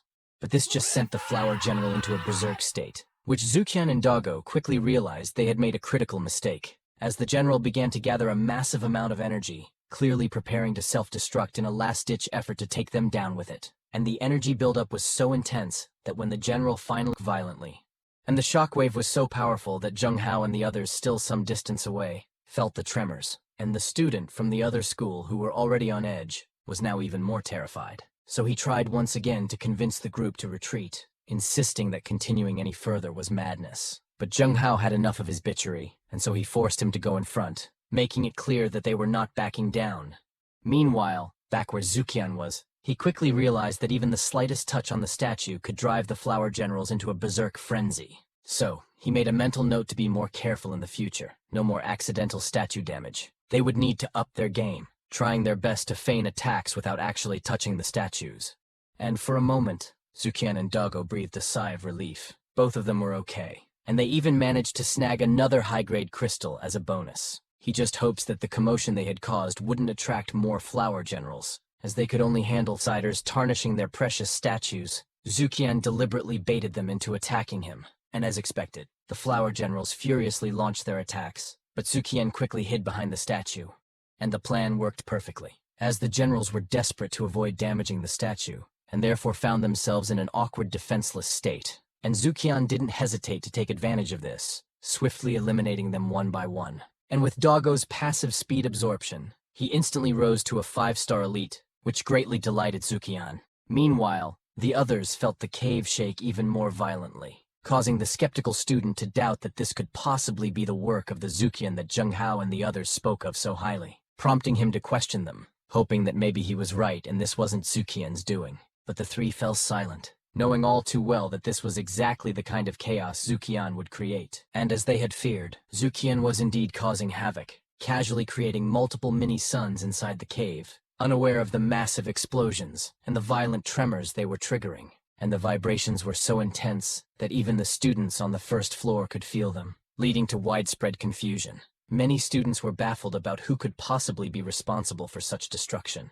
Meanwhile, Teacher Zhao remained stoic, determined to keep the truth under wraps, as he knew it had to be Zuqian. No other student possessed such destructive power, and causing trouble was practically this boy's specialty. And he was indeed right on the mark. The explosions Zuqian created were attracting more and more Flower Generals. And if it weren't for his protective gloves and the strategies he had developed to restrain these beasts, he and Doggo might not have survived such relentless attacks. But against all odds, they managed to do the impossible. With this, Doggo was able to reach 6 stars, which not only increased Doggo's soul limit, but also restored all the soul power he had expended. This rejuvenation was what had allowed them to hold on for so long. Finally, after what felt like an endless battle, the appearance of Flower Generals ceased, so it became clear that they had cleared out all the mutant beasts in the area, and the violent vibrations of the cave stopped. And with this moment of peace, Zuqian decided it was time to pack up and collect all the crystals from the beasts they had defeated. To his amazement, the sheer number of crystals scattered across the land was staggering. He couldn't even help but wish he had brought a few more bags to carry them all. It was clear that their hard-fought battle had been well worth it. The previous chapter, after Zukian fell straight to the third floor of the cave, he was stunned to see massive statues resembling the flower generals. Thankfully, these statues were inanimate, but that didn't mean he was safe. Live flower generals were waiting, and they attacked him without hesitation. However, Zukian quickly noticed that these creatures were particularly keen on protecting the statues. Sensing an opportunity, he used this to his advantage, baiting the flower generals into vulnerable positions as they tried to shield the statues. With this strategy, Zukian managed to kill several flower generals, allowing Doggo to level up drastically. Doggo's ice claw evolved into a powerful soul claw, making it even easier for them to deal with the remaining flower generals. Before he knew it, Zukian had successfully defeated all the available flower generals in the cave. Though the battle created a tremendous amount of noise, causing quite a ruckus, the rewards were more than worth it, raking up a large number of high-grade crystals. Now on to the next part. Back where Luliang and the others were, the group was increasingly puzzled by the commotion Zukian was causing throughout the entire cave, as the sheer magnitude of the ruckus made them wonder just what he could possibly be doing down there. But just like before, the ever-nervous student from the other school couldn't help but suggest retreating once again, which was really pushing Zheng Hao's patience to its limits, and so he was now seriously considered to grant the guy's wish to leave by sending him on his way personally to the afterlife. But fortunately for the nervous student, that would have to wait, as Kang had spotted a tunnel that looked different from the others. Judging by its appearance, it seemed to be an entrance to another floor, possibly the third. The absence of any shadow cats nearby supported this theory, suggesting that it was indeed the entrance to the third floor. And so without hesitation, the group decided to venture into the tunnel, and Zheng Hao in particular felt reassured, knowing that he had an emergency device that could help them escape if they found themselves in a pinch. Plus, with their combined strength, he was certain they could fight their way out if needed.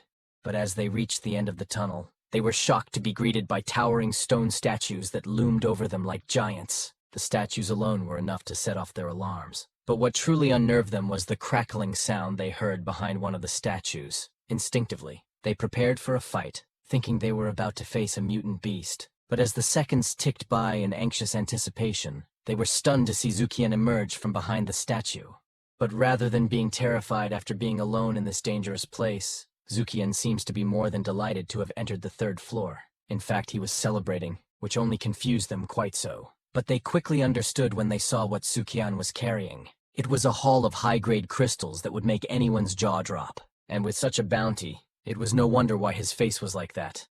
But this begs them to question on how exactly Zukian got these many crystals. There's no way he could have taken down all the flower generals by himself, right? And so Zukian quickly clarified that in fact, he had done exactly that, explaining that by studying the flower generals' patterns and weaknesses, he had been able to exploit them, making it easier to cheese his way through all the flower generals on the third floor. But their relief was short-lived, as a lone flower general emerged, alive and furious, and this one was far larger than the others, its vines several times thicker and more imposing than any Zukian had encountered before. The sheer size and strength of this new opponent immediately put Zukian on edge. With this, he quickly realized that this flower general was unlike the rest, and its sole focus seemed to be on him, who couldn't help but grin involuntarily, as he knew this fight wouldn't be easy, and that this was likely the true boss of the cave. And with a quick glance at its stats, he confirmed his suspicions. This flower general was already at a 1-star lord rank, radiating an overwhelming pressure that made it difficult for them to breathe just by standing near it. With this, he immediately told everyone to run as fast as they could, prompting the other student to waste not even a second in pressing the SOS button, signaling the mentors to come and rescue them, which can increase their chances of survival significantly. And the mentors did not disappoint. As soon as they received the distress signal, they sprang into action without hesitation, using everything at their disposal to reach the group as quickly as possible. Meanwhile, back where the students were, Zukian's flame vortex seemed to be losing its effectiveness. The boss's massive vines easily suppressed the flames, forcing them to rethink their strategy, which Zukian quickly adjusted, ordering Doggo to use his powerful soul claw to engage the boss directly. While the others focused their attacks on the statue, the boss was desperately trying to protect. And with skills being thrown from all directions, the boss had difficulties in blocking every attack, leading it to use even its main body as a shield, which was a good sign, as it meant they were getting closer to defeating the boss. But then, as Doggo prepared to unleash his devastating avalanche skill, The boss seemed to realize it couldn't survive another round of defending the statue, and desperation set in, and like the flower generals before it, the boss decided to gather all its remaining energy for a final catastrophic self-destruct, which Zukian immediately recognized, so he quickly signaled for everyone to run as fast as they could. He knew there was no way they could defend themselves against a blast from a lord-level beast. Even his shield wouldn't stand a chance against such an explosion. Predictably, the first to bolt was the nervous student from the other school dipping out at top speed. But just as the situation seemed dire, Teacher Zhang appeared out of nowhere like a mother-freaking G, standing there like he had Gojo's limitless technique, fully receiving the blast without it ever reaching him at all. And damn, he looked cool doing it. And as if he had all the time in the world. He even took a moment to commend the students for their incredible feat. He was genuinely impressed that they had forced a lord-level boss to self-destruct, and so he assured them that they deserved every bit of the loot that the boss had dropped. But his surprise deepened when he saw the sheer number of high-grade crystals Zukian had managed to collect. It was the first time he had ever seen a student accomplish such a feat. With this, he was confident that Icefield University would undoubtedly take first place in the competition. But it seems like there was no time to celebrate, as the cave was starting to collapse, and even the students on the upper floors were experiencing severe tremors. It became clear that the entire cave system, and not just the third floor, was on the verge of collapsing. With this, the mentors quickly called in the army for assistance, realizing that this situation had spiraled far beyond anything they had anticipated. The mentors were baffled. Despite thorough investigations, there had been no signs that the cave was unstable. They couldn't help but wonder what on earth the freshmen had done to cause such a catastrophic reaction. Meanwhile, Yun Yao, who had been doing a solo round in the cave, had no idea what was happening. But as soon as she received the teacher's urgent messages instructing all students to evacuate, she didn't hesitate to dip out of the place. But as she got out, she noticed that Sukian and the others were nowhere to be found, causing her to worry. But before she could attempt to head back into the collapsing cave to find them, a mysterious figure appeared, stopping her in her tracks. And this mysterious person calmly told Yun Yao not to do anything reckless, and just urged her to retreat to a safe area immediately, promising that everyone, including Zukian and the others, would be safely evacuated. Though concerned, Yun Yao knew she had no choice but to trust this person and follow their instructions, hoping for the best as the situation continued to unfold.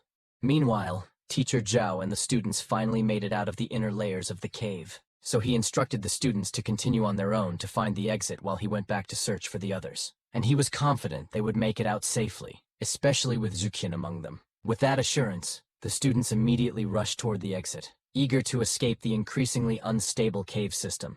But the cave wasn't just shaking because of the explosion that had taken place. Actually, something far more sinister was happening. After the defeat of the boss, and with no one left to protect them, the statues within the cave began to awaken from their deep slumber. These statues were not mere decorations. They were guardians with one singular purpose, and that is to protect the princess at all costs. And to fulfill such mission, they would stop at nothing to eliminate all the invaders who had disrespected their sacred resting place. And as the students fled to safety, the mysterious lady from the Night Corps clan made her way into the cave, determined to fulfill her promise of bringing all the students out safely. Meanwhile, Yun Yao grew increasingly concerned, still not having seen any sign of Zukian or the others. But it seemed she wouldn't have to worry much longer, as Zukian and his group were getting closer to the exit. But as they ran for their lives, they noticed something alarming. Countless beasts were also fleeing alongside them, leading Zukian to realize that this wasn't just a normal cave collapse, and that something far more powerful had awakened. With this, he quickly connected the dots. The suffocating pressure he had felt while standing in front of the statues, and why the flower generals and the boss had been so fiercely guarding the statues, as these statues weren't mere decorations but mutant beasts in hibernation. Even the lord-level boss had risked its life to protect these statues, which meant that whatever was awakening was likely at least lord-level or even stronger. This was not something they could handle right now, so running was the only viable option. With this sudden realization, he wasted no time in alerting Teacher Zhao, and seeing that the system interface popped up, notifying that he completed the mission, only confirmed his assumptions. But as if on cue, something shot up through the ground with incredible force, breaking through as if the earth itself was mere paper.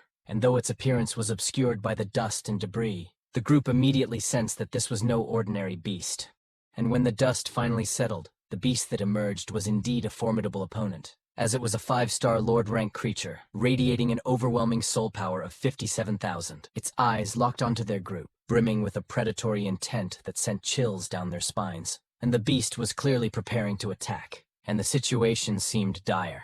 But just when things were about to take a turn for the worst, the mysterious woman appeared at the perfect moment, and her presence was immediately recognizable to the students, and that she belonged to the Night Corps, the special unit of the army known for handling the most dangerous threats. And she quickly demonstrated why she belonged to such an elite group by summoning her beast, a demon bull of the 7-star Lord rank, with an overall power nearing a staggering 77,000. And the sheer presence of this beast left everyone including Zukian in awe. And the fight between this Lord rank beast is what he has never seen before. It is as if it came straight out of an anime. And not only that, the tamer just withstands a direct hit from the boss like it was nothing, which opened up an opportunity for her beast to retaliate from above.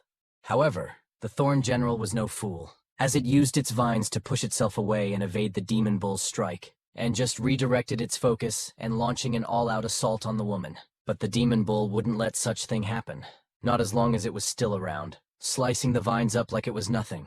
And with that, the Thorn General made a desperate move. It detached all of its vines, and just transformed both of its arms into sharp blades for one final all-out attack. But the Demon Bull, despite its massive size, was incredibly fast, and therefore met the Thorn General halfway, pushing it onto the defensive. But the sheer force of the bull's attack was just so overwhelming that it quickly folded the once terrifying beast like it was nothing more than a minor obstacle, ending the fight as quickly as it had begun. And with the immediate threat neutralized, the Night Corps member didn't waste any time ordering her Demon Bull to take care of the remaining thorn beasts in the vicinity, while she focused on guiding the students to safety. But suddenly, a massive boulder just decided to dislodge from the cave ceiling and came hurtling down towards her, readying her up for an isekai. But she wasn't having any of it, so she caught the boulder with ease and casually tossed it aside, demonstrating once again why she was part of the elite unit.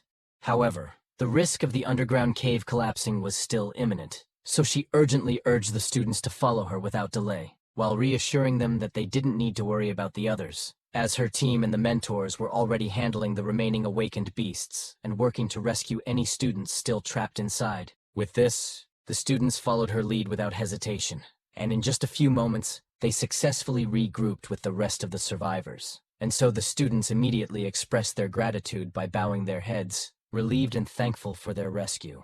While Yunyao noticed Chuqian and his group, and immediately demanded to know why it had taken them so long to return. They had made her worry to death, so they better have a good explanation for it. And seeing that this was a conversation they couldn't avoid, Lu Liang left the explanation all to him. After all, everything had started with him, and Zukian just decided that the best way to explain everything was by showing what he had gathered in the cave. And knowing Doggo's abilities, she expected a decent haul of crystals, but nothing could have prepared her for what she saw when she opened the bag. Not only there were high-grade crystals, but also a particularly rare crystal with a mesmerizing rainbow-like glow. Even her beast couldn't help but be stunned by the sheer rarity and brilliance of the crystal. And the amount and quality of these crystals were truly astonishing. And so she couldn't help but wonder where and how on earth Zukian had acquired this, to which Zukian just casually explained that it came from a lord-level beast as if it were no big deal, while Doggo was clearly enjoying the bragging rights, looking all smug and proud of his accomplishment. But before they could even continue with their conversation, their attention was quickly diverted by a bubes of light shining like the sun from a platform above. But seriously, what the fuck is this POV? But it turns out it was just the blonde mentor, making an announcement to all the students, informing them that the sudden awakening of the lord-level beasts had forced the competition to end abruptly. However, she reassured everyone that their efforts were not in vain, as the crystals they collected would still be counted, then distribute rewards based on rankings.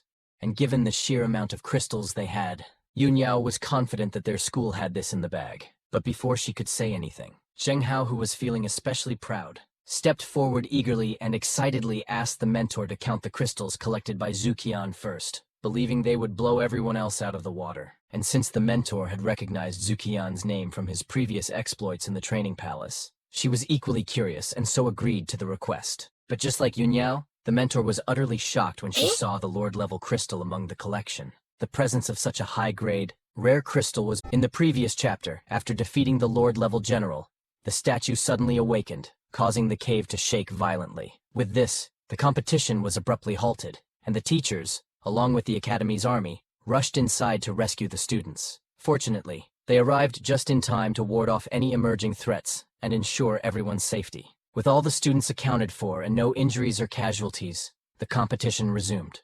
As they prepared to count the crystals, Zheng Hao took the opportunity to proudly suggest checking Shu Qian's bag first. But as soon as the teacher opened the bag, she was stunned to find a Lord-level crystal inside.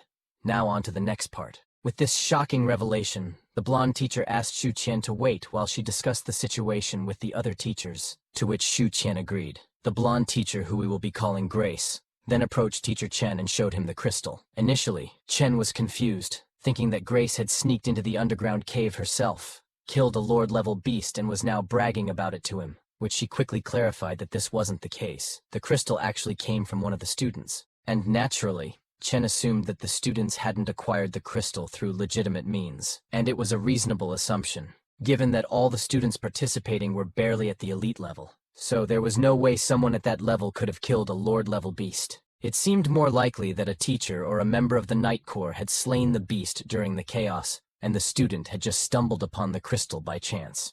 Therefore, Chen concluded the crystal shouldn't be counted in the competition, and if this colored crystal were taken into account, it would give Shu Qian's school an overwhelming and unfair advantage, making it nearly impossible for other schools to compete. But they couldn't make a decision based purely on assumptions, so Grace decided to ask the student directly about where they had obtained the crystal, which Shu Qian explained that they had taken it from the corpse of the leader of the Inner Flower General Attendants. But the other students weren't buying into this as well. How could a newbie like him possibly defeat such a powerful beast? And it didn't help that teacher Chen bluntly asked if a member of the Night Corps had been with them when they got the crystal, implying that it wasn't their kill to begin with. Because if the spiritual crystal hadn't been obtained by personally killing the monster, it wouldn't be included in the data for the joint trial. And this seriously grinds Shu Qian's gears, but he admitted somewhat grudgingly that they hadn't killed the Lord-level monster by conventional means. But before he could explain further, teacher Chen delivered the verdict, and that the colored gem wouldn't be counted,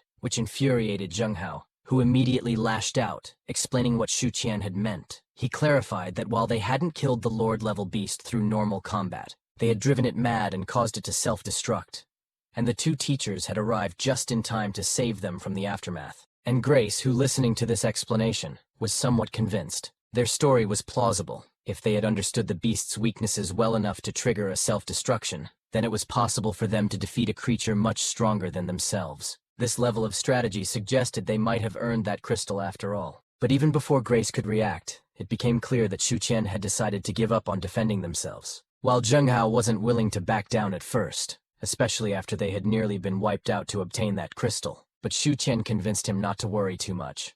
After all, even without the colored crystal, they wouldn't lose to the others.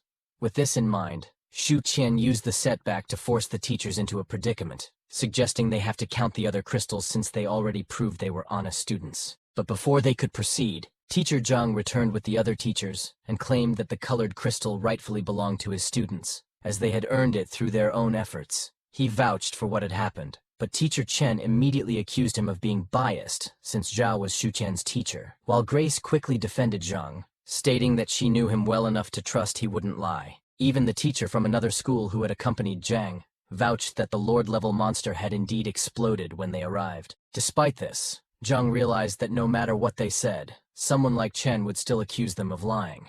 But with his students' capabilities, Zhang was confident and therefore decided to let the matter drop, which delighted teacher Chen, who believed that as long as the colored crystal wasn't counted, their school would be on equal footing with Icefield University. And he was confident that his students were just as capable as those from Icefield, dismissing any notion that they were inherently better. But everything changed when they finally saw the contents of Shu Qian's bag. All of the crystals were black. Even the students who had been with Shu Qian were still stunned to see it with their own eyes again, while the others began to realize that Shu Qian and his team hadn't been lying. Meanwhile, teacher Chen stood there in stunned silence, as if he was trying to make sense of what he was seeing, or desperately searching for another excuse not to count these crystals. But no matter how hard he tried, he couldn't come up with any reason to disqualify them. The sheer number of crystals was undeniable, and even if he wanted to pull the same stunt he did with the colored crystal, he knew no other teacher would back him up this time. And Shu Qian was well aware of this, so he slyly asked the teachers if these crystals would now be counted,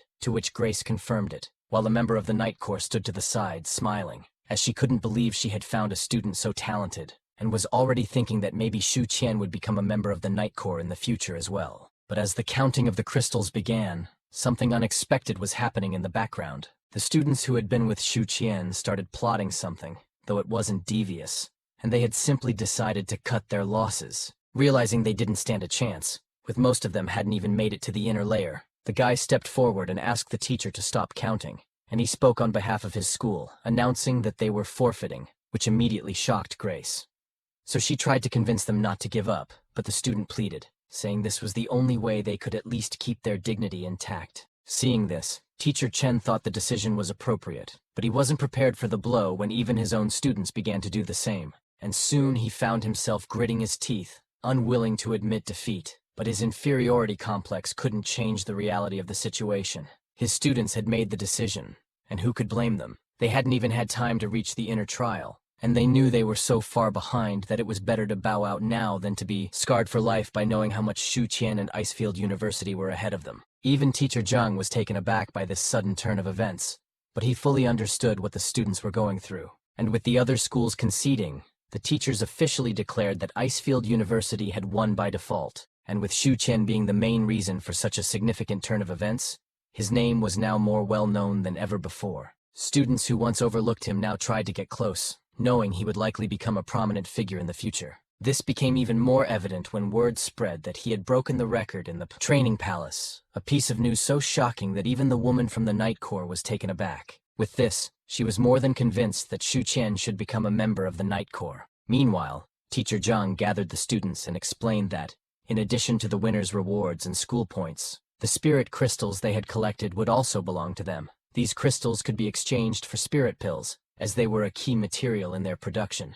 The school could assist them in processing the crystals into spiritual pills, and seeing the sheer number of black crystals Hu Qian had collected, Zheng Hao couldn't help but feel envious, realizing how many high-level crystals Shu Qian could produce. But to his surprise, he wouldn't have to be envious for long, as Shu Qian offered to share some of the crystals with them, which caught everyone off guard, as Shu Qian didn't need to do such a thing. But he insisted, explaining that since they had all traveled through the cave together, and because he had plenty of black crystals, he didn't really need the lower-level ones, which is why he was giving them out. And they were genuinely appreciative of this generosity, knowing that the crystals would definitely help in upgrading their pets, and Shu Qian was happy to see their gratitude, and he really didn't need the low and mid-level crystals anyway, as his dog was already at 6 stars, so crystals of that level probably wouldn't have much effect on his doggo anymore. Meanwhile, others noticed Shu Qian's generosity, which led them to ask their own leader to do the same. But their situation was different, as their leader didn't have the luxury to be as generous as Shu Qian, since the crystals they had collected were just enough for themselves, and so the leader could do nothing but run for his dear crystals. But with that matter settled, the Night Corps member took the opportunity to approach Shu Qian. And since he seemed to recognize her, she knew this would make things easier. So after introducing herself as Tang Jing, she asked Shu Qian if he would be interested in becoming a Night Corps member, which shocked Shu Qian, as he had never expected them to actually approach him in person, and his surprised expression said it all. And Jing could tell that he wanted to know why they were offering him such an opportunity. So she explained that it was all because of his impressive performance. With the number of crystals he collected, it was clear that both his power and his beast were exceptionally strong, and this flustered him, so just like before, he tried to downplay it by attributing his success to luck. And Jing might have believed him, especially after seeing that Shu Qian had a snow wolf as his companion. But knowing that he had broken the record set by Sister Wei Shui, she was convinced that this dog must be something special. And the fact that an elite 6-star beast could defeat a Lord-rank monster only solidified her belief. And this was more than enough to consider Shu Qian a strong candidate for the Night Corps. And Shu Qian was excited by the offer, but he hesitated, thinking that as a freshman, it might not be possible right now. But Jing reassured him that as long as he was willing, the Snowfield Army had ways to make it happen. But before their conversation could continue, Teacher Zhang stepped in between them, calling out Jing for trying to poach his student, while sarcastically asking whether the army was so desperate that they had to recruit freshmen, to which Jing quickly clarified that wasn't the case. Still, Zhang pressed on, pointing out that they should at least have the dignity to wait until he becomes a professional. But he knew they wouldn't easily agree, so he turned to Shu Qian and advised him against joining. Although being a Night Corps member could offer many conveniences, it also came with significant dangers. Otherwise, there wouldn't be so few people in the Night Corps. While Jing, on the other hand, understood the desires of a young heart, so she countered by promising that joining the Night Corps would allow Shu Qian to explore strange and mysterious places. He would have the convenience of entering and exiting foreign countries without waiting for school approval. They would handle everything for him, so he should think it over carefully, which Shu Qian replied that he would, as the benefits aligned with his goals. He needed to investigate the matter of foreign worlds thoroughly, and being a Night Corps member would certainly help. But as a member of the Snowfield Army, his movements would likely be restricted, and he might not have the free time needed to explore the truth behind the foreign lands. In that case, the benefits would be useless to him. Still, Shu Qian wasn't in a hurry to decide. He knew he could contact Jing and join whenever he wanted. For now, he chose to leave with the school, especially since Teacher Zhang had already summoned a massive freaking aircraft to take them back. So he decided to hold off on the Night Corps for the moment and return with the school. And as they boarded the mech beast, Teacher Zhang approached a Night Corps member to inquire about the situation in the underground, in which they reported that they had encountered countless Lord-level beasts, but fortunately, no Monarch-level creatures had appeared. Otherwise, they would have needed Zhou Ryu to step in just to clear the underground, and the only thing troubling them was that they hadn't yet discovered the reason why these mutant beasts had gone crazy. Meanwhile, deep within the underground cave, where the leader of the mutant beasts resided, a Thorn General, one of the few who had survived an encounter with the humans, was now reporting to their leader. The general described the grueling fate his men had suffered at the hands of that devilish boy and his demon dog, who not only showed no mercy, but seemed to revel in watching them self-destruct. A few moments later, Shu Qian and his gang were on their way back to their university. While the others rested peacefully, Shu Qian found himself wide awake, his mind racing with thoughts about when he would be able to enter the foreign lands again. He now had a new mission at hand, and that is to investigate the truth about the New World. On top of that, he had a side task requiring him to contract 4 beasts. Completing this task would reward him with a new skill called Fake Beast Body, which would allow him to simulate the breath of a spirit beast, either to confuse enemies or avoid danger. And the potential of this skill excited him. It would likely even allow him to transform into any beast he wanted, depending on the amount of soul power he could use to maintain the disguise. And this ability would be incredibly overpowered for exploring the New World. He could even navigate the underground caves unhindered, making his investigations much easier. With that thought, Shu Qian knew he needed to find his 4th beast as soon as possible. A few moments later, they finally arrived back at their campus. The students quickly disembarked from the carrier and headed home, and Shu Qian was about to do the same, but was stopped by Yun Yao, who informed him that Teacher Zhang had asked them to stay behind to receive the winning award for being one of the top students. And so they made their way to the logistics department, where Teacher Zhang revealed their rewards, and that is energy crystals of their choosing. But since this was Icefield University, Zheng Hao wondered if there were any fire crystals available, as ice crystals wouldn't be much use to him, to which Teacher Zhang assured him that he had nothing to worry about, as they had crystals of all elements. These were treasures collected by the 7 schools specifically to reward the winners of the trial, and the sheer variety and quality of the crystals left the students in awe, their eyes shining with admiration. But it became clear that there were no duplicates among the crystals. So as soon as Zheng Hao spotted a high-level lava eruption skill crystal, he immediately took dibs on it.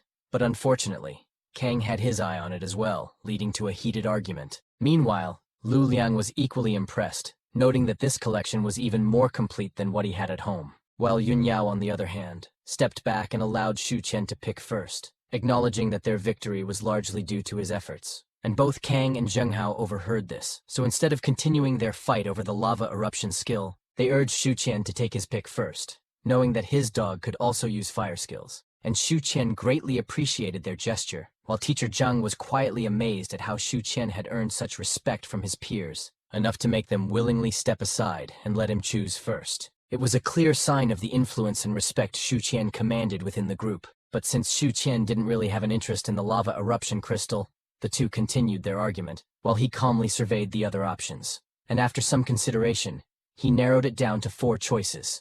The first was Feast of Ice, a crystal that could create a variety of ice weapons for attacking, but this wasn't suitable for his dog, who had paws not hands. The next option was Flame Palm, but it seemed to have a similar effect to Doggo's Soul Claw, so the functions were too similar to be useful. The third choice was a water crystal named Honey Dew, which he assumed was a healing skill, not quite what he needed at the moment, which left him with an electric crystal that offered a chain lightning ability. But as he used his Eye of True Vision to inspect the crystal more closely, he noticed something intriguing. there was another name associated with it, the Raikage incarnation, and this prompted him to take an even closer look, and to his surprise, he discovered that this crystal offered far more energy and potential than he had initially thought. This couldn't be a simple skill like lightning chain. That skill only bounces lightning between enemies with decent attack power, while the name Raikage incarnation suggested something far more powerful. So it seems to be that the school had been unable to fully identify the true potential of this lightning crystal, but he really didn't have a clear idea of what Raikage incarnation was.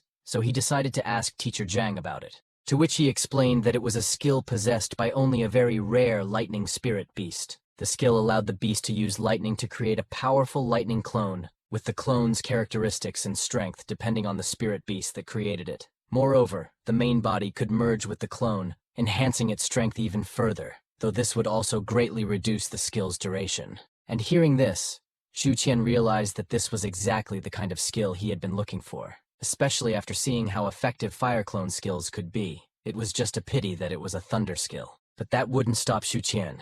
This simply meant he needed to evolve Doggo to the Lord level using a thunder evolution material, allowing them to learn this powerful skill. So without hesitation, he notified the teacher, the chain lightning crystal, which surprised everyone, prompting the teacher to urge him to reconsider, suggesting he take Feast of Ice or Lava Eruption instead, both of which were more aligned with his dog's current element. But Shu Qian was already dead set on this crystal. Meanwhile, Yun Yao, who had been with Shu Qian the longest, quickly realized what he was planning. Though concerned, she knew that if anyone could succeed in pulling off such a risky move, it was Shu Qian, so she supported his decision wholeheartedly. While Kang and Zheng Hao, on the other hand, completely misinterpreted his choice, thinking Shu Qian had picked the lightning crystal so they could have the good crystals for themselves, which only made Shu Qian smirk at how ridiculous they were being, as this lightning crystal might be the most special one of all. But with this crystal in hand, Shu Qian knew that finding a lightning evolutionary material was now crucial. But he couldn't rely on his toad for this task,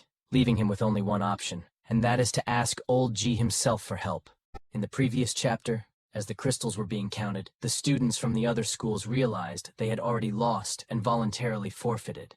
This meant that Icefield University had won by default, and because Shu Qian had stood out the most during the competition, he was offered a spot in the Night Corps. But since he was not in a hurry, Shu Qian decided to think about it for now and just return with his class. After their return, they were given the promised rewards. Each student could choose a crystal of their liking. Among the countless choices, Shu Qian stumbled upon a lightning crystal. On paper, it was labeled as Chain Lightning, but with his eye of true vision, he saw its true nature. It was a skill named Raikage Incarnation, which allowed the user to create a clone made of lightning. Without hesitation, Shu Qian chose this crystal as his reward, but he knew he still needed a lightning evolution material to fully utilize this skill, so he decided to visit Old G for help in acquiring it.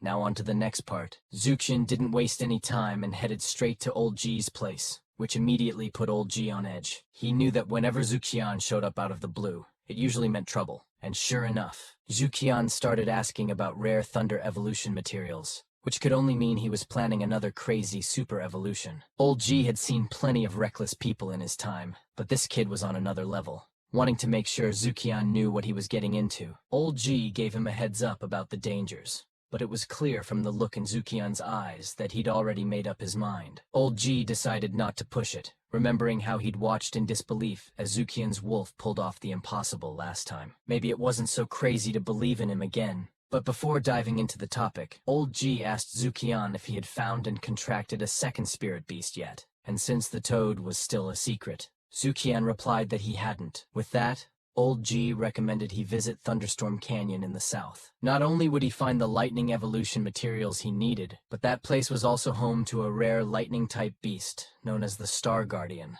These spiritual beasts were known for their close connection to humans. They often guided adventurers who wandered into the canyon to safety, acting as local guardian beasts. They were powerful but low-key, and if the area became dangerous, they would warn people to leave without causing harm. It was even rumored that the Star Guardian had evolved by relying on some special lightning materials, so if Zuxian could find one, he was likely to find the other. But Old G cautioned him that making a contract with a Star Guardian was a rare occurrence. Although these creatures were kind to humans, they didn't seem particularly eager to form contracts, perhaps because they preferred to roam freely among the thunderclouds. So if Zuxian failed to secure one, he shouldn't be too hard on himself. After all, the protective gloves were still crucial for him at his current rank. With that, Zuqian thanked old Ji and headed back home to pack up his things, which he couldn't help but chuckle at his situation. He had just finished the competition, and here he was, already preparing to leave again. But just like a dumbass, he suddenly realized he'd forgotten one crucial detail,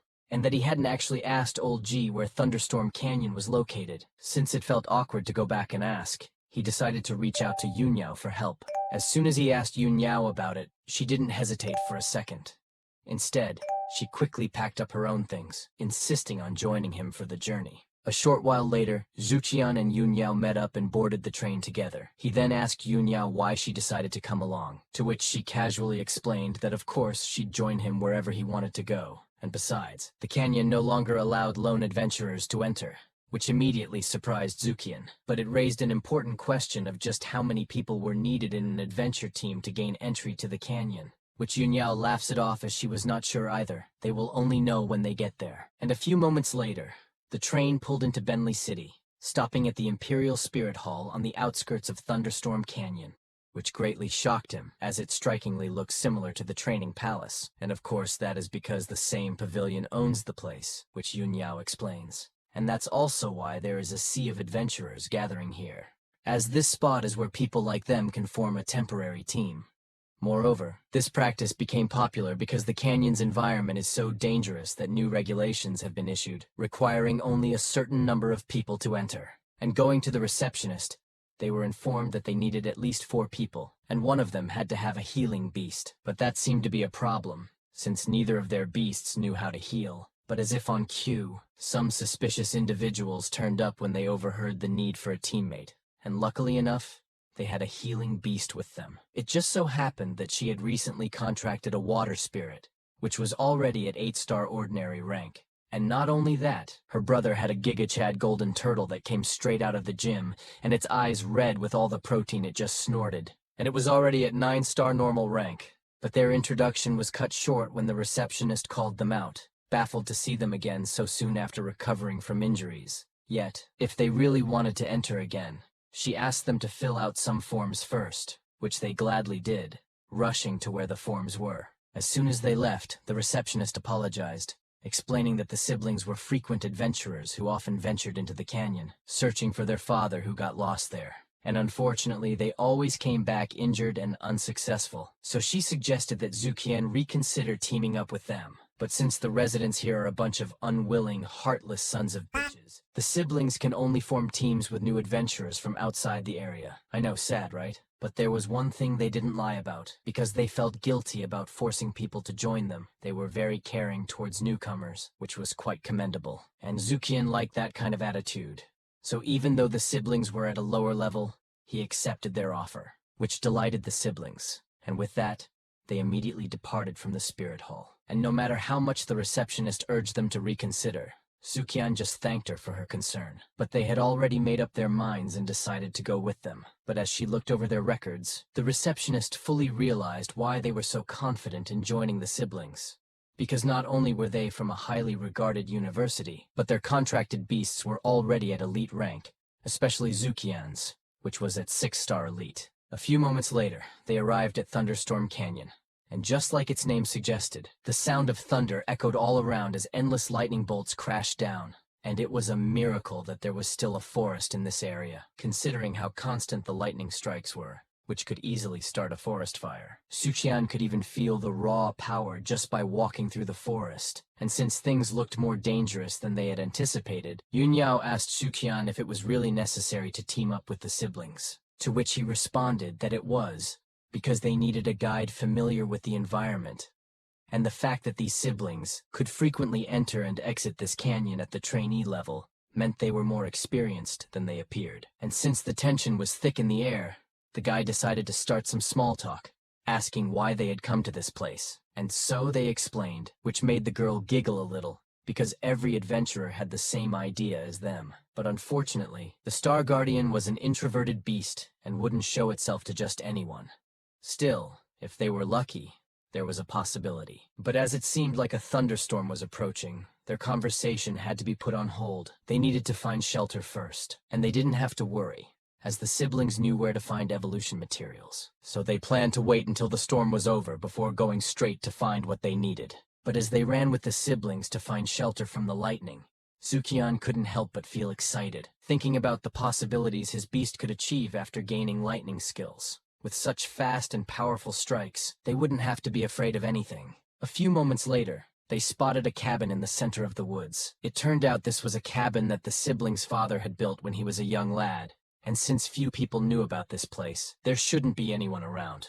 And he was right. And now that they were out of danger, Zukian asked if the rumors about the Guardian helping adventurers were true.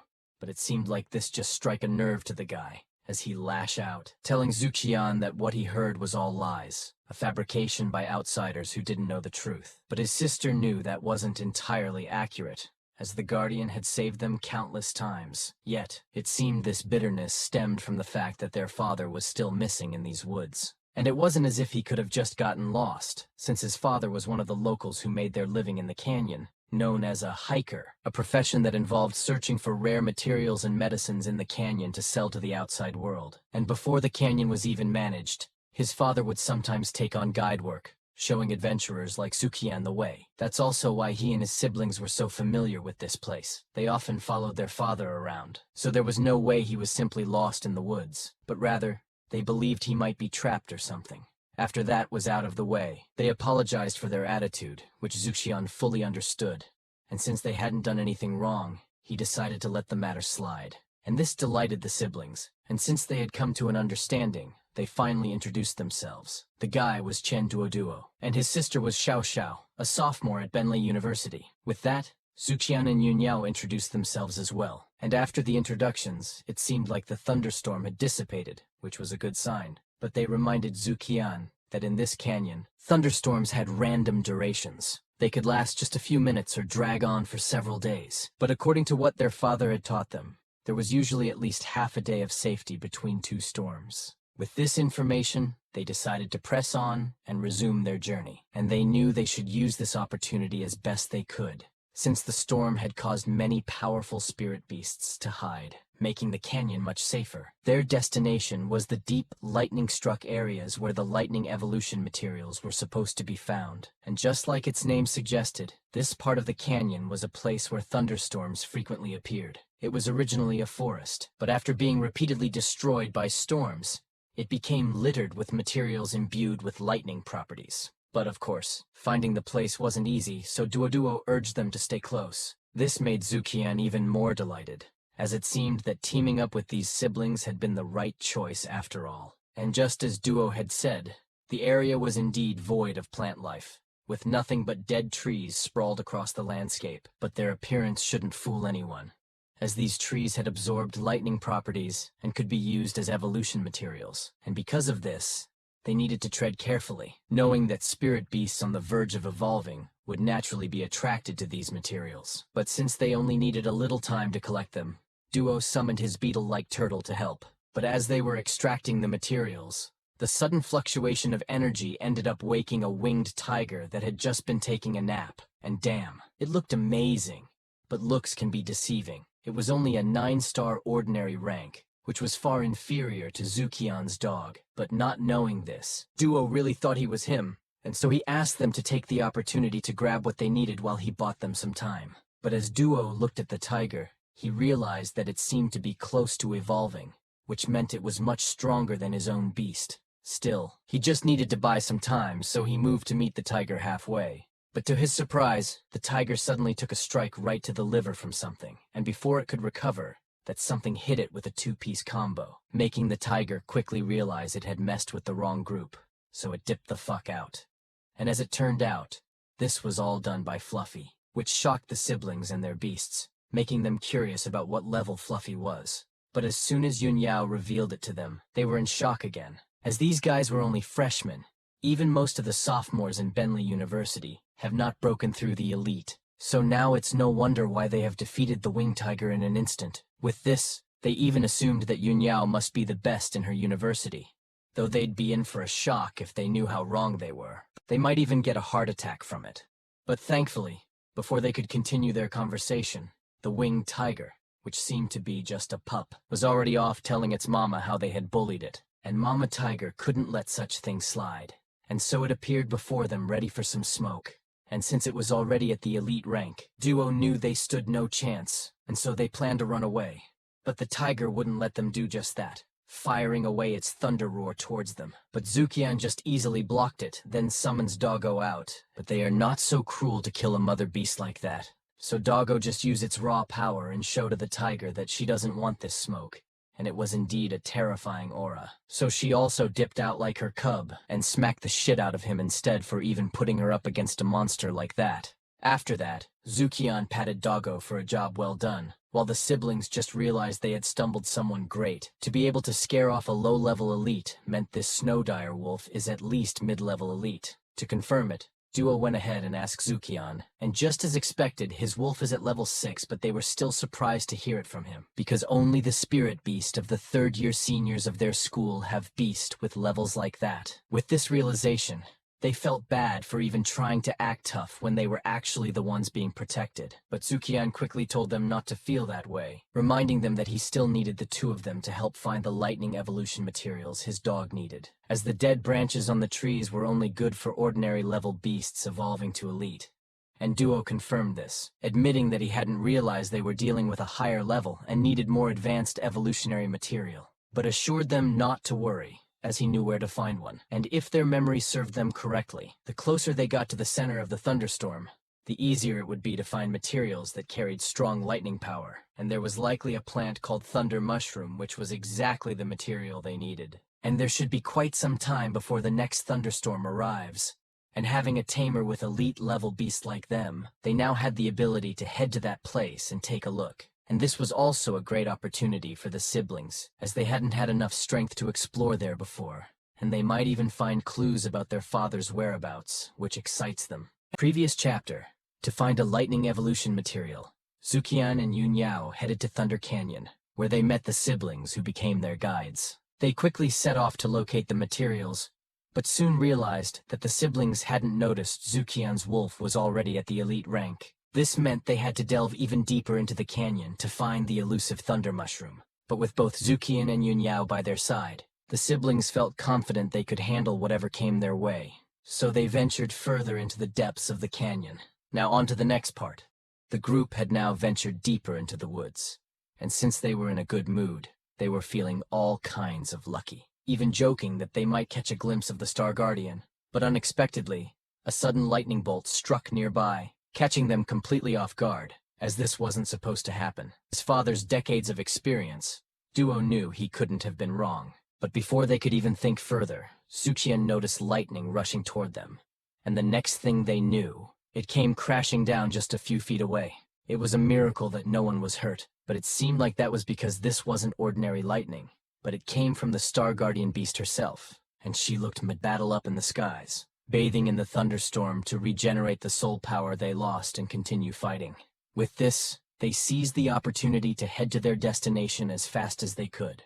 But as they brushed through the bushes, Duo couldn't help but feel that something strange was happening, as the Star Guardian usually never fought for territory. So he wondered why she was acting up now, but it seems that the answer to that would have to wait, since they were getting closer to their destination, and finding clues about his father was more important. And with that in mind, he focused and quickly climbed up the cliff. But as they reached the top, the Star Guardian suddenly descended right in front of them and used her lightning ability to communicate. And if they didn't know any better, it looked like she was attacking Zukian and the others. But they were shocked to see a light shining deep within. This couldn't be the doing of any beast, so they grew hopeful that it might be their father. And thankfully their assumptions were right. So tears immediately welled up in their eyes, as they couldn't believe such a miracle had happened. And they quickly attributed their success in finding him to Zukian and Yun Yao, and their father wasted no time in thanking them from the bottom of his heart, which they felt a bit shy, receiving the gratitude, noting that his kids were their friends after all, and hearing that was a good thing. It reassured the father to know his children had strong friends like them. But there was still a problem to solve. So he asked if the Guardian was still fighting the Falcon, which they confirmed. And the father couldn't help but feel saddened, as this was all his fault. If he hadn't been injured, the Star Guardian wouldn't have been struggling against the Wind and Thunder Falcon. And it all happened a month ago. He had ventured into the canyon to look for materials, but unlike before, he got into an accident. He encountered a special spirit beast, but with the ominous feeling he had, it seemed more like a mutant or something that had escaped from a foreign land, and he was sure of it, as he had never seen a spirit beast in human form in the canyon before. And this mutant attacked him, knocking him off a cliff, leaving him seriously injured and on the verge of death. Even his spirit beast was nearly killed in the battle, and could only sleep and recuperate in the spirit domain. Fortunately, the Star Guardian seemed to have noticed the invasion of the mutant beast and rushed over. Although the mutant beast wasn't found, she did find him, and to treat his injuries, the Star Guardian entered the territory of the Wind and Thunder Falcons and took away the rare fruit, the purple lightning pear that they were guarding. This fruit is anything but ordinary. It has many benefits, and treatment is the simplest way to use it. And the fact that it takes 3 years for it to bear fruit is the very reason why the Thunder Falcon was chasing the Guardian. And while it stands to reason that the Guardian could easily defeat the Falcon, she isn't in the best health right now. And that's because she had just finished feeding the next generation. And damn, it looked hella cute, but interacting with it would have to wait, as the battle outside was getting more intense by the minute. The cave might even collapse, and with no other choice, they headed outside. But Zukian wasn't about to just sit still, so he decided to help the Star Guardian, which immediately concerned the father, but Yunyao assured him not to worry, as this wasn't the first time Zukian had ever taken down a Lord-level monster. Back in the fight, Zukian communicated with the Guardian, asking her to limit the Falcon's ability to fly so they could help out. And since the Guardian needed every bit of help she could get, she didn't think twice, using her lightning net to bring the Falcon crashing down to the ground. And Zukian didn't waste any time, freezing its wings to prevent it from escaping, and then unleashed their avalanche skill to deal a massive impact. And if that wasn't enough, the Guardian joined in with a team attack, frying the Falcon's ass to a crisp. But somehow, the Falcon caught a glimpse of the fruit it had been guarding, and with a sudden surge of energy, it leaped toward that direction. Thankfully, Yunyao was there, and it was their turn in the spotlight. They made sure to use this screen time wisely, conjuring an ice cage to block the Thunder Falcon's attack. And this was just enough for the Guardian to send the Falcon back to the ground once more, and then used her aura to conjure a rope imbued with soul power, in order to pull it away from her cub with all the strength the Guardian could muster. But the Falcon proved to be relentless, managing to break free from her ropes. However, Zukian was ready to welcome it. As the Falcon got close, he transferred his shield to Doggo, allowing him to meet the Falcon head-on, and then used his soul claw to make sure the Falcon knew its place. Still, the Falcon really thought it could handle Doggo, so it tried to break free from his grasp. But Doggo was just cold with it, and proved to the Falcon that it wasn't worth shit, pushing it down even harder, which shocked the 3 onlookers. And it was reasonable reaction, as they never imagined seeing an elite-level beast overpower a Lord-level so easily. And somehow Doggo just decided to beat the living shit out of the Falcon just for its audacity. And when the Falcon thought it could play dead to escape, the Star Guardian appeared out of nowhere to deliver a double tap. And with that, the Falcon could barely even stand. But unfortunately for it, it was dealing with a true menace to society, as these two weren't about to let it leave to see another day. And with their fused powers, they sent the Falcon straight to meet its maker. Meanwhile, the father and son couldn't believe what they had just witnessed, a situation completely turned around by a snow-dire wolf. And to think that Zukian, who had orchestrated all this, was even younger than their Xiao Xiao, which left them utterly stunned. And just when they thought things couldn't get more surprising, Doggo leveled up again after defeating the Falcon. This upgrade not only enhanced his flame vortex into a flame snake, but also unlocked a new side mission, which required Zukian to reach the professional level, and once completed, it would upgrade his absorption skill to synchronous absorption, which would allow both him and his contracted beasts to gain experience whenever one of them earned combat experience. And even though it hadn't been unlocked yet, Zukian could already feel what it would be like if it is unlocked. He could even sense how the speed absorption worked, which he noticed Doggo still had experience left to absorb. And just as expected, he leveled up yet again, reaching 8 stars. And this development shocked the family even more. At this rate, Zukian would reach the professional level at a young age. Even Duo couldn't believe that he had once said he would protect Zukian. But since they were close to evolving, Zukian couldn't help but hug his dog in excitement. But suddenly, the Star Guardian descended back to them, and so Yunyao immediately handed back its offspring. But to her surprise, the Star Guardian was expressing gratitude, thanking her for protecting its cub. But what's even more surprisingly is it seemed to offer Yunyao the chance to make a contract with it. And Yunyao was immediately taken aback. But just like before, she knew Sukian had done most of the work, and felt he deserved this opportunity. But Sukian had already decided to make Dogo evolve to a lightning element, so he didn't need another beast with the same element. Instead, he encouraged Yunyao to take this chance, and so she did just that. Calmly approached the little guy and asked to make a contract, which it was more than happy to do. It couldn't even control its excitement as it flapped its wings. And with both parties willing, the ritual was easy to start, and the contract was quick and smoothly made. And this was a cause for celebration, as it was their first time seeing someone successfully contract a Star Guardian. Not only was its soul power high, but it also had perfect quality and was already at a 9-star ordinary rank even as a cub. Still, Yunyao, being the kind-hearted person she was, couldn't help but feel that the siblings should have had the chance to tame the Star Guardian first. But as amazing as it sounded, they knew it was close to impossible. They were only at the apprentice rank and couldn't make another contract yet. So they assured Yunyao not to worry about them and encouraged her to just enjoy her new companion. And the father felt the same way, as this was a rare opportunity, especially since the Star Guardian had made enemies with the Thunder Falcon tribe. She may have understood that the best option for her cub was to keep it as far from danger as possible through a contract. So he urged Yunyao to take on this responsibility and focus on nurturing the cub. Afterwards, the Star Guardian returned with a parting gift. It was an abundance of thunder mushrooms, not only to provide Zukian with what he needed, but also to pave the way for its children. But before they could properly say their thanks and goodbyes, another thunderstorm suddenly emerged. And such unnatural timing could only mean something bad. And just as they feared, they saw several silhouettes of flying beasts rushing toward them on the horizon. It seemed the Thunder Falcon had brought its entire clan, attempting to clap back. And since this was not a battle they could win like before, the Guardian urged them to leave while it called upon its own tribe for an all-out war. With that, Thunder Canyon became a battleground, where lightning and thunder raged more violently than ever before, fueled by the fierce clash between the two clans. A few moments later, they arrived at the Imperial Spirit Hall, where they could finally rest without worry. And with the uncle now safe with his family, he realized he no longer needed the electric pair. And as a token of gratitude for helping his family escape the canyon, he decided to give it to Zukian.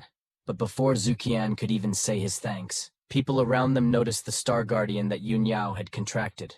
Not only were they surprised, but some were also somewhat envious. And just like the beta humans they were, they assumed that being from Benlei City, they had the right to test Yunyao to see if she was worthy of being with the Star Guardian. So one of them stepped forward and summoned their elite rank spirit horse. Immediately, the siblings knew these were all bullshit. They clearly just wanted to steal the Star Guardian for themselves, which they didn't have the right to object since the Star Guardian herself had chosen Yunyao. But no one was more pissed off than Sukian. He wasn't about to let anyone disrespect the best girl, and since this guy cared so much about ability, Zukian decided he would teach him what real ability was. And just like an NPC, the guy commanded his horse to attack Sukian, but to his surprise, his horse was nowhere to be seen. And when he looked around, he saw that Doggo had already put the horse in its place, showing everyone who the real boss was, casually sitting there with his unprovoked menace behavior.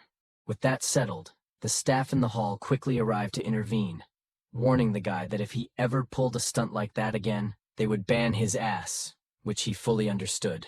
And now that the drama was out of the way, they could finally relax. And with the purple lightning pair in hand, Doggo's evolution to a lightning type should be stable. The only thing left was to upgrade Doggo to 9 stars, and they'd be all set. But leveling up here wouldn't be possible because of the ongoing war, so it seemed like they'd need to head back to their place first and take a rest as they made their way home.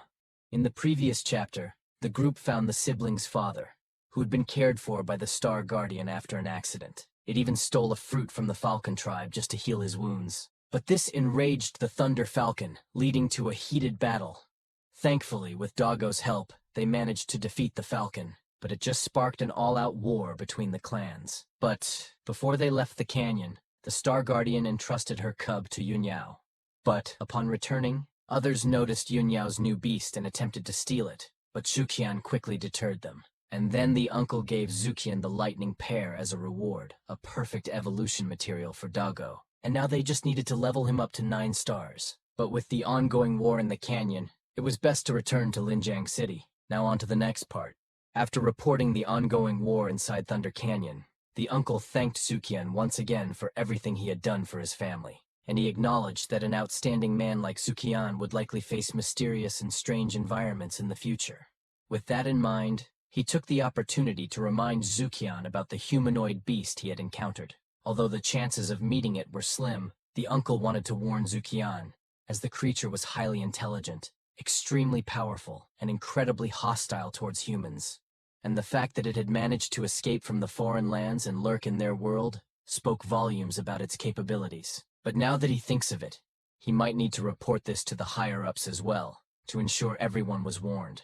But before he leaves, he also predicted that the next time they met, Zukian might already be a professional tamer, and his name would likely be known in Benley City, so he hopes that he won't forget them.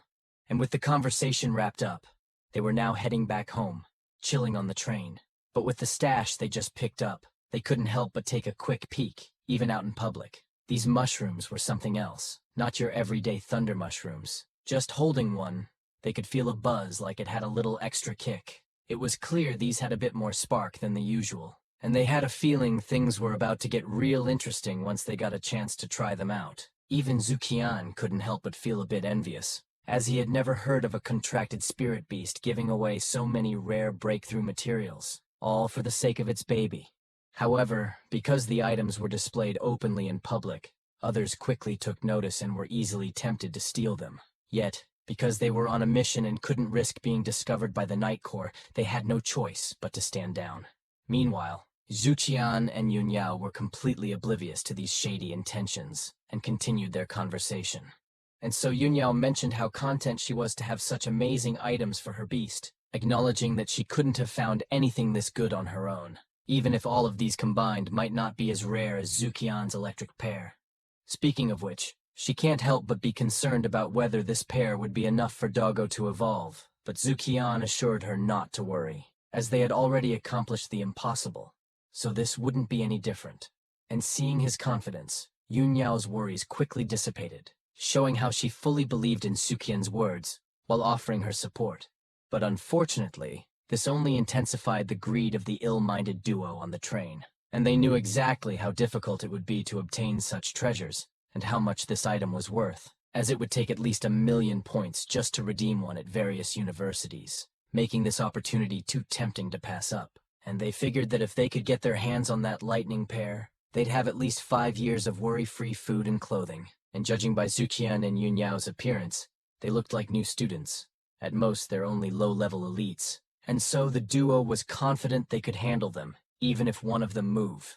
With this in mind, they decided to keep a close eye on the pair and wait for the right moment to strike. But fortunately, Zuqian's eye of true vision had drastically improved, allowing him to notice the two ill-intentioned individuals. After that, he quickly informed Yunyao, but they both knew that reacting now would only make the brothers more cautious. So they acted as if they hadn't noticed a thing, continuing to chat casually about the great time they had in the canyon. And their strategy worked, and so the brothers remained confident that they would easily defeat these unaware students with a surprise attack. And when the train stopped, both Zuqian and Yunyao exited as if everything was normal, while the brothers quickly followed suit. But as they walked into a seemingly perfect alley, the brothers felt a brief moment of hesitation, suspecting it might be a trap. But with the treasure so close, they concluded it was worth the risk, so they went for it, summoning a Lord-level orangutan and an 8-star elite salamander. But Zuqian and Yunyao were more than prepared, summoning their own beasts in response, which enraged the brothers, realizing that the students had known they were being trailed and had made them look like fools. Even so, the brothers were determined to end the battle swiftly, knowing that if they took too long, they might attract the Snowfield army, or worse, the Night Corps. And so the orangutan used its charge ability, but instead of being hindered by Yunyao's ice cage, it leaped to avoid it and aimed directly at Dogo. But with their attention onto it, the salamander used its venom spray for a sneak attack. Thankfully, Yunyao quickly activated her extreme ice cage again and blocked it, which Zuqian appreciated, but the venom had fire properties, making things more challenging. Meanwhile, Doggo used his soul claw to grab the orangutan mid-air, leading to a stalemate. But the brothers couldn't afford to waste time, so they activated their companion skill, Gigantification, breaking free from the soul claw. But this move only opened up an opportunity for Doggo to use another skill of his, the Flame Snake, which was directed to the salamander, and the venom ain't shit compared to the flame snake. And so they easily defeated the salamander, leaving the brothers completely shocked. But even before they could pull themselves together, Doggo unleashed his deterrent skill, and just like that, the orangutan was instantly deflated, left looking completely flaccid and powerless. Even Doggo had to pause, a bit surprised by how quickly it went limp. But the older brother wasn't about to give up. Being a professional tamer, he could use the skills of his beast himself. He activated Gigantification on himself and launched a direct attack on Zukian. To his surprise, Zukian revealed he still had a mech beast with him, and unfortunately for the brothers, they had overstayed their welcome, and the commotion had already caught the attention of the Night Corps. And so, they easily defeated the brothers, but when they turned to deal with their beasts, they were shocked to find the once violent creatures now looking up at them with puppy dog eyes. These kinds of beasts were notoriously aggressive, so seeing them behave this way was quite surprising. But what's even more astonishing was that Doggo's aura had risen to a much higher level within just a few days. And just when they thought things couldn't get any weirder, the owner of the taming palace appeared on his magical beast. It seems like he had caught wind that Zukian was being followed and had rushed to check on him, worried for his safety. But he arrived too late, as the perpetrators were already tied up. As expected of the Night Corps had done their job, or so the old man thought, as the Night Corps agent revealed that they hadn't done much, and this was all thanks to Zukian, which they shyly confirmed. But this was all more assuring to old G, knowing he didn't have to worry about Zukin anymore, and soon after, it was confirmed that these brothers were the poachers the Night Corps had been targeting all along. With this revelation, they assured Zukian and Yun Yao that they would handle the situation, and asked someone to escort the pair back home, promising to keep them informed about what would happen to these criminals, which they were grateful for the help, and so they left the scene. As they did, Ms. Night Traveler admitted that she never expected these cautious poachers, who had been eluding them for so long, to just fall right into their laps. But it seems like they had also brazenly decided to target novice tamers in broad daylight, and this arrogance made it clear that these guys were in dire need of severe punishment, and just by the looks of it, she could totally ruin them. And so the poachers clarified that they never wanted to harm the students, as they were simply drawn to the electric pair that Zukian possessed, which shocked everyone, as they wondered how an apprentice-ranked tamer like Zukian had managed to get his hands on something so precious, something that was heavily guarded by lord-level beasts. And the fact that the owner of the training palace had personally come meant that Zukian was indeed someone of great value, which old G couldn't help but agree, especially since he noticed that the Night Corps had taken an interest in Zukian as well. And the woman was proud to confirm this, stating that with Zukian's talent, he might not even have to wait until his second year to be eligible to join the Night Corps, a position usually reserved for spirit tamers who had reached the professional level by graduation. And naturally, they wouldn't let such an exceptional talent slip through their fingers, and she was certain that the owner of the training palace felt the same way about the boy. Old G couldn't deny her point and didn't intend to interfere with their selection process, but he reminded her that Zukian was still a student. But this only made Ms. Night Traveler laugh, as she believed that being a student didn't conflict with being a member of the Night Corps. No matter what he says, she wasn't about to let Zukian slip out of her sight. And since she was being so direct, old G decided to respond in kind, admitting that personally, he had hoped she wouldn't discover Zukian, so he could safely represent Linjiang City in the League, as he didn't want Zukian to experience the harsh realities of the soul-controlling world so early. That's why he had been protective of the boy. And to be frank, he doesn't believe she has the ability to be Zukian's mentor, as just 2 months ago, Zukian had contracted his first spirit beast, and now he was surprising not only her but everyone he encountered. And so if she had time, she should look into Zukian's background to truly grasp what he meant. And with no more to say, old G left, but his expression was more worried than before. After everything he had said, he couldn't help but admit to himself that even he didn't have the qualifications to hold Zukian back either, as the boy's growth rate was faster than anyone he had ever seen, even surpassing the legendary Zuo Ryu himself. Meanwhile, Ms. Night Traveler couldn't help but dwell on what old G had said. So as soon as she handled the criminals and returned to her office, she decided to look into Zukian's background. To her surprise, she discovered that he was the child of a martyr. The Snowfield Army generally avoided recruiting those whose parents had died in the line of duty, knowing how easily this profession could put one's life in danger. And this quickly made her feel conflicted, as she realized she couldn't in good conscience let this kid follow his parents' path. It was also a matter of respecting the fallen. However, she knew that if Zukian wasn't absorbed into the Night Corps, she wouldn't be able to help him directly. But despite her desire to recruit him, she understood that letting go might be for the best. Still, she wanted to do whatever she could to assist him, considering it his reward for helping her catch the poachers. Fortunately, Zukian was at home, sorting through the things he had gathered from his expedition, so he quickly noticed her call, and, as promised, she informed him about the fate of the guys who had attacked them, detailing their punishment. Zukian was glad to hear it, but he didn't expect her to suddenly offer him a reward, as he felt he hadn't done anything beyond defending himself. So he was about to decline, but she insisted, explaining that it was a strict rule they had to follow. With that, Zukian accepted the offer and seized the opportunity to apply for qualification to enter the foreign lands again. His goal was to upgrade Doggo as quickly as possible, knowing that the experience gained there was vastly superior to the usual training. And this just surprised her, as she had expected him to ask for something tangible, like most teenagers would. With this, it became clear to her that Zukian was truly different. His focus on training and improvement set him apart from others, and perhaps this was why he was growing so much faster, and she knew exactly what would fit him well. So without hesitation, she quickly instructed her assistant to draft a document assigning Zukian as a quasi-knight member, which caught her assistant completely off guard, as bestowing this title would allow Zukian to succeed her in the future, which also meant she would eventually lose her privileges after. And there were only 1 or 2 positions available for each knight member, so the assistant suggested that this decision might be a bit too hasty.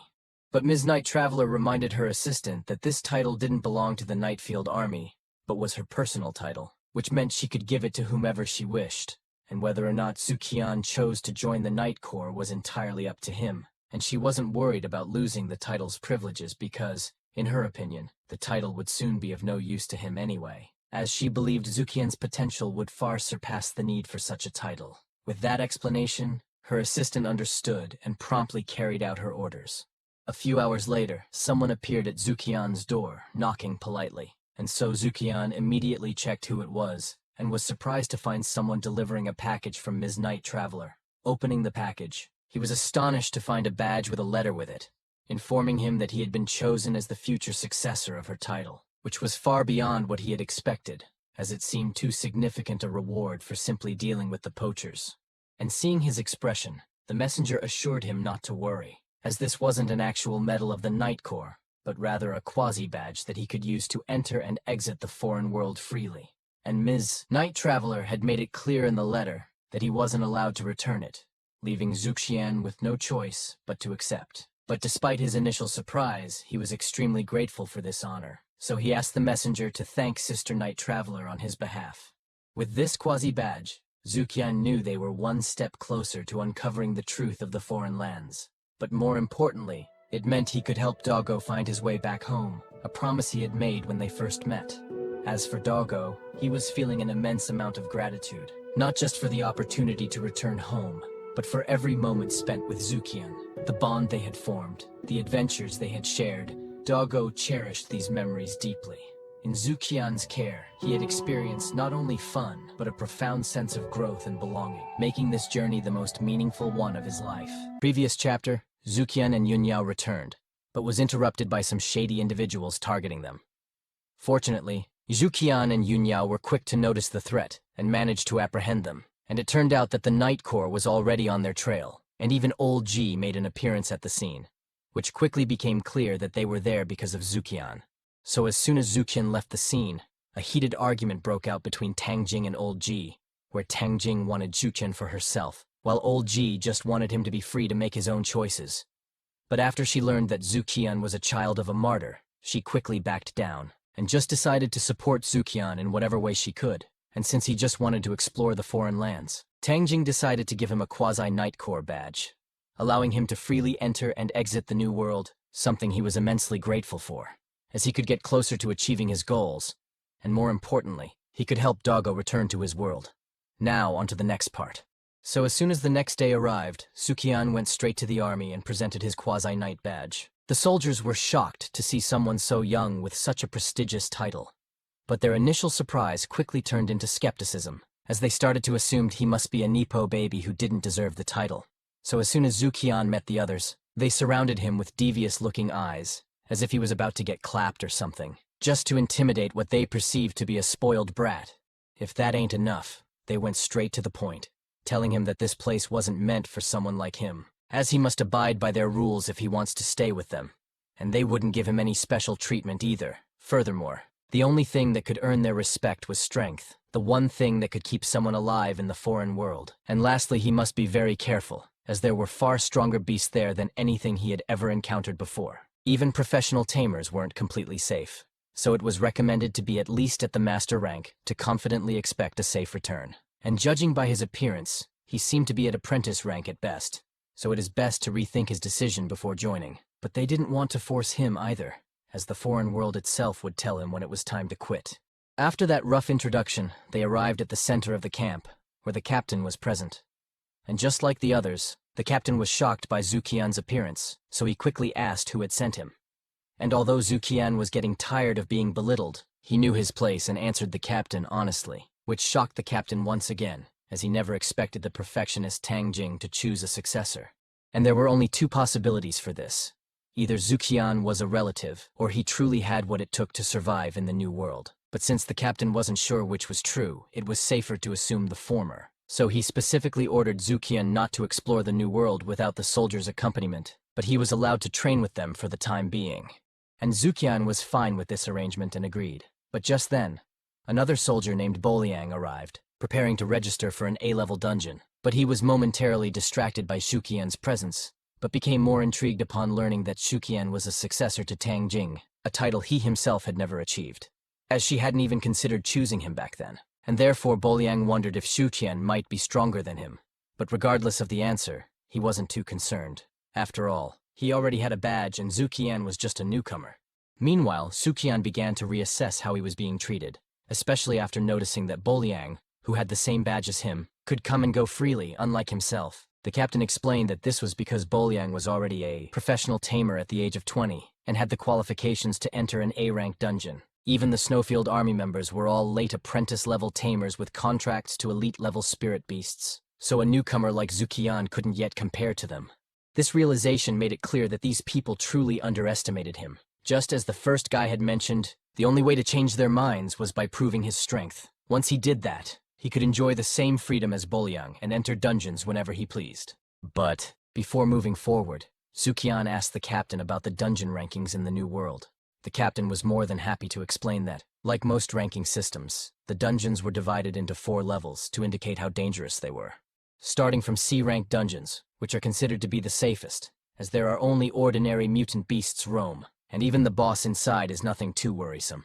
While B-rank dungeons, on the other hand, are more challenging with their peak ordinary to early elite rank beasts, and the boss is usually a mid-level elite. But the A-rank dungeons, however, present a much higher risk, with a spike in difficulty that is almost laughable, as the common monsters in these dungeons are usually high-level elite to lord level, and the boss is typically a high-level lord or even stronger. But none of these compare to the S-rank dungeons, where the minimum level of monsters is lord level, and the bosses are reportedly at monarch level. And the dark spider nest, which Boliang had just chosen, is one of the most dangerous among all the A-level dungeons. It's so tough that if a monarch-level boss were confirmed in the nest, it would have been designated as an S-rank dungeon long ago.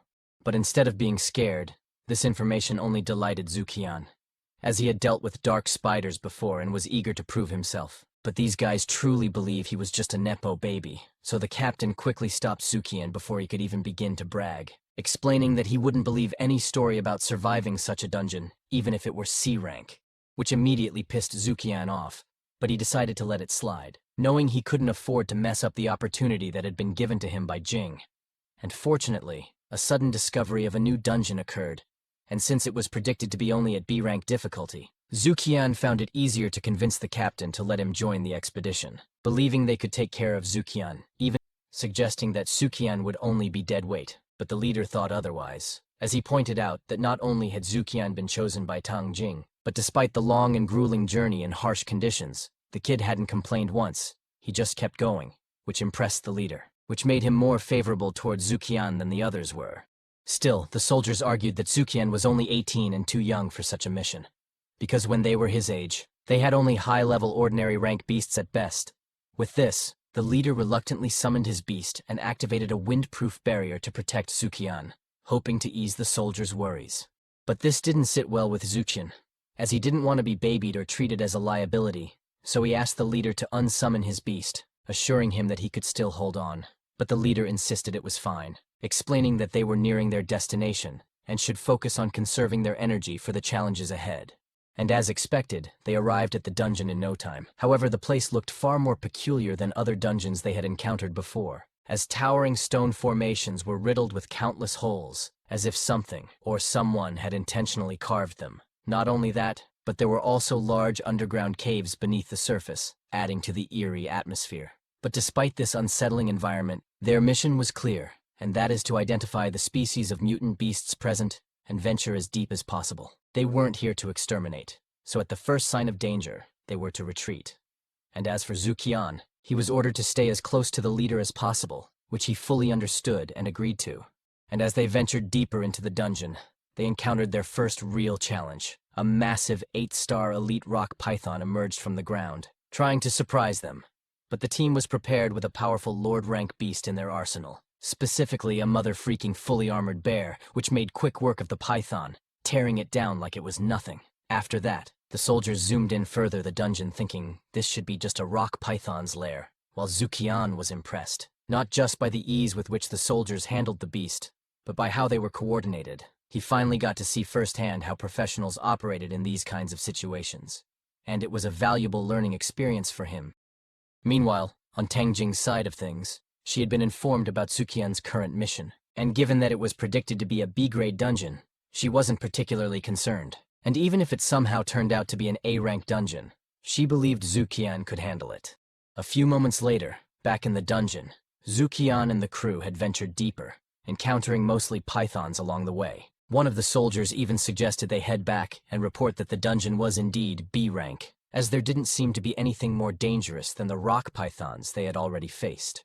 And the leader agreed with this plan, so they were about to use their special communicator to inform the others to withdraw when something up ahead caught their attention. And it was a crying sand beast, a rare desert creature that had no business being in a place like this, which made the leader wondered if there was another entrance to the dungeon that they weren't aware of, one that the sand beast might have wandered through by mistake. To investigate, another soldier summoned his air rat that looked more like a squirrel than anything, flew to scout the area.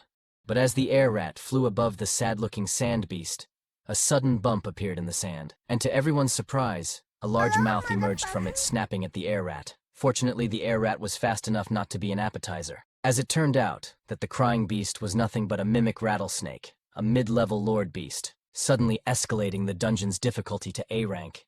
And this creature wasn't playing around, as it immediately used its skill to create a sinkhole, destabilizing the ground beneath them and catching Zuqian by surprise. And the sudden shift in danger convinced the skeptical soldier that Suqian really was a burden, unlike Bolyang, who had a Night Corps badge like him. And so he used his squirrel to try and save Zuqian, but because of his frustration, his focus wavered, leaving him vulnerable to a snake that was about to swallow him whole. Fortunately, the one he had underestimated had saved his ass with their own kind of snake, and at first the soldier thought it must have been Bolyang who came to his rescue. So he was shocked to realize it was Zuqian all along, which left him stunned again. A stupid reaction to have, given the circumstances, and so the leader had to drag his ass out of danger. But their escape route was quickly blocked as more bumps appeared in the sand, where they didn't think twice to change direction. And as more mimic rattlesnakes emerged, it became clear that this dungeon was far more dangerous than they had initially thought. In fact, it was likely even more perilous than the spider nest that Bolyang had ventured into. So the team knew they had to retreat, but these snakes wouldn't even let them leave so easily, as it could use its tail to attack them with sand bullets, and even with the bear's claw storm. They couldn't fully block it, but just when they thought they were in a pinch, Zuqian appeared to save them with his soul barrier, impressing the soldiers once again. But just when they thought they were in the clear, one of the rattlesnakes used its mouth like a sandworm, attempting to suck them all in one go. pause. And unfortunately, the more they struggle, the deeper they sink. But since they were grateful for Zukian, who saved them countless of times already, they have used the flying squirrel to at least get Zukian away from danger. But my boy's pride is so high that he doesn't want to be rescued twice, so he ordered Doggo to get down there and knock some senses into that snake, sending a clear message that they don't want that limitless throat be used anywhere near them ever again. And even the leader was shocked to see he was able to defeat experience points, so they used their fire skill to incinerate the snake. And next was the avalanche to cover the pit and help them get out of the sand. But the commotion attracted another snake, which tried to sneak up for a surprise. But Doggo wasn't having any of it, and just bitch-slapped that motherfucker like it owed him rent. Meanwhile, Zukian and the others flew to safety with the help of the flying squirrel. And the soldiers, having witnessed Zukian's prowess, realized they had been wrong about him. He had truly earned his badge. But the fight was far from over, as several more snakes emerged, ready to jump the two beasts. But unfortunately for the snakes, Doggo and the bear were all about hands, so they beat them up to the pulp, where they couldn't do nothing but receive them fades like it was charity. And Doggo even used his signature choke to kill one snake, while simultaneously bitch-slapping another. And the reverse jumping was so brutal to the point that it made the snake think their life decisions, while also leaving the soldiers in shock. But still, the number of these snakes seemed endless, with more of them appearing as soon as one was defeated. And so Zukian asked the leader to recall his beast, explaining that he had a plan. And although confused, the leader trusted Zukian's judgment after everything he had shown so far and agreed to the proposal. And as soon as the bear retreated, Doggo unleashed his fire skill directly at the snow, creating a powerful thermal effect. And then he used an ice mist to block the snake's vision while also slowing them down. And this combination impressed the leader. Not only Zukian's strength surpassed the norm, but his battle IQ as well. But still, they knew they weren't in the clear yet, so they focused on escaping. And luckily the others hadn't encountered any mimic rattlesnake, so they are waiting for them near the exit. But as time passed with no sign of Zukian and his group, they began to grow concerned. And given that Zukian was with them, they speculated that their boss might have run into trouble because of him. And as their boss arrived back at camp, the soldiers were shocked to see him injured. But what surprised them even more was that Zukian looked perfectly fine, leading them to assume that their boss had protected the kid too well, taking the brunt of the danger himself. But they were caught off guard when the boss announced that the expedition was over and ordered a retreat. Unaware of the true situation, the soldiers were reluctant to leave, thinking they could fully clear the dungeon. But the leader wouldn't change his mind, leading them to believe that the decision to end the mission early was all because of Zukian, which only fueled their resentment. But the leader had enough, so he commanded them to shut up, which they quickly did as they were trained soldiers after all. But they couldn't help but sneak disses at Zukian as they made their way back, blaming him for the early retreat, which left Zukian speechless at how clueless they were. And if it weren't for their kind boss, he might have crashed out already. A few moments later, they returned to the camp, and the captain immediately asked where Zukian was, which he stepped forward. After that, the captain inquired about the B-rank dungeon, prompting the leader to report on what they had encountered, explaining that the dungeon was at least A rank and possibly even S rank, as the common beasts they faced were roughly elite to mid-level lord beasts, and their numbers were practically endless, making it impossible to confirm the rank of the dungeon's boss. And based on the setup of the dungeon, there was a strong possibility that even more advanced beasts lay deeper within. And this revelation shocked everyone, especially the two soldiers who had taken a separate route and only encountered a few elite pythons on their side. And this also clarified why their boss was injured, but it left the captain confused. With only a 2-star Lord Bear in their group, it seemed impossible that they had escaped with only minor injuries if the dungeon was as dangerous as described, prompting the soldiers to quickly explain that it was all thanks to Zukian. Even if it was embarrassing to say, they admitted that Zukian had saved them several times, demonstrating skills that were comparable to Boliang's in terms of efficiency and power. And if it hadn't been for Zukian, not only would they have sustained massive injuries, but they might not have made it back at all. Speaking of which, the leader took this moment to personally thank Zukian for his actions, which caught Zukian by surprise. But he was more surprised the other soldiers followed suit. They even tried to shower him with praise to the point that it made Zukian uncomfortable, as these were the same guys who had tried to intimidate him when he first arrived. Meanwhile, the captain was just in awe of what he had learned. Now it was no wonder why Tangjing had chosen Shuqian, and seeing that Lao Wang the leader recognized Shuqian's abilities, the captain decided he would no longer reject Zukian's application to explore the underground palace. A decision that quickly invigorated Zukian, as this was what he had wanted from the start. And he already had a dungeon in mind, and that is the Ants' Nest. Known for their numbers and strength, the ants would provide an excellent opportunity for him to improve his fighting abilities and push his limits further. Unless, in the previous chapter, Sukian ventured with the soldier to the newly discovered B-rank dungeon, but it turned out to be an A-rank after all, as they were met by countless Lord-level rattlesnakes. Fortunately, with Zukian's presence, they managed to escape the dungeon alive, for which they were deeply grateful. As a result, Sukian was now permitted to freely explore any dungeon he wished, which greatly delighted him. Now, on to the next part. And since Sukian had already made up his mind before coming to the camp, he immediately approached the captain and requested to enter this A-rank dungeon. But just as he was about to finalize his application, another person arrived with the same intention. And the newcomer was none other than Boliang himself. And since both of them were headed to the same ant nest, the captain suggested they go together. A proposal which surprised Zukian, but he was more intrigued by the fact that Boliang also wanted to explore the ant nest. While on the other hand, Boliang was uncertain about teaming up with this new kid. So he quickly reminded the captain that his way of exploring was quite unique, but the captain just reminded Boliang of who had chosen Sukian, hinting that it might be worth giving him a chance.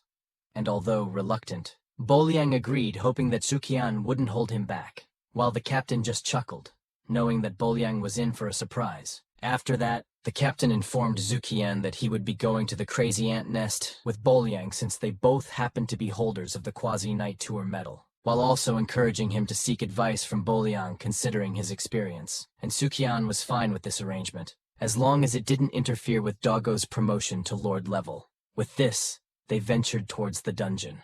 After a brief introduction, Boliang asked Sukian if he truly understood the significance of the Quasi-Knight Tour medal, which Zukian answered that it represented being the successor chosen by a night traveler.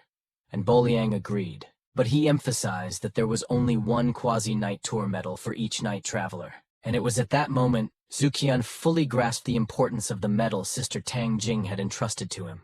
With this now cleared up, Boliang made it clear that although he didn't know why Tang Jing had given the medal to Sukian, it was a sign that she had high hopes for him.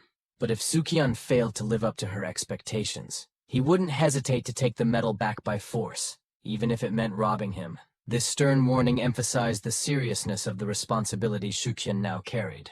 Meanwhile, in another part of the world, deep within a valley, a group discovered a new entrance to a foreign land, and its appearance was awe-inspiring to the short king of the group, who was known as Master Lan, and his underling proudly presented the discovery, revealing that it was the result of over 2 months of searching by their Blood Wolf mercenary group. And they briefly explored the entrance, so they can confirm that this led to the strange and mysterious land connected to Linjiang City. Master and Lan was extremely satisfied with the find, and so they quickly entered the portal. And as Master Lan and his minions entered the foreign land, one of the subordinates couldn't help but wonder why someone as talented as the young master, who had embarked on the path of becoming a spirit controller at the age of 12, would come to such a dangerous place. He was destined to soar high one day, so why risk everything in a foreign land full of dangers? To which Master Lan just smirked and replied that the atmosphere of decay in this place was intoxicating to him. And, of course, he had come to stir up a little trouble in their world, which had been peaceful for far too long, revealing that he was a true menace to society, and his subordinates echoed his sentiments. So they quickly informed him that the closest dungeon was the Crazy Ant Cave, to which Master Lan decided they would head there immediately. The same crazy ant nest where Suqian and Boliang had already ventured.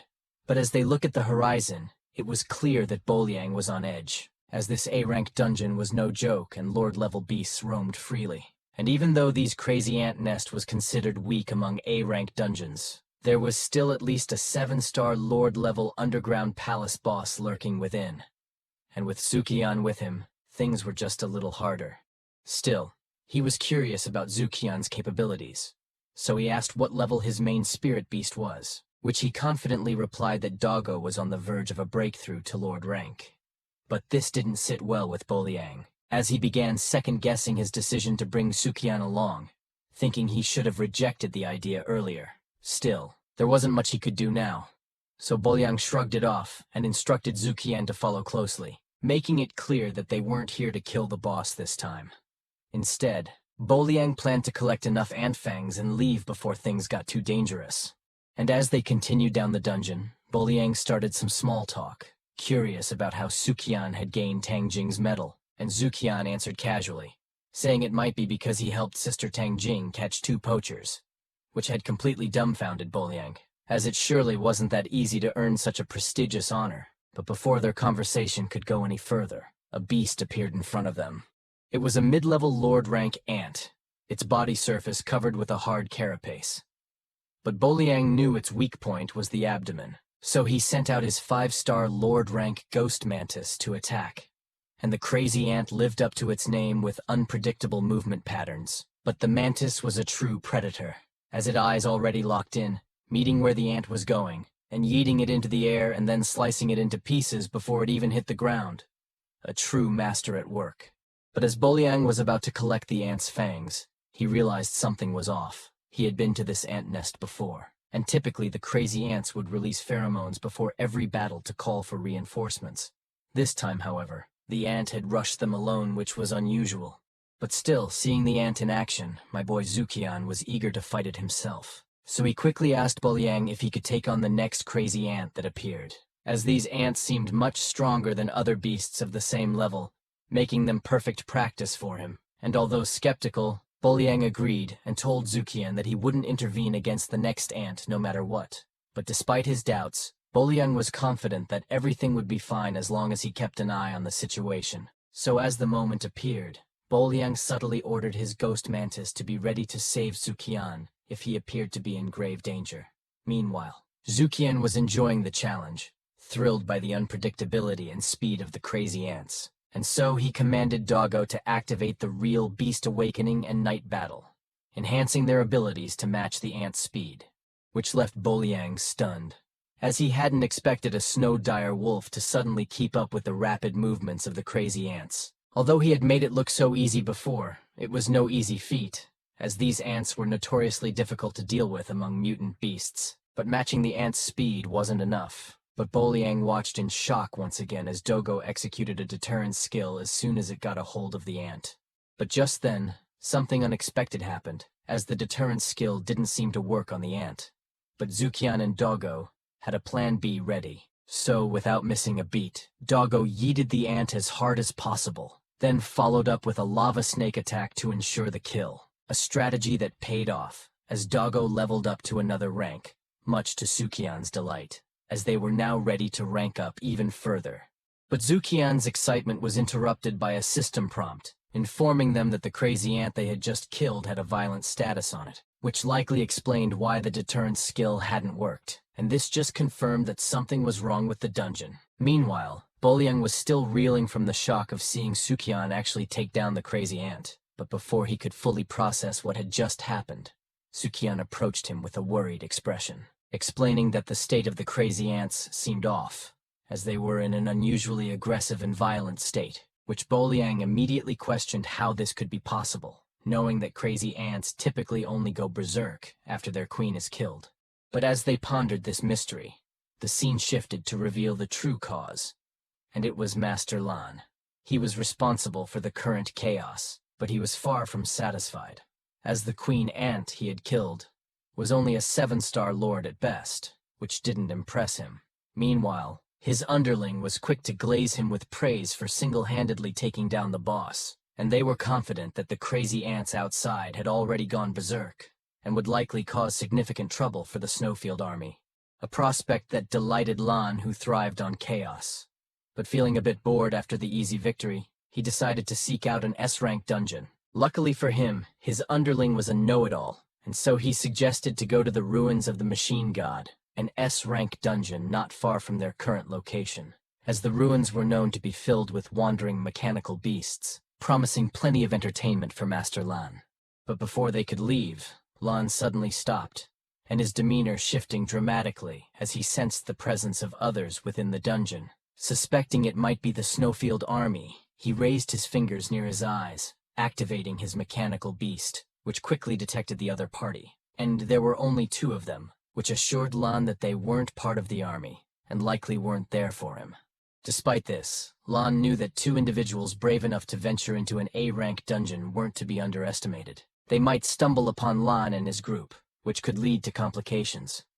So one of his underlings, who was eager to please, offered to get rid of the intruders, but Lan dismissed the idea as stupid, as these people weren't as easy to handle as the underling thought. The fact that they could freely enter and exit an A-level underground dungeon indicated that they held a significant status, not just that of ordinary soldiers. If they were to die here with their own hands, it would inevitably attract the attention of the Snowfield army, and worse, the Night Corps might start investigating, which could put Lan's entire operation at risk. They didn't have the means to escape such scrutiny, and the underling, who is not the brightest, was puzzled by this, and didn't know how to deal with the intruders without drawing attention.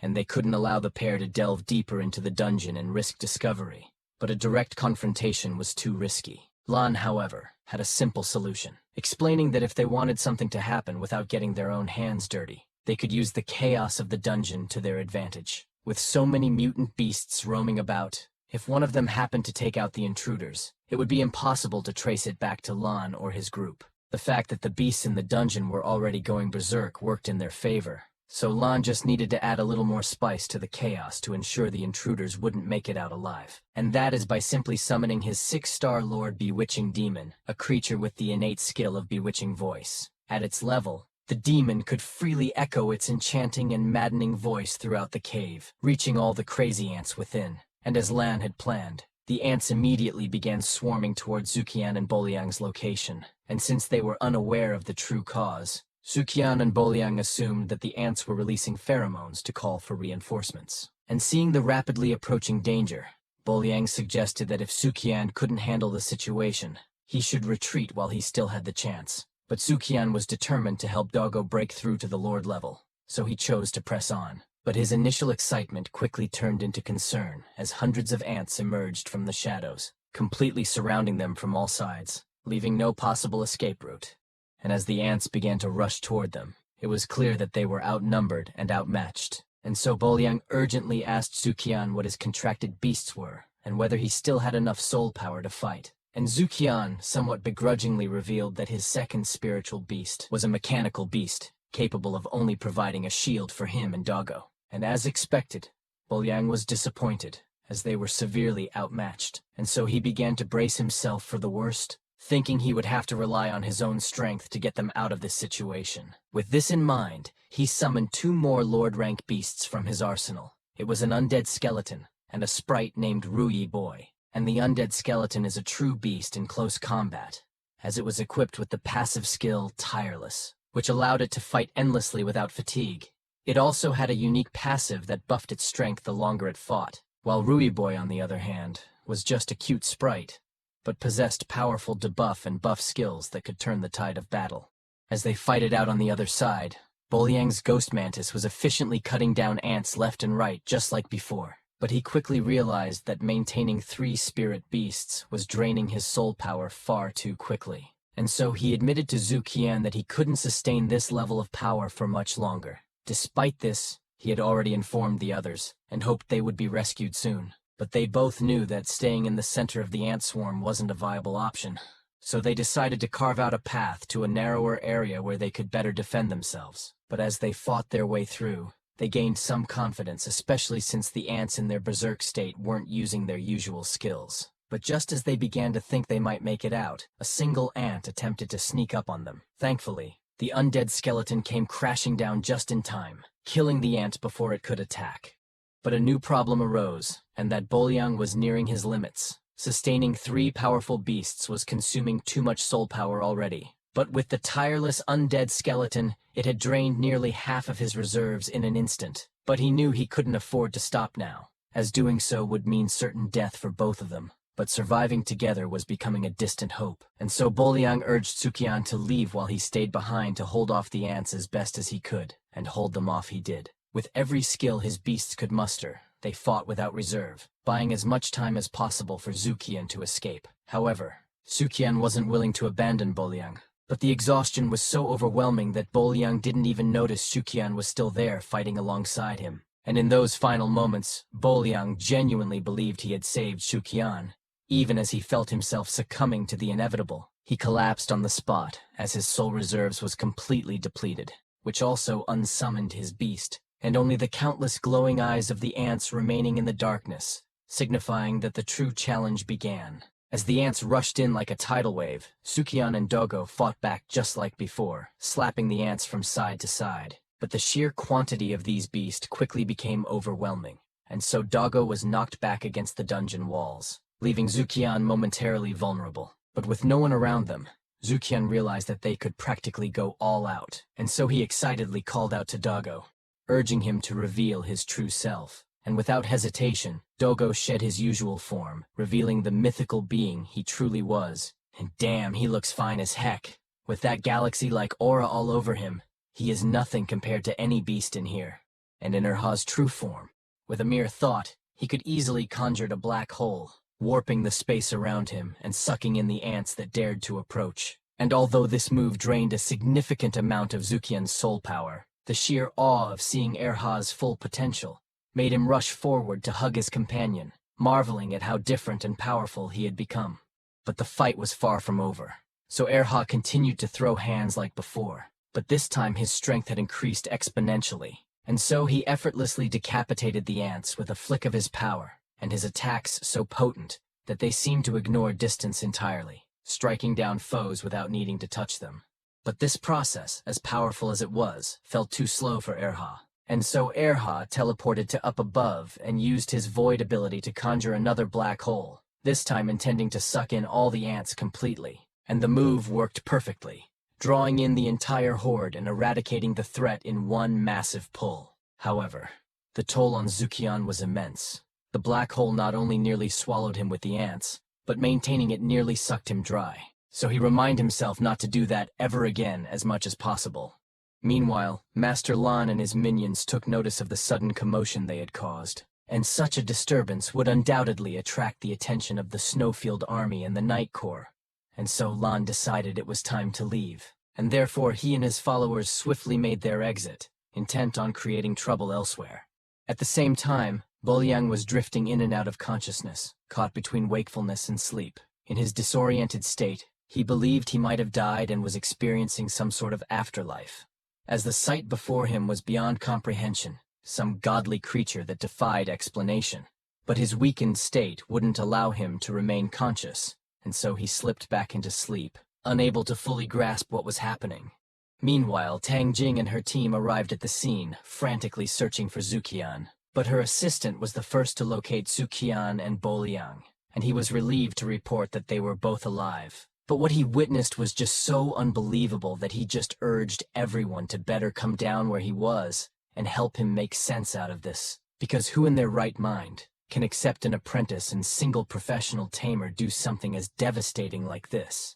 Previous chapter, Sukian and Boliang ventured into the ant nest, but due to Master Lan's actions, all of the ants swarmed around them, overwhelming them with sheer numbers. But as soon as Boliang fainted, Sukian didn't hesitate to unleash Dogo's true form, allowing Dogo to effortlessly conjure black holes that swallowed every ant that came near. But the strain of the skill took its toll on Zukian, causing him to faint as well. Fortunately, the Night Corps found them before anyone else did. Now, on to the next part. After some time, Boliang woke up from his slumber, disoriented and wondering if he was still alive. But after touching himself some more, it became evident that he was indeed alive. But he was left puzzled as to who had saved him. Was it Sukian or the folks from the Night Corps? He couldn't remember clearly, but he was certain that he had never seen the kind of spiritual beast that had appeared during the battle. Meanwhile, in another room, Yunyao was delighted to see Sukian finally awake, and from his reaction, it seemed he didn't remember much of what had happened. And so Yunyao filled him in, explaining that they were in City Hospital, and fortunately, he hadn't sustained any serious injuries. And although she couldn't say the same for the other guy as he had been more severely injured, but he was alive, which relieved Zukian greatly. But his attention was quickly drawn to Dogo, who was looking all smug, proudly revealing that he had reached 9 stars. But what was even more surprising was the exponential increase in his soul power, which caught Zukian off guard so much that even when they arrived back at his house, he couldn't stop wondering about the reason behind Dogo's sudden surge in power. And this increase doesn't seem to be because of his good hand skill. And so he asked Dogo directly, which he explained that all he did was devour the crazy ants. But this revelation just puzzled him even more. Could it be that they had discovered a new method to increase soul power?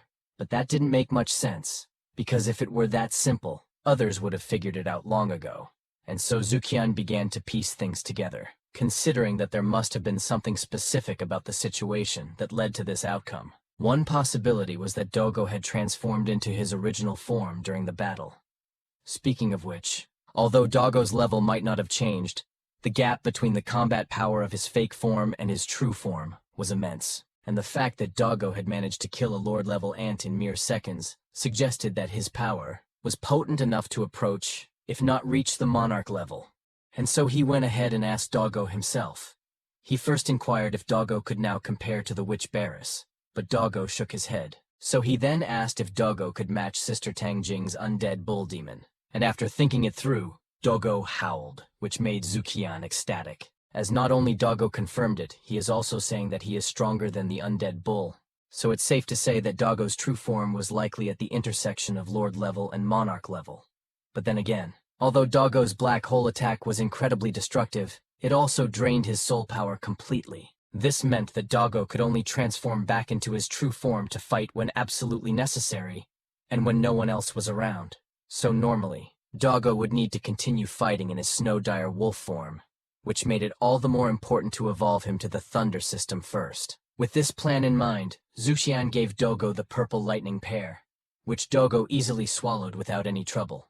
And almost immediately, lightning began to pour out of Dogo's body, and Zukian could feel Dogo's soul power skyrocketing. The energy was so intense that Zukian felt Dogo might not even need the help of his soul contract this time. And soon after, Dogo successfully evolved into a Lord-rank beast with a powerful lightning element. With this evolution, Dogo gained a new ability called Lightning Spear, and true to its name, Dogo could now conjure a lightning spear with incredible speed and high penetration power. And what's even more impressive is that there was a chance that any opponent hit by it would be paralyzed upon impact. But more importantly, Zukian could finally make use of the Thunder Crystal he had been holding on to. It was just a pity that his toad hadn't returned yet, as he could have used the Midas Touch ability to strengthen the Thunder Energy Crystal before using it. Nevertheless, Zukian decided to press on, and after Dogo consumed the crystal, lightning surged through his head, and he suddenly gained the skill Raikage Incarnation, allowing him to freely use this powerful new ability. But since he was just too happy to receive such a cool-looking skill, Dogo couldn't contain his excitement and tried to thank Zukian with a cuddle, which electrocuted my poor boy to the point that we could see his bones through his skin. And therefore, Dogo received a well-deserved whooping for his painful stupidity. But fortunately, Zukian was okay thanks to his recent promotion to the professional rank, so his physique had become more durable and stronger, allowing him to withstand the shock. Speaking of which, he could feel that his spirit domain had been strengthened. Not only its space has increased, but Dogo could freely enjoy his time there, as he could store inanimate objects, which also made it more convenient to collect materials in the future. And sure enough, after reaching the professional rank, he could now use the skills of his spirit beast. But now that he thinks of it, he also got awakening skill named Perfect Control, which allows him to perfectly use the specific skills of his beast. And currently the only available skills was the Thunder Spear, and so he quickly tries it out. And what do you know, he damn looks cool using it. With all the spark coming out of his hair, you know he's going to look majestic while electrocuting someone. And although he could only use one skill at a time for now, it was enough to give him the ability to protect himself, pointing his newly acquired Thunder Spear at Dogo, who played along, reacting scared as if electricity would do anything to him. But that's enough of fooling around, so he then asked Dogo to use his clone skill, which Dogo immediately activated, conjuring a clone by his side. And upon closer inspection, Zukian confirmed that the clone had about half of Dogo's maximum soul power. Despite this limitation, the clone was still powerful, and Zukian made a mental note to test it out in a real battle when the opportunity arose. Meanwhile, back in the ant nest, where the corpse of the queen ant lay, a group of investigators had gathered to figure out what had happened, and Tang Jing was leading the investigation. And so she asked her subordinates what they had discovered so far, and one of them reported that they found it strange how quickly the queen ant had died. Even though the queen had no real fighting power, she was still a 9-star Lord rank beast, so the fact that she didn't even have time to summon her soldiers for protection was highly unusual. But this just proves that those who can do this kind of thing are probably already at the monarch level beast that has not been yet discovered by the Snowfield army. As the entrance to the foreign land is always guarded by the Snowfield Army, it is impossible for anyone to sneak in unnoticed. And if someone really infiltrated, they must have some plans for the foreign land. Then why the hell would they let Sukian and Boliang go? And that huge crater near where they found them didn't serve anything but add more to the mystery. But her trains of thought were abruptly interrupted as Boliang arrived to meet her in person. And I didn't know he could even smile like that. Looks like our boy has got a thing for Tang Jing, but he isn't really here to flirt, as he just wants to share some important info to contribute to the investigation. And after reporting everything he could remember about the incident, a worried expression appeared on Tang Jing's face. The details Boliang shared suggested that the queen ant had already been killed by the time they arrived, which explained why they were besieged by the other ants. But if that was the case, Tang Jing wondered how on earth the two of them could have possibly survived such an onslaught. She knew from experience that even for someone of her caliber, surviving that encounter would have been extremely difficult. But Boliang wasn't sure how they survived. All he could recall was that something had cleared away the strange beasts surrounding them, which led Tang Jing to assume that a wandering monarch-level beast had indeed killed the queen and the other ants, rather than some unknown person. With that assumption in place, she shifted the conversation and asked Boliang what he thought about Sukian, to which Boliang admitted that, initially he doubted Zukian's worthiness of holding her badge. But after what they had been through, he recognized Zukian's strength and potential, and this delighted Tang Jing, who then asked Boliang to introduce Sukian to other prospective night travelers, in which Boliang was more than glad to do so, especially since he looked forward to seeing the horrified faces of those guys when they would inevitably be defeated by Sukian. Yet, beneath his outward demeanor, Boliang wasn't naive. He knows that the two of them had been the only ones present during that impossible situation, facing a massive swarm of crazy ants. The more he thought about it, the more he suspected that Sukian might have been the one who saved him. If that were true, Boliang understood why Sukian might want to keep his true strength hidden. Boliang couldn't help but admit to himself that Sukian's real strength was incomprehensibly large, perhaps even terrifying. Meanwhile, outside the nest, Master Lan and his minions stood near a cliff like a true villain that they were, but the minion was already tweaking, as he was concerned that the Night Corps might eventually find their traces. So he couldn't help but voice his worries, but realizing how it might sound disrespectful, he quickly clarified that he wasn't doubting his master's abilities, and that he just wanted to confirm their safety, that's all. And with a calm and almost dismissive tone, Master Lan reminded his underling that he had erased all traces of their presence. The only remaining uncertain factor was the entrance to the foreign land, which eased the mind of his minion, as he recalled that the entrance did not always exist, but would open at the bottom of the ant nest every once in a while. The only problem now was if the Snowfield Army did not evacuate the ant nest in time, the entrance would inevitably be discovered. Once that happened, their escape route would be compromised, trapping them inside the foreign land. But instead of cowering, this only brought a devious smile to Master Lan's face, as he reveled in the idea that if such a scenario unfolded, they would have no choice but to turn everything upside down, and chaos wasn't something he feared.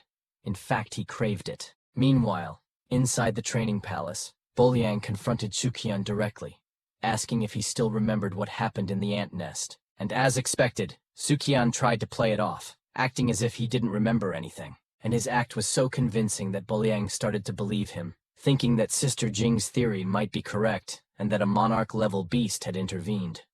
But if that were true, then why on earth such a powerful beast would let them go? So it seems like there is still mysteries that he could uncover, but that would have to wait. Because of the incident, Sister Jing had asked Boliang to take Sukian to meet the others who held badges like theirs. She also insisted that they could no longer venture into dungeons above A-level alone, making this meetup crucial. But he must remind Zukian that those who held badges tended to be a little arrogant and weren't easy to talk to. So it is advised not to argue with them, even though he had recently been promoted to the professional rank, since there were still many things Zukian needed to learn.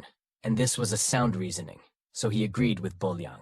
Meanwhile, inside the training room, two tamers were getting fired up as they honed their respective skills.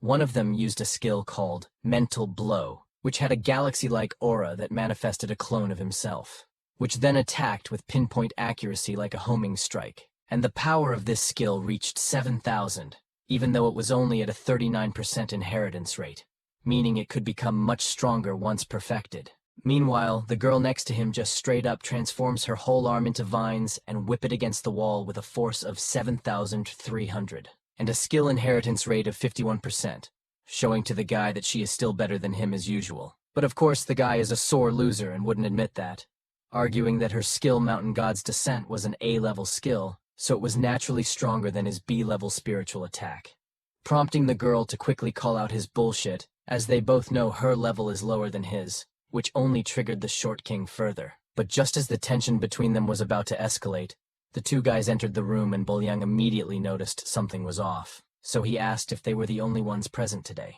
to which they explained that the other member was on an expedition, and the girl admitted that she would have joined him but arrived too late, which clearly annoyed her. But that's enough of them, as they were more intrigued of who is the guy besides Bulyang, and the Short King emphasized that he better not have taken a kid here without a badge, as only quasi-member are allowed here. But as soon as the two tamers heard that Sukian was not only a badge holder like them, but also personally chosen by Tang Jing, they froze in shock. With this, it made it clear to Sukian that Sister Tang Jing held a high reputation within the Night Corps. So after Zuqian introduced himself, the two tamers couldn't help but crowd around him, eager to know what his contracted beast was. But their enthusiasm quickly faded when they learned that Sukian's beast was just a Lord-rank snow dire wolf. And it seems like he is not lying to them either. But they are not stupid also. They know a tamer chosen by Tang Jing isn't weak, so they try their best to have the same enthusiasm, gassing up Sukian, though it was clear from their expressions that they weren't fully convinced of his abilities.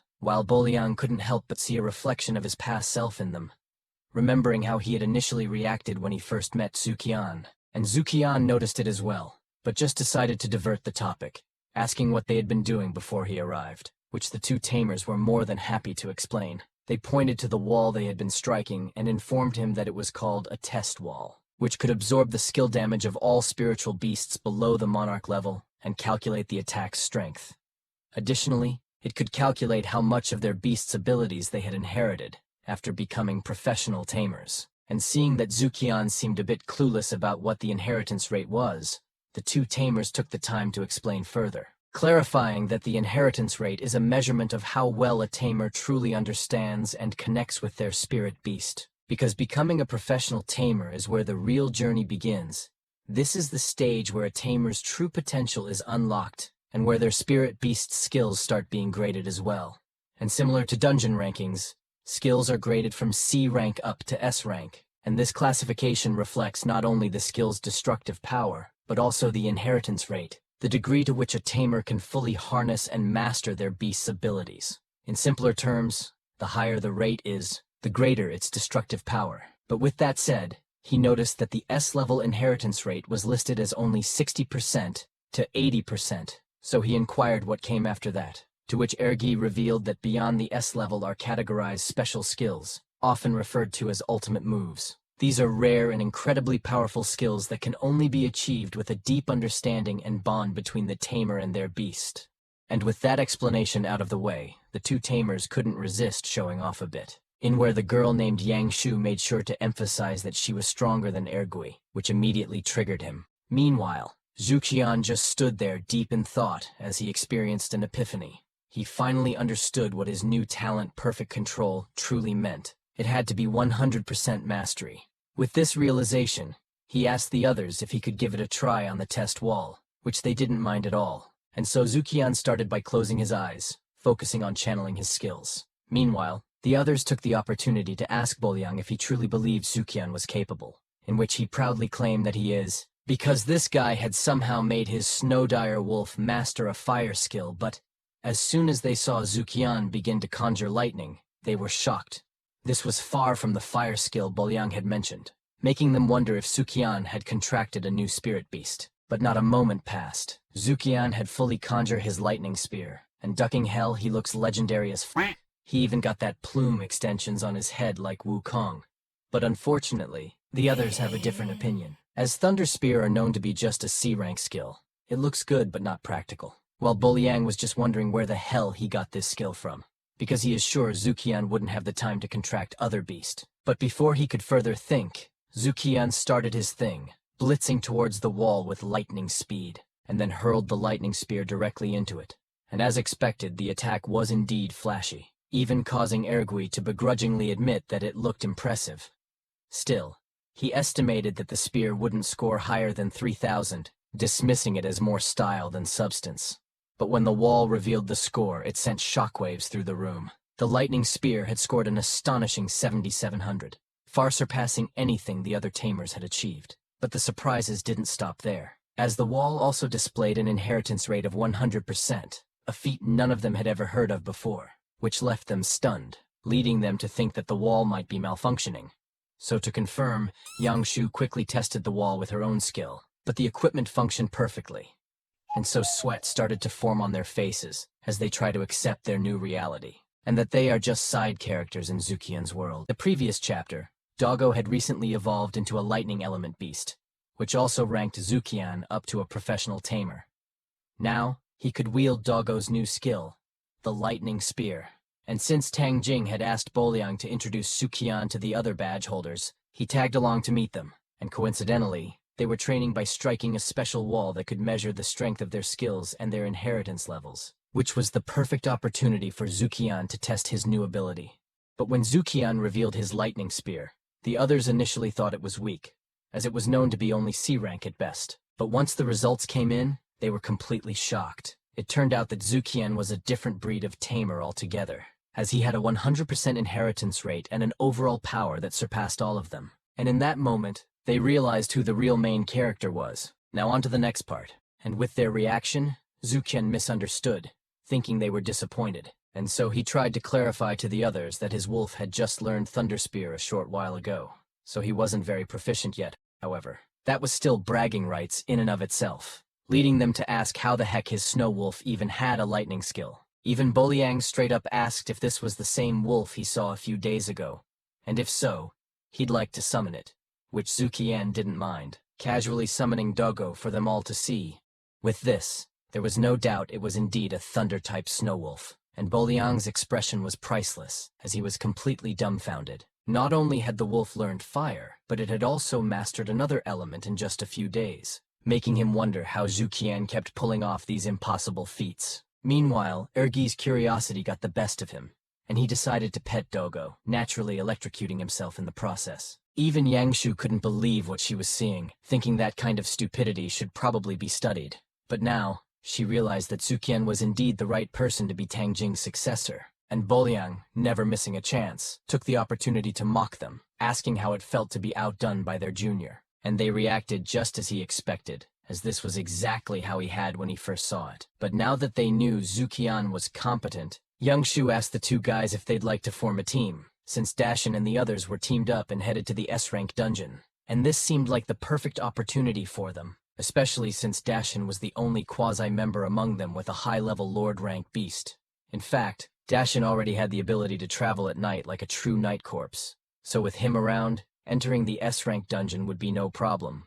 And Yangshu pointed out that their numbers were perfect, since quasi-members needed to form a team of at least 4 people to apply for entry into an S-rank dungeon. But Boliang had one issue, and he was freaking injured, which he reminded her if she hadn't noticed. But Yangshu was really eager to enter the dungeon, so she reasoned that he was injured, not his beast, so they should still be fine. And if push came to shove, she promised that both Ergui and she would protect him at all costs. Plus, they'd be fine as long as they didn't run into a wandering monarch-level beast, since with the strength of the 4 of them, they could pretty much stroll through any lord-level threats. Besides, Dashin and the others were headed to the ruins of the Machine God, where rumors said you could find rare mechanical beasts, so they definitely needed to join. And Zukian, who had been thinking of upgrading his gloves since his shield's strength wasn't cutting it anymore, was quickly convinced. With that, he agreed to the plan, and fortunately, Boliang did too, confident that with 8 of them total after joining Dashin's group, there wouldn't be any problems, which made Yangshu absolutely delighted, while Ergi seemed oddly drawn to something right in front of him. Meanwhile, inside the ruins of the Machine God, where advanced structures now stood as mere reminders of how a once glorious culture fell, 2 individuals hid in the shadows trying to avoid confrontation, as they were there for a rescue mission, having received Awen's distress message. And a message like that could only mean something unexpected had happened, as they had explored the Mecha ruins many times before, and knew that as long as they avoided the monarch-level bosses, they shouldn't be in any real danger given their strength. So if that was the case, Yuan suggested Awen might have encountered the boss. But Dashin found that hard to believe since he had just come up from the lower ruins and the boss was still dormant, with no signs of activation. So maybe they had run into some other danger, but aside from the mechanical beasts, there wasn't much else here.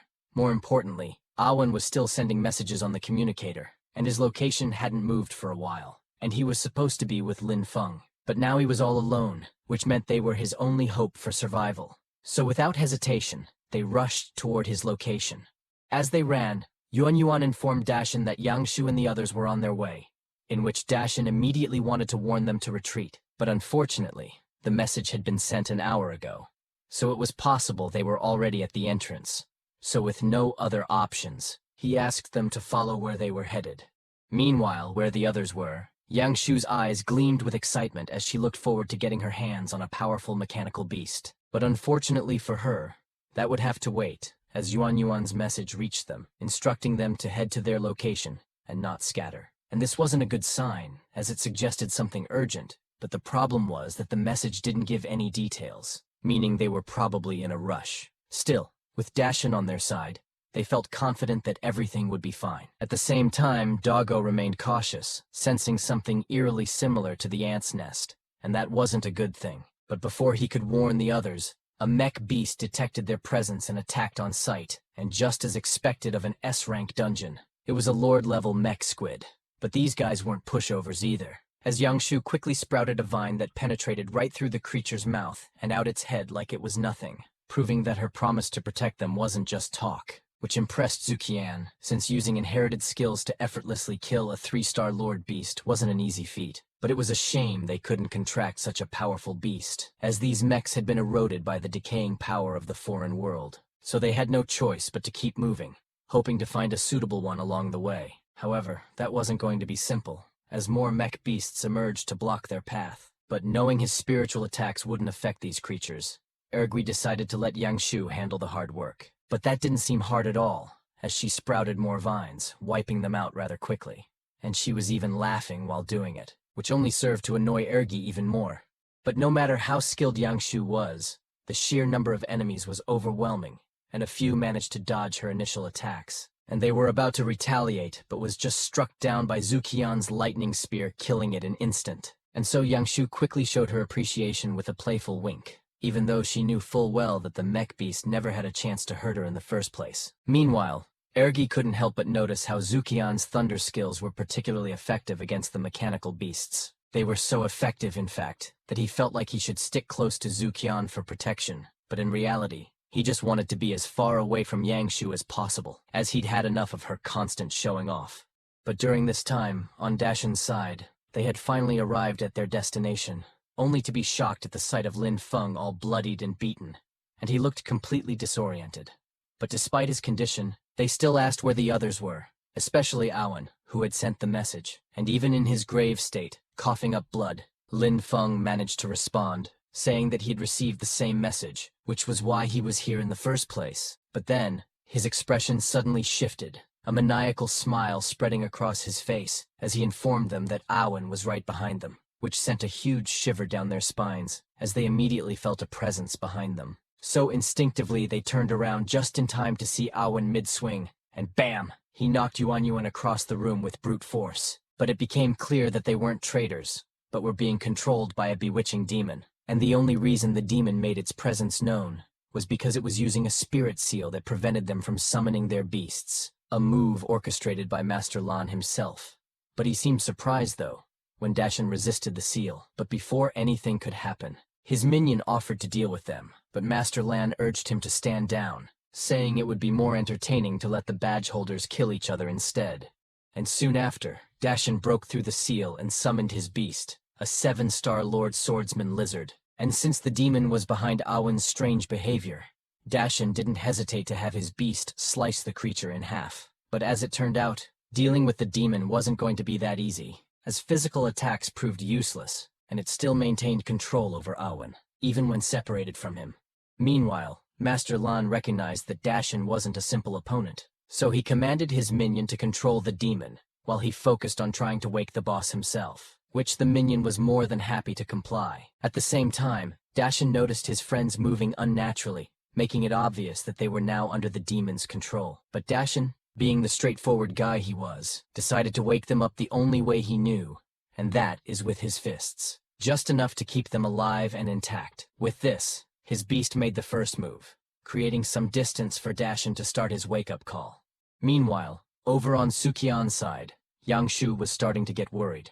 Their sister Yuan hadn't responded to their messages, and her location hadn't moved for a while. It seemed like they needed to hurry and check things out for themselves, so they pressed on while letting Yangshu do her thing. However, she quickly realized she'd become their cleanup lady, which wasn't exactly her idea of fun, so she asked them to hold up. But just then, they noticed that Dashin and the others seemed to be crowded together in one spot, and they assumed they were waiting for them. This only made them rush even more. A few moments later, they entered the building where the signal was coming from, but there was no sign of anyone. With this, their senses heightened as they realized something was off, while Yangshu noticed a light just ahead, which seemed to be a tracker left by their seniors. But as soon as she got closer to check it out, a figure appeared behind her, in which the others immediately warned her, and thankfully, she passed the skill check, blocking the fiery attack just in time. But when they saw it was their senior who had attacked, they were left confused. So instead of retaliating, they tried to reason with her, but without a word, she abruptly dipped out of the place, adding to their confusion. But to their surprise, another one of their members appeared atop a platform. It was definitely Awen, and he appeared to greet them with a massive soul blade right into their effing skull, ready to send them to the afterlife. But obviously, they dodged it since he swung that shit from way too far. While the others were left wondering why they were being attacked, Zukian couldn't shake the familiar feeling their auras gave off. But it seemed he wasn't the only one who noticed, as Boliang had picked up on it too. It was eerily similar to the crazed state of those ants they had encountered before. But the others didn't know that, so in their confused state, it was easy for them to get caught off guard. But just as Awen's blade was about to obliterate Yangshu, someone blocked it in the nick of time, and it was none other than Dashin himself, with Yuan slung over his back, which immediately relieved them, as his presence alone meant they could overcome whatever was going on. Still, they wanted answers, but instead of explaining, Dashin just tossed the unconscious Yuan to them and went straight into a fight with Awen. And in just a few swift blows, Dashin emerged victorious, finally getting a moment to clear things up. But of course, things weren't that simple. As it turned out, Dashin had been battling a demon inside him from the very start, and while his willpower had held strong for a while, it could only do so much. So when the demon went all out, it forced its way into control. And it was obvious as a third eye suddenly popped open on Dashin's forehead, and without any warning, he zoomed in and attacked Yangshu aggressively, leaving her struggling to comprehend what was happening. Thankfully, Ergi quickly realized something was wrong and didn't hesitate to retaliate. He immediately summoned his 5-star Lord Beast with an overall power of 54k and unleashed a mental blow aimed directly at Dashin. But Dashin dodged it just in time and rushed toward them again. But now that they understood he was being mind-controlled, the others jumped in. Yangshu summoned her 6-star Lord Beast, the Mountain God, boasting an overwhelming strength of 62k to block Dashin from getting any closer. And at first, it seemed like the vines were effective, but as soon as Dashin got a little room to move, he cut through them in a single wave of his sword. This was his god's full moon slash at display, an A-rank inherited skill. And this guy was truly built different, because even Boliang was grateful that Dashin had had the foresight to recall and seal his spirit beast before the demon fully took over. Otherwise, they wouldn't have stood a chance against him, and not even a magical unicorn could match Dashin, as it was sliced into 3 pieces with ease. Thankfully, it wasn't a spirit beast, just an illusion created by Ergi's conjuring skill. But this only confirmed something to Zukian, and that despite Dashin being controlled, it seemed like he could only focus on those who provoked him, like a wild beast with no real tactics. With that in mind, Zukian used Doggo's Raikage incarnation to divert Dashin's attention without risking getting killed. He was confident that even with Dashin's speed, he wouldn't be able to catch up to the speed of thunder. And as the clone approached Dashin, Ergi couldn't help but be amazed by Zukian's abilities, as his wolf even had an S-level skill, and it was clear why it ranked S, as it managed to narrowly avoid Dashin's full moon strike and counterattack with Thunder Spear. Although Dashin dodged it easily, the clone successfully caught his attention. But even Dashin's mere aura was enough to make Yangshu hesitate, and just when they thought they had him, Dashin managed to dodge again at point-blank range. But this was expected from the top tamer among them, so their plan was to buy as much time as possible using the skeleton and the clone, while they figured out a solution. During this, Ergi's beast managed to find the perfect skill to conjure. So, as soon as they confirmed Dashin was fully distracted, they conjured the skill from the book, binding him tightly with no chance to escape. Still, they couldn't take any risks, so Boliang's ghost mantis swiftly disarmed Dashin, taking away his sword. After that, Ergi used his god strike to sever the connection to whatever was controlling him. With that, they finally captured Dashin, but they knew this was mostly luck, given that he had already dealt with the others on his own, meaning he wasn't at full power when they fought him. Otherwise, it wouldn't have been possible. And thanks to Sukian's quick thinking, the whole process was made easier. But the mystery still lingered, and that who on earth had a beast powerful enough to control someone like Dashin, who was on the verge of being promoted to master level. But this wasn't the first time Sukian had encountered something like this, so it was clear this wasn't just a coincidence, and that someone was definitely disturbing the foreign lands. Previous chapter, Zhuqian and the others decided to head to the ruins of the Mech Lord, where Dashin and their seniors were supposed to be. But instead of following their original plan, something had clearly gone wrong, forcing them to rush to the others. When they arrived, they were ambushed by their own seniors, but it didn't take long to realize their seniors were hypnotized and controlled by a strange beast. Thankfully, Dashin came around just in time to save their skins, defeating their seniors. However, it became clear that the demon beast was already in his system from the very start. The only reason Dashin had resisted for so long was because he was built different. But now, with Dashin as their enemy, the group had no choice but to throw everything they had at him to knock him out. It wasn't easy, but somehow they managed to pull it off. Even though they had overcome the immediate danger, the mystery remained, and so they tried to find out who had caused all of this. Now on to the next part. But before they could make sense of things, the entire place started shaking violently, leaving everyone confused. When a mech beast appeared behind them, talking about the annihilation program booting up, they knew exactly what was happening, and that the boss of the ruins had woken up. And this was bad news. Even though the mech boss didn't have the intelligence of a spirit beast, it was still monarch ranked, which was way beyond anything they could handle. But this confirmed what Zhuqian had suspected, and that the same individual causing them trouble recently was behind this. And he was right on the mark, as it was Master Lan who had orchestrated everything, but even he was in a bit of a bind, as his attempt to take the core of the boss had failed, which meant making a contract with it was no longer an option. And that meant going back empty-handed, which was definitely not in line with his personality. But suddenly something caught his eye. It was a portal appearing behind the boss's feet, and his mood instantly shifted to joy, realizing this trip wasn't a waste after all. As the portal indicated, he was getting closer to uncovering the secret of this foreign land, an opportunity he had no intention of letting slip away. With this, Master Lan clasped his hands together, channeling his energy, and summoned his 9-star Lord-rank beast. And without hesitation, he used its power to create a shadow cloak, not only boosting his stats but also granting him all of its abilities, as he knew they were about to venture into a place from which they might not return. So he made it clear to everyone that only those unafraid of death should follow him. And at first his minion was confused, as he definitely wasn't ready to die.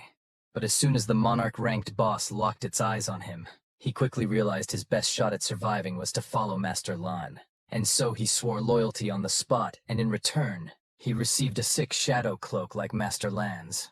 And without wasting a second, they disappeared from sight. But the Mech Lord was out for blood, so he started strutting to find the intruders himself.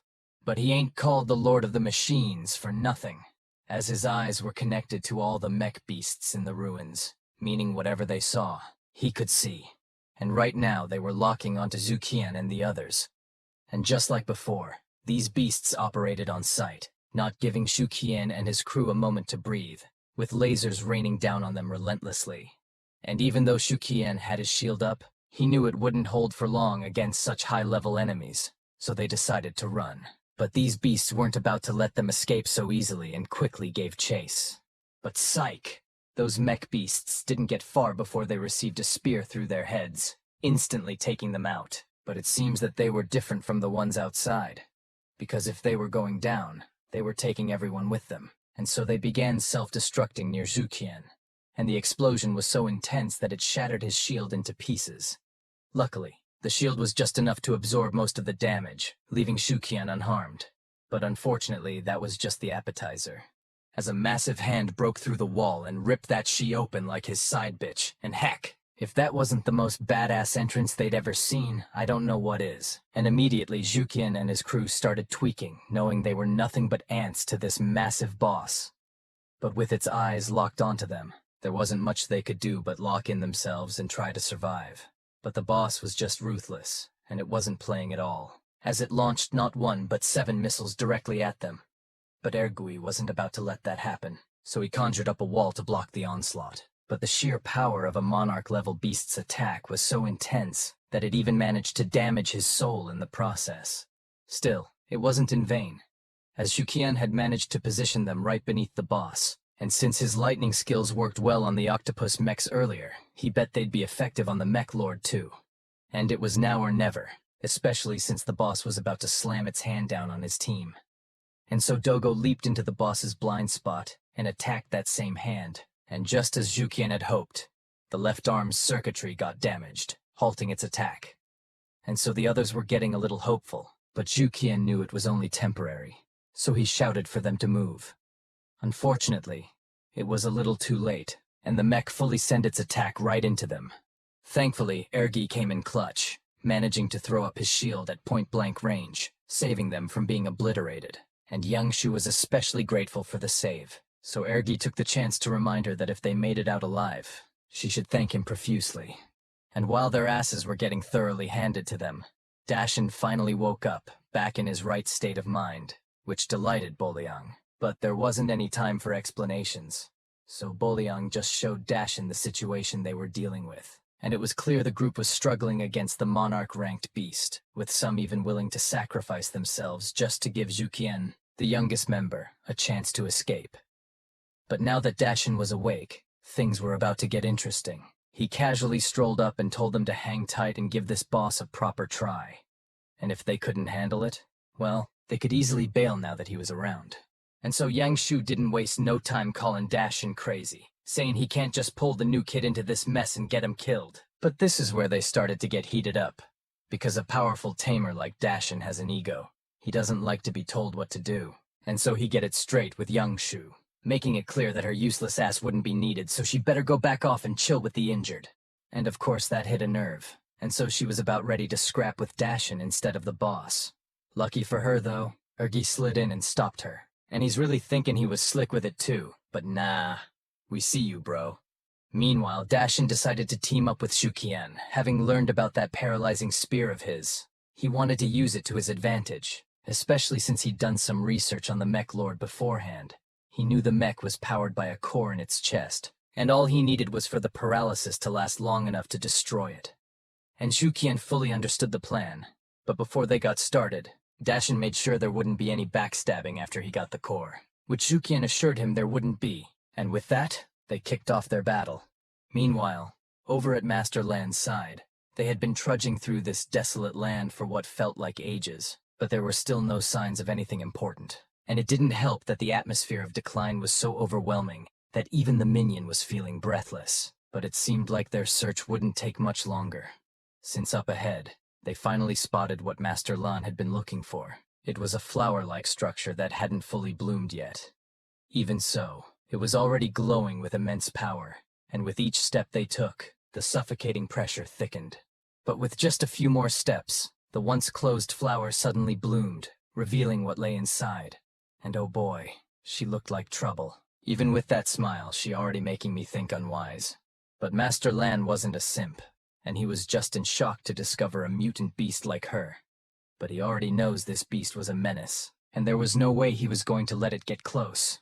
So he immediately activated his shadow cloak. But Musclehead, on the other hand, realized he messed up big time, as he couldn't summon his own shadow cloak. And so Master Lan urged him to get closer immediately, but it was too late, as the beast had already infected him with spores, which quickly turned his whole body into a tree, leading for Master Lan to take a few steps back, dodging the vines that tried to ensnare him. And in that moment he realized he was dealing with a sovereign rank beast.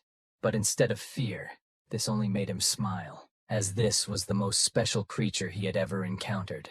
It might not even be a beast, but he was determined to conquer it and form a contract. Meanwhile, on Zhuqian's side of things, they decided to split up. as Dashin had learned that the mech lord prioritized high-risk targets, meaning Shukian should be safe as long as Dashin was present. But of course, things didn't go according to plan, as the mech still had its eyes locked on Shukian, which only meant it had calculated that Shukian and Dogo were more of a threat than Dashin, and this really pissed Dashin off, as it was the first time a beast had ever looked down on him. So as the mech focused on Shukian, Dashin let his beast charge straight into the mech's face, aiming for its weak spot just enough to throw it off balance, which caused the mech to miss its attack on Shukian. But in doing so, it inadvertently redirected its strike near the others, which quickly made them realize the danger. So they decided it was time to get out of there with the wounded, as they believed fully now that Shukian and Dashin could handle this boss on their own. And they were right, as these two were able to trip up the massive mech lord with just brute force, and Shukian took this chance to thank Dashin as he had stopped the attack.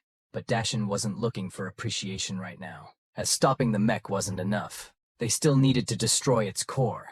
So he shouted for Shukian to hurry up and use his lightning skill, catching Shukian off guard. But he realized that was indeed a stupid move of him.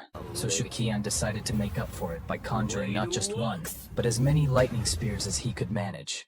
Even Dashin was shocked at the sheer number, realizing he'd better move or risk getting caught in the storm himself. While the mech lord also sensed the threat this spears posed, and so it quickly activated its defensive stance, creating a force field that blocked the barrage of spears. But that wasn't going to cut it, as Dashin ordered Shukian to keep the pressure on while his beast broke through the shield. But still, the mech lord struggled to restore its force field, but it was too late, as Shukian's spears were already raining down. And with Doggo and the clone boosting his power, there was no sign of these rain stopping. Should be in charge of the core. But Dashin knows that's straight up bullcrap, as they have been the ones who had acquired that, and had barely escaped death in the process. But this guy just decided to hide behind the rules set by Night Corps and how they should follow it, insisting that the core should go through the proper procedures, and be handed over to the Night Traveler first before knowing whoever got the dibs on it. And it was a sound reasoning, but they already have an idea on what he truly wanted. It was obvious that Lin Feng just wanted to have this core for himself. But Dashin just calmly reassured everyone that the Night Corps would review the situation and would likely give the core to Sukian in the end. He would even help him file the necessary application, which was reassuring, and so he agreed with this. Meanwhile, Yangshu and Ergui confronted Lin Feng, asking him why the sudden change in attitude, because before he and the other seniors would take the loot for themselves, but now he is the one advocating to follow these damn rules, which he explains he was scolded, that is why, and this really frustrated Ergi. But before he could lash out more, Dashin appeared by his side and asked him if his mental attack had truly cleared Lin Feng of all control. Maybe that is the reason why he was acting like this, but Ergui was confident in his abilities, and confirmed that Lin Feng is just being a dickhead, and was acting of his own free will. With this, there was nothing they could do but see it for themselves that Lin Feng truly hand the core over to the higher-ups. But now that was settled, Dashin warned the group that the defeat of the mech probably caused the nearby mechanical beasts to malfunction, which made the area too dangerous to stick around. So he urged Shukian to go back to the outside world as soon as possible, which they agreed, while also mentioning to inform Tang Jing about the situation. A few moments later, as Dashin and Shukian sprinted across the ruined landscape, the sky burned red with flames flickering against the horizon, casting an eerie glow on everything below. But to everyone's surprise, Dashin came to a sudden stop. Something unexpected had clearly caught Dashin's attention, as he was questioning the sudden appearance of a massive sovereign-level domain. His confusion deepened as a colossal mutant creature rose from the mech ruins in front of them, which made Dashin consider that another sovereign-level beast could be lurking somewhere within the ruins, and this was bad. The sheer power of a true sovereign-level domain is far more dangerous than the mech they had just defeated. If they linger here more, then getting home was going to be even harder, and using that mech core was an absolute necessity. To welcome this upcoming danger with open arms, even Dogo knows this fact, asking Sukian to upgrade him now. But Sukian knew doing that would be too dangerous, so they would just have to do that after they come back. Meanwhile, in another part of the dungeon, the bad bitch was now hovering in air while shrouded in red thick aura that even Master Lan was finding it difficult to breathe normally. And he knows all too well that once this domain spread fully, even with his hidden abilities he wouldn't be able to block it anymore. Only a rare few had the ability to release domains, which magnified their strength to near unbeatable levels. To give you a comparison, this ability is just like an advanced skill of a deterrence skill, But in addition to weakening and suppressing the enemy, their strength will also be greatly enhanced. The domain itself is also extremely powerful that it could even change the world. He remembered stories of spirit beasts with domains like the molten lava domain of a fire-type beast, capable of obliterating anything in their path. And of course, the more powerful the spirit beast, the larger the territory. But instead of trying to run away from such beast, Master Lan is just different, as he didn't think twice to zoom in, ready to defeat her with sneak attack and claim the beast for himself. But unfortunately, he overestimated himself too much. As the beast was already on his tail, block his attack and hold him tight on his neck, leaving him gasping, and before he knew it, vines were already coming in hot, leaving him no choice but to use his skill to dip the fuck out of there. Luckily, the beast wasn't familiar with his shit, so he easily got away. But still, he wants to get a hold on this beast, whatever the cost. Meanwhile, the beast just wouldn't allow such a nobody to get away from her, and so she immediately went to a fetal position and expand her domain as fast as she could. It even followed Master Lan to the mech ruins, which is why there are countless of red flowers bloom so suddenly. And not long after, a massive red flower had appeared, marking the full emergence of the flower realm and signaling the dominance of the sovereign-level beast. Meanwhile, in the distance, a drone was just at the right moment to witness such thing happen, so it quickly reported back to Tang Jing about this new threat emerging from another realm, and the size of the domain was at least 300 meters in diameter, which left Tang Jing shocked, as this meant they were dealing with a sovereign-level 3-star creature, a beast with extreme power. With this, she realized that Zhu Qian should be banned from venturing into the underground ruins again, considering how much trouble followed him every time. Meanwhile, Dashin did what he promised and vouched for Zhu Qian, trying to convince his superior that Zhu Qian is the one who should deserve the mech core as a reward. But unfortunately, things didn't go according to his plans, as the higher-ups right-up dismissed his proposal, explaining that the distribution of the core had already been decided as they have their own plans in mind, so he shouldn't interfere, showing how corrupt this org was. But he can't do anything but go to Zhu Qian and apologize, which he understood. But he wasn't willing to just accept it outright, so he plans to go to Tang Jing and ask for help. But it turns out that one of the higher-ups was just the father of this motherfucking Lin Feng guy, showing how corrupt they were. And Lin Feng is the real Nepo baby in all of this. Talk about being pathetic to the point he was even proud to have the things he doesn't even deserve. He would have died there without Zhu Qian and the others. Meanwhile, Zhu Qian arrived at Tang Jing's office and explained what had happened, which was odd, since it should have been distributed according to their contributions, and so she immediately knows something was up. So she decided to investigate what happened. But with that out of the way, the current dangers in the foreign land had increased. So she advised that it is better for Zhu Qian just to head back to Linjiang City for the time being while they handle with the increasing threat, and she would just inform him about the investigation once the results are out, which he fully understood. But he couldn't help but question what exactly happened in the machined god ruins, prompting her to explain about rift in the space they have found in the ruin, and about the mysterious mutant beasts that reside in it. But because they don't have any information yet, she couldn't disclose anything more than that. With that, Zhu Qian thanks Tang Jing and leave. A few moments later, Zhu Qian was back at his house, and since he had defeated a monarch-level beast, he knew his level must have increased. So he immediately wanted to check on it, allowing Doggo to use the experience points he had accumulated, prompting him to level up not only once, but 3 times, rocketing him to 4 stars. But what's more surprising is the massive increase on his soul power, amounting to 184,000, which far exceeding the power of the mech lord they had just encountered. But it seems like the surprises just kept on coming, as he noticed his gloves had started to glow, indicating that it has also been upgraded, reaching the elite rank, raising its soul power to over 9,000. And it's all thanks to its synchronized absorption technique. But this didn't satisfy him, as he had been hoping it would have at least broken through to the Lord level for its shield to be able to defend them in the foreign world. But thankfully that didn't sour his mood, as he had noticed Doggo wasn't done with his upgrade, and based on the aura that exudes from him, he started to assume that maybe he was going to learn a new ice-type skill, and it was indeed what he had expected, as ice crystals suddenly burst out of nowhere. As it turned out, Doggo had awakened the Icy Sky Snowfield domain, which boosted his ice abilities by 50%, slowed enemies within it by 20%, and increased the energy cost of fire-based abilities by 50%. And this domain stretched across a 5-kilometer radius. A surprising sight to behold. He ain't even hit Monarch rank yet, but somehow, he unlocked a skill even the Monarch beasts barely get. So of course, He started hyping Doggo up, telling him how dope he is, but of course Doggo already knew that. You could already see the smug look plastered on his face. And honestly, he had every right to flex like that.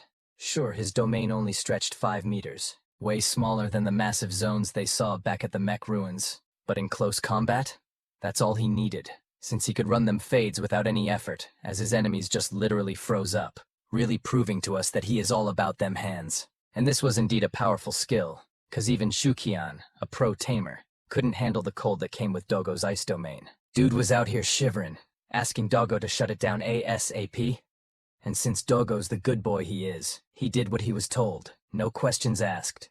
As the intense cold disappeared, Shukian excitedly looked at the screen and told Doggo that Toad had returned. And so they excitedly run up to the door and meet him, which made them glad that he was fine, leading Zukian to lift him into the air with a huge smile. Even Doggo couldn't help himself but be happy.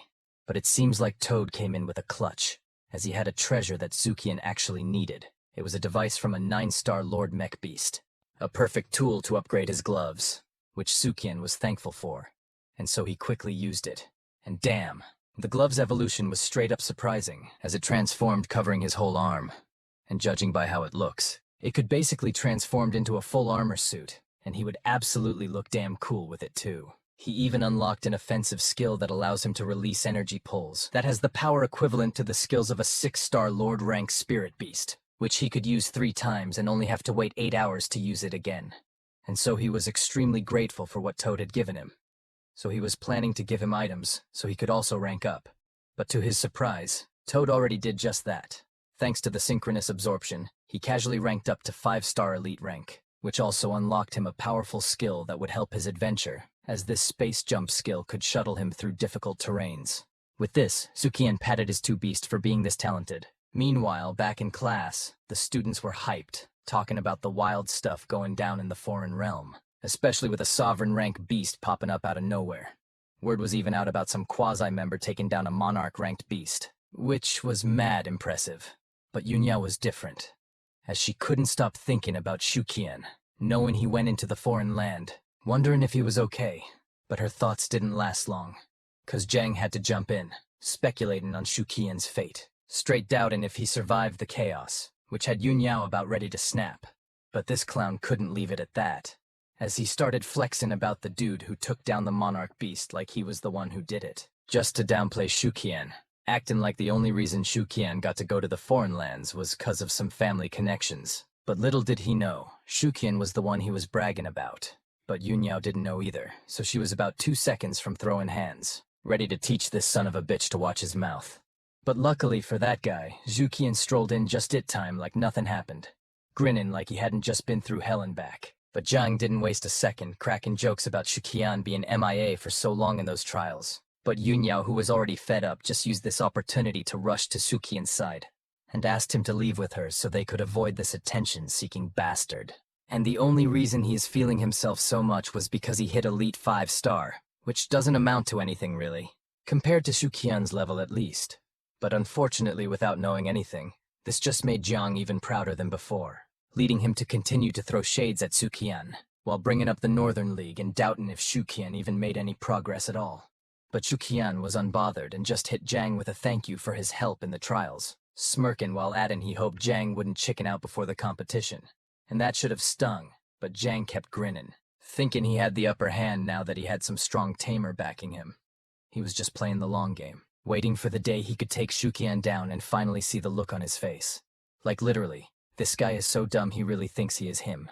After that was over, Shukian and Yunyao go to somewhere more private and tried catching up. They first talk about her pet's progress, Fluffy being 6-star elite while the other one was 4, which was impressive, but she couldn't help, and went straight to ask Shukian about that quasi-member who defeated a monarch-level boss, which straight up surprised Shukian, as this was supposed to be a secret, and was not intended to spread like a wildfire. But there was no point in lying to Yunyao either, so he casually confessed to her that he and Dashin was the one who had accomplished that, which had surprised Yunyao.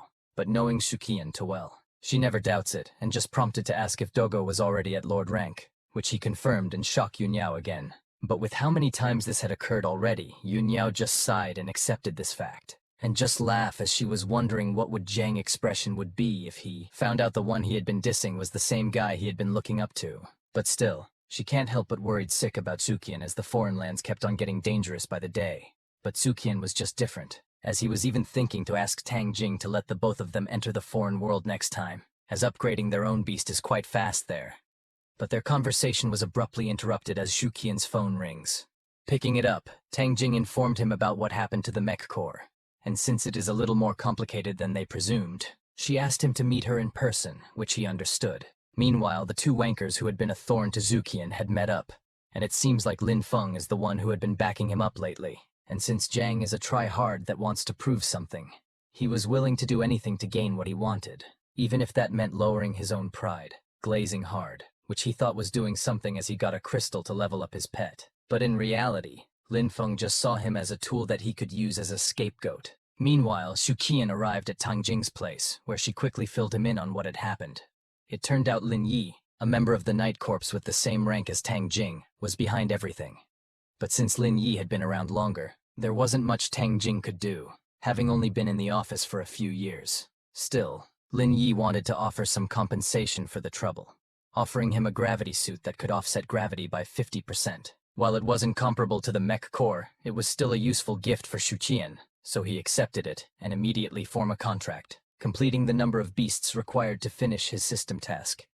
As a result, he was rewarded with the fake beast body, and seeing the satisfied look on his face, Tang Jing let out a sigh of relief, glad to see that Sukian was doing well despite the unfair circumstances. Meanwhile, Master Lan watched as a massive red flower bloomed ominously in the sky. He knew that things wasn't looking good, and even the army got involved. But without Zuo Ryu in sight, he knew no one could steal this sovereign beast from him. So he doubles down with his speed and tries his best to escape and just return after he is well equipped.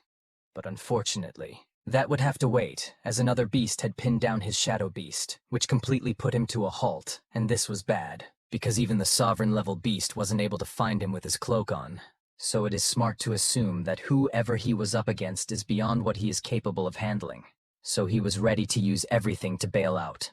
But the beast started speaking enchantment table, and to his surprise he could understand it. And this beast was proposing to make a contract so they could defeat the Flower Lady, which was what he wanted. And since Master Lan was proud of his own strength, he was confident that he could tame this beast, and just made a contract. Even when things was just too good to be true, and the beast looking all smug, he just went ahead and started the ritual. But unfortunately, he overestimated himself too much, as the beast proved to be much powerful than him, even when he tried to prevent it with his bewitching demon to use its mental barrier. But it was just a little too late. The only thing that it did was keep his consciousness intact, but he couldn't do nothing as his whole body was now controlled by the green beast.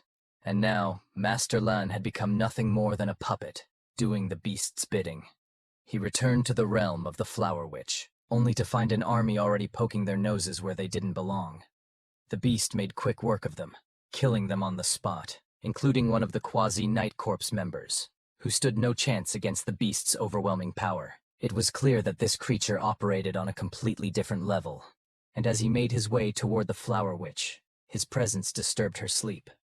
When she finally got a clear look at who it was, her eyes widened in shock, recognizing him instantly, and there was nothing but bad memories. So she didn't waste time to move and kill him right then and there. But bro was just on a whole nother level, and with the contract boosting his power by allowing him to freely use his tamer's soul energy, he was basically at his peak, unlike the Flower Witch, and so her attacks couldn't do shit. He could even use his steel domain within her own territory, and so in that moment, he made it clear to the witch that he is here for one thing, and that he wants to know where her tribe's princess was, which only made the witch furious, prompting her to strengthen her own domain. But with the beast's steel defenses, it didn't affect him at all, and it only made it clear to him that her vitality had also eroded just like the others. Simultaneously, Master Lan had definitely seen better days. He didn't even look like the same person anymore, as the beast had drained his soul power completely, and there was no sign of it stopping anytime soon.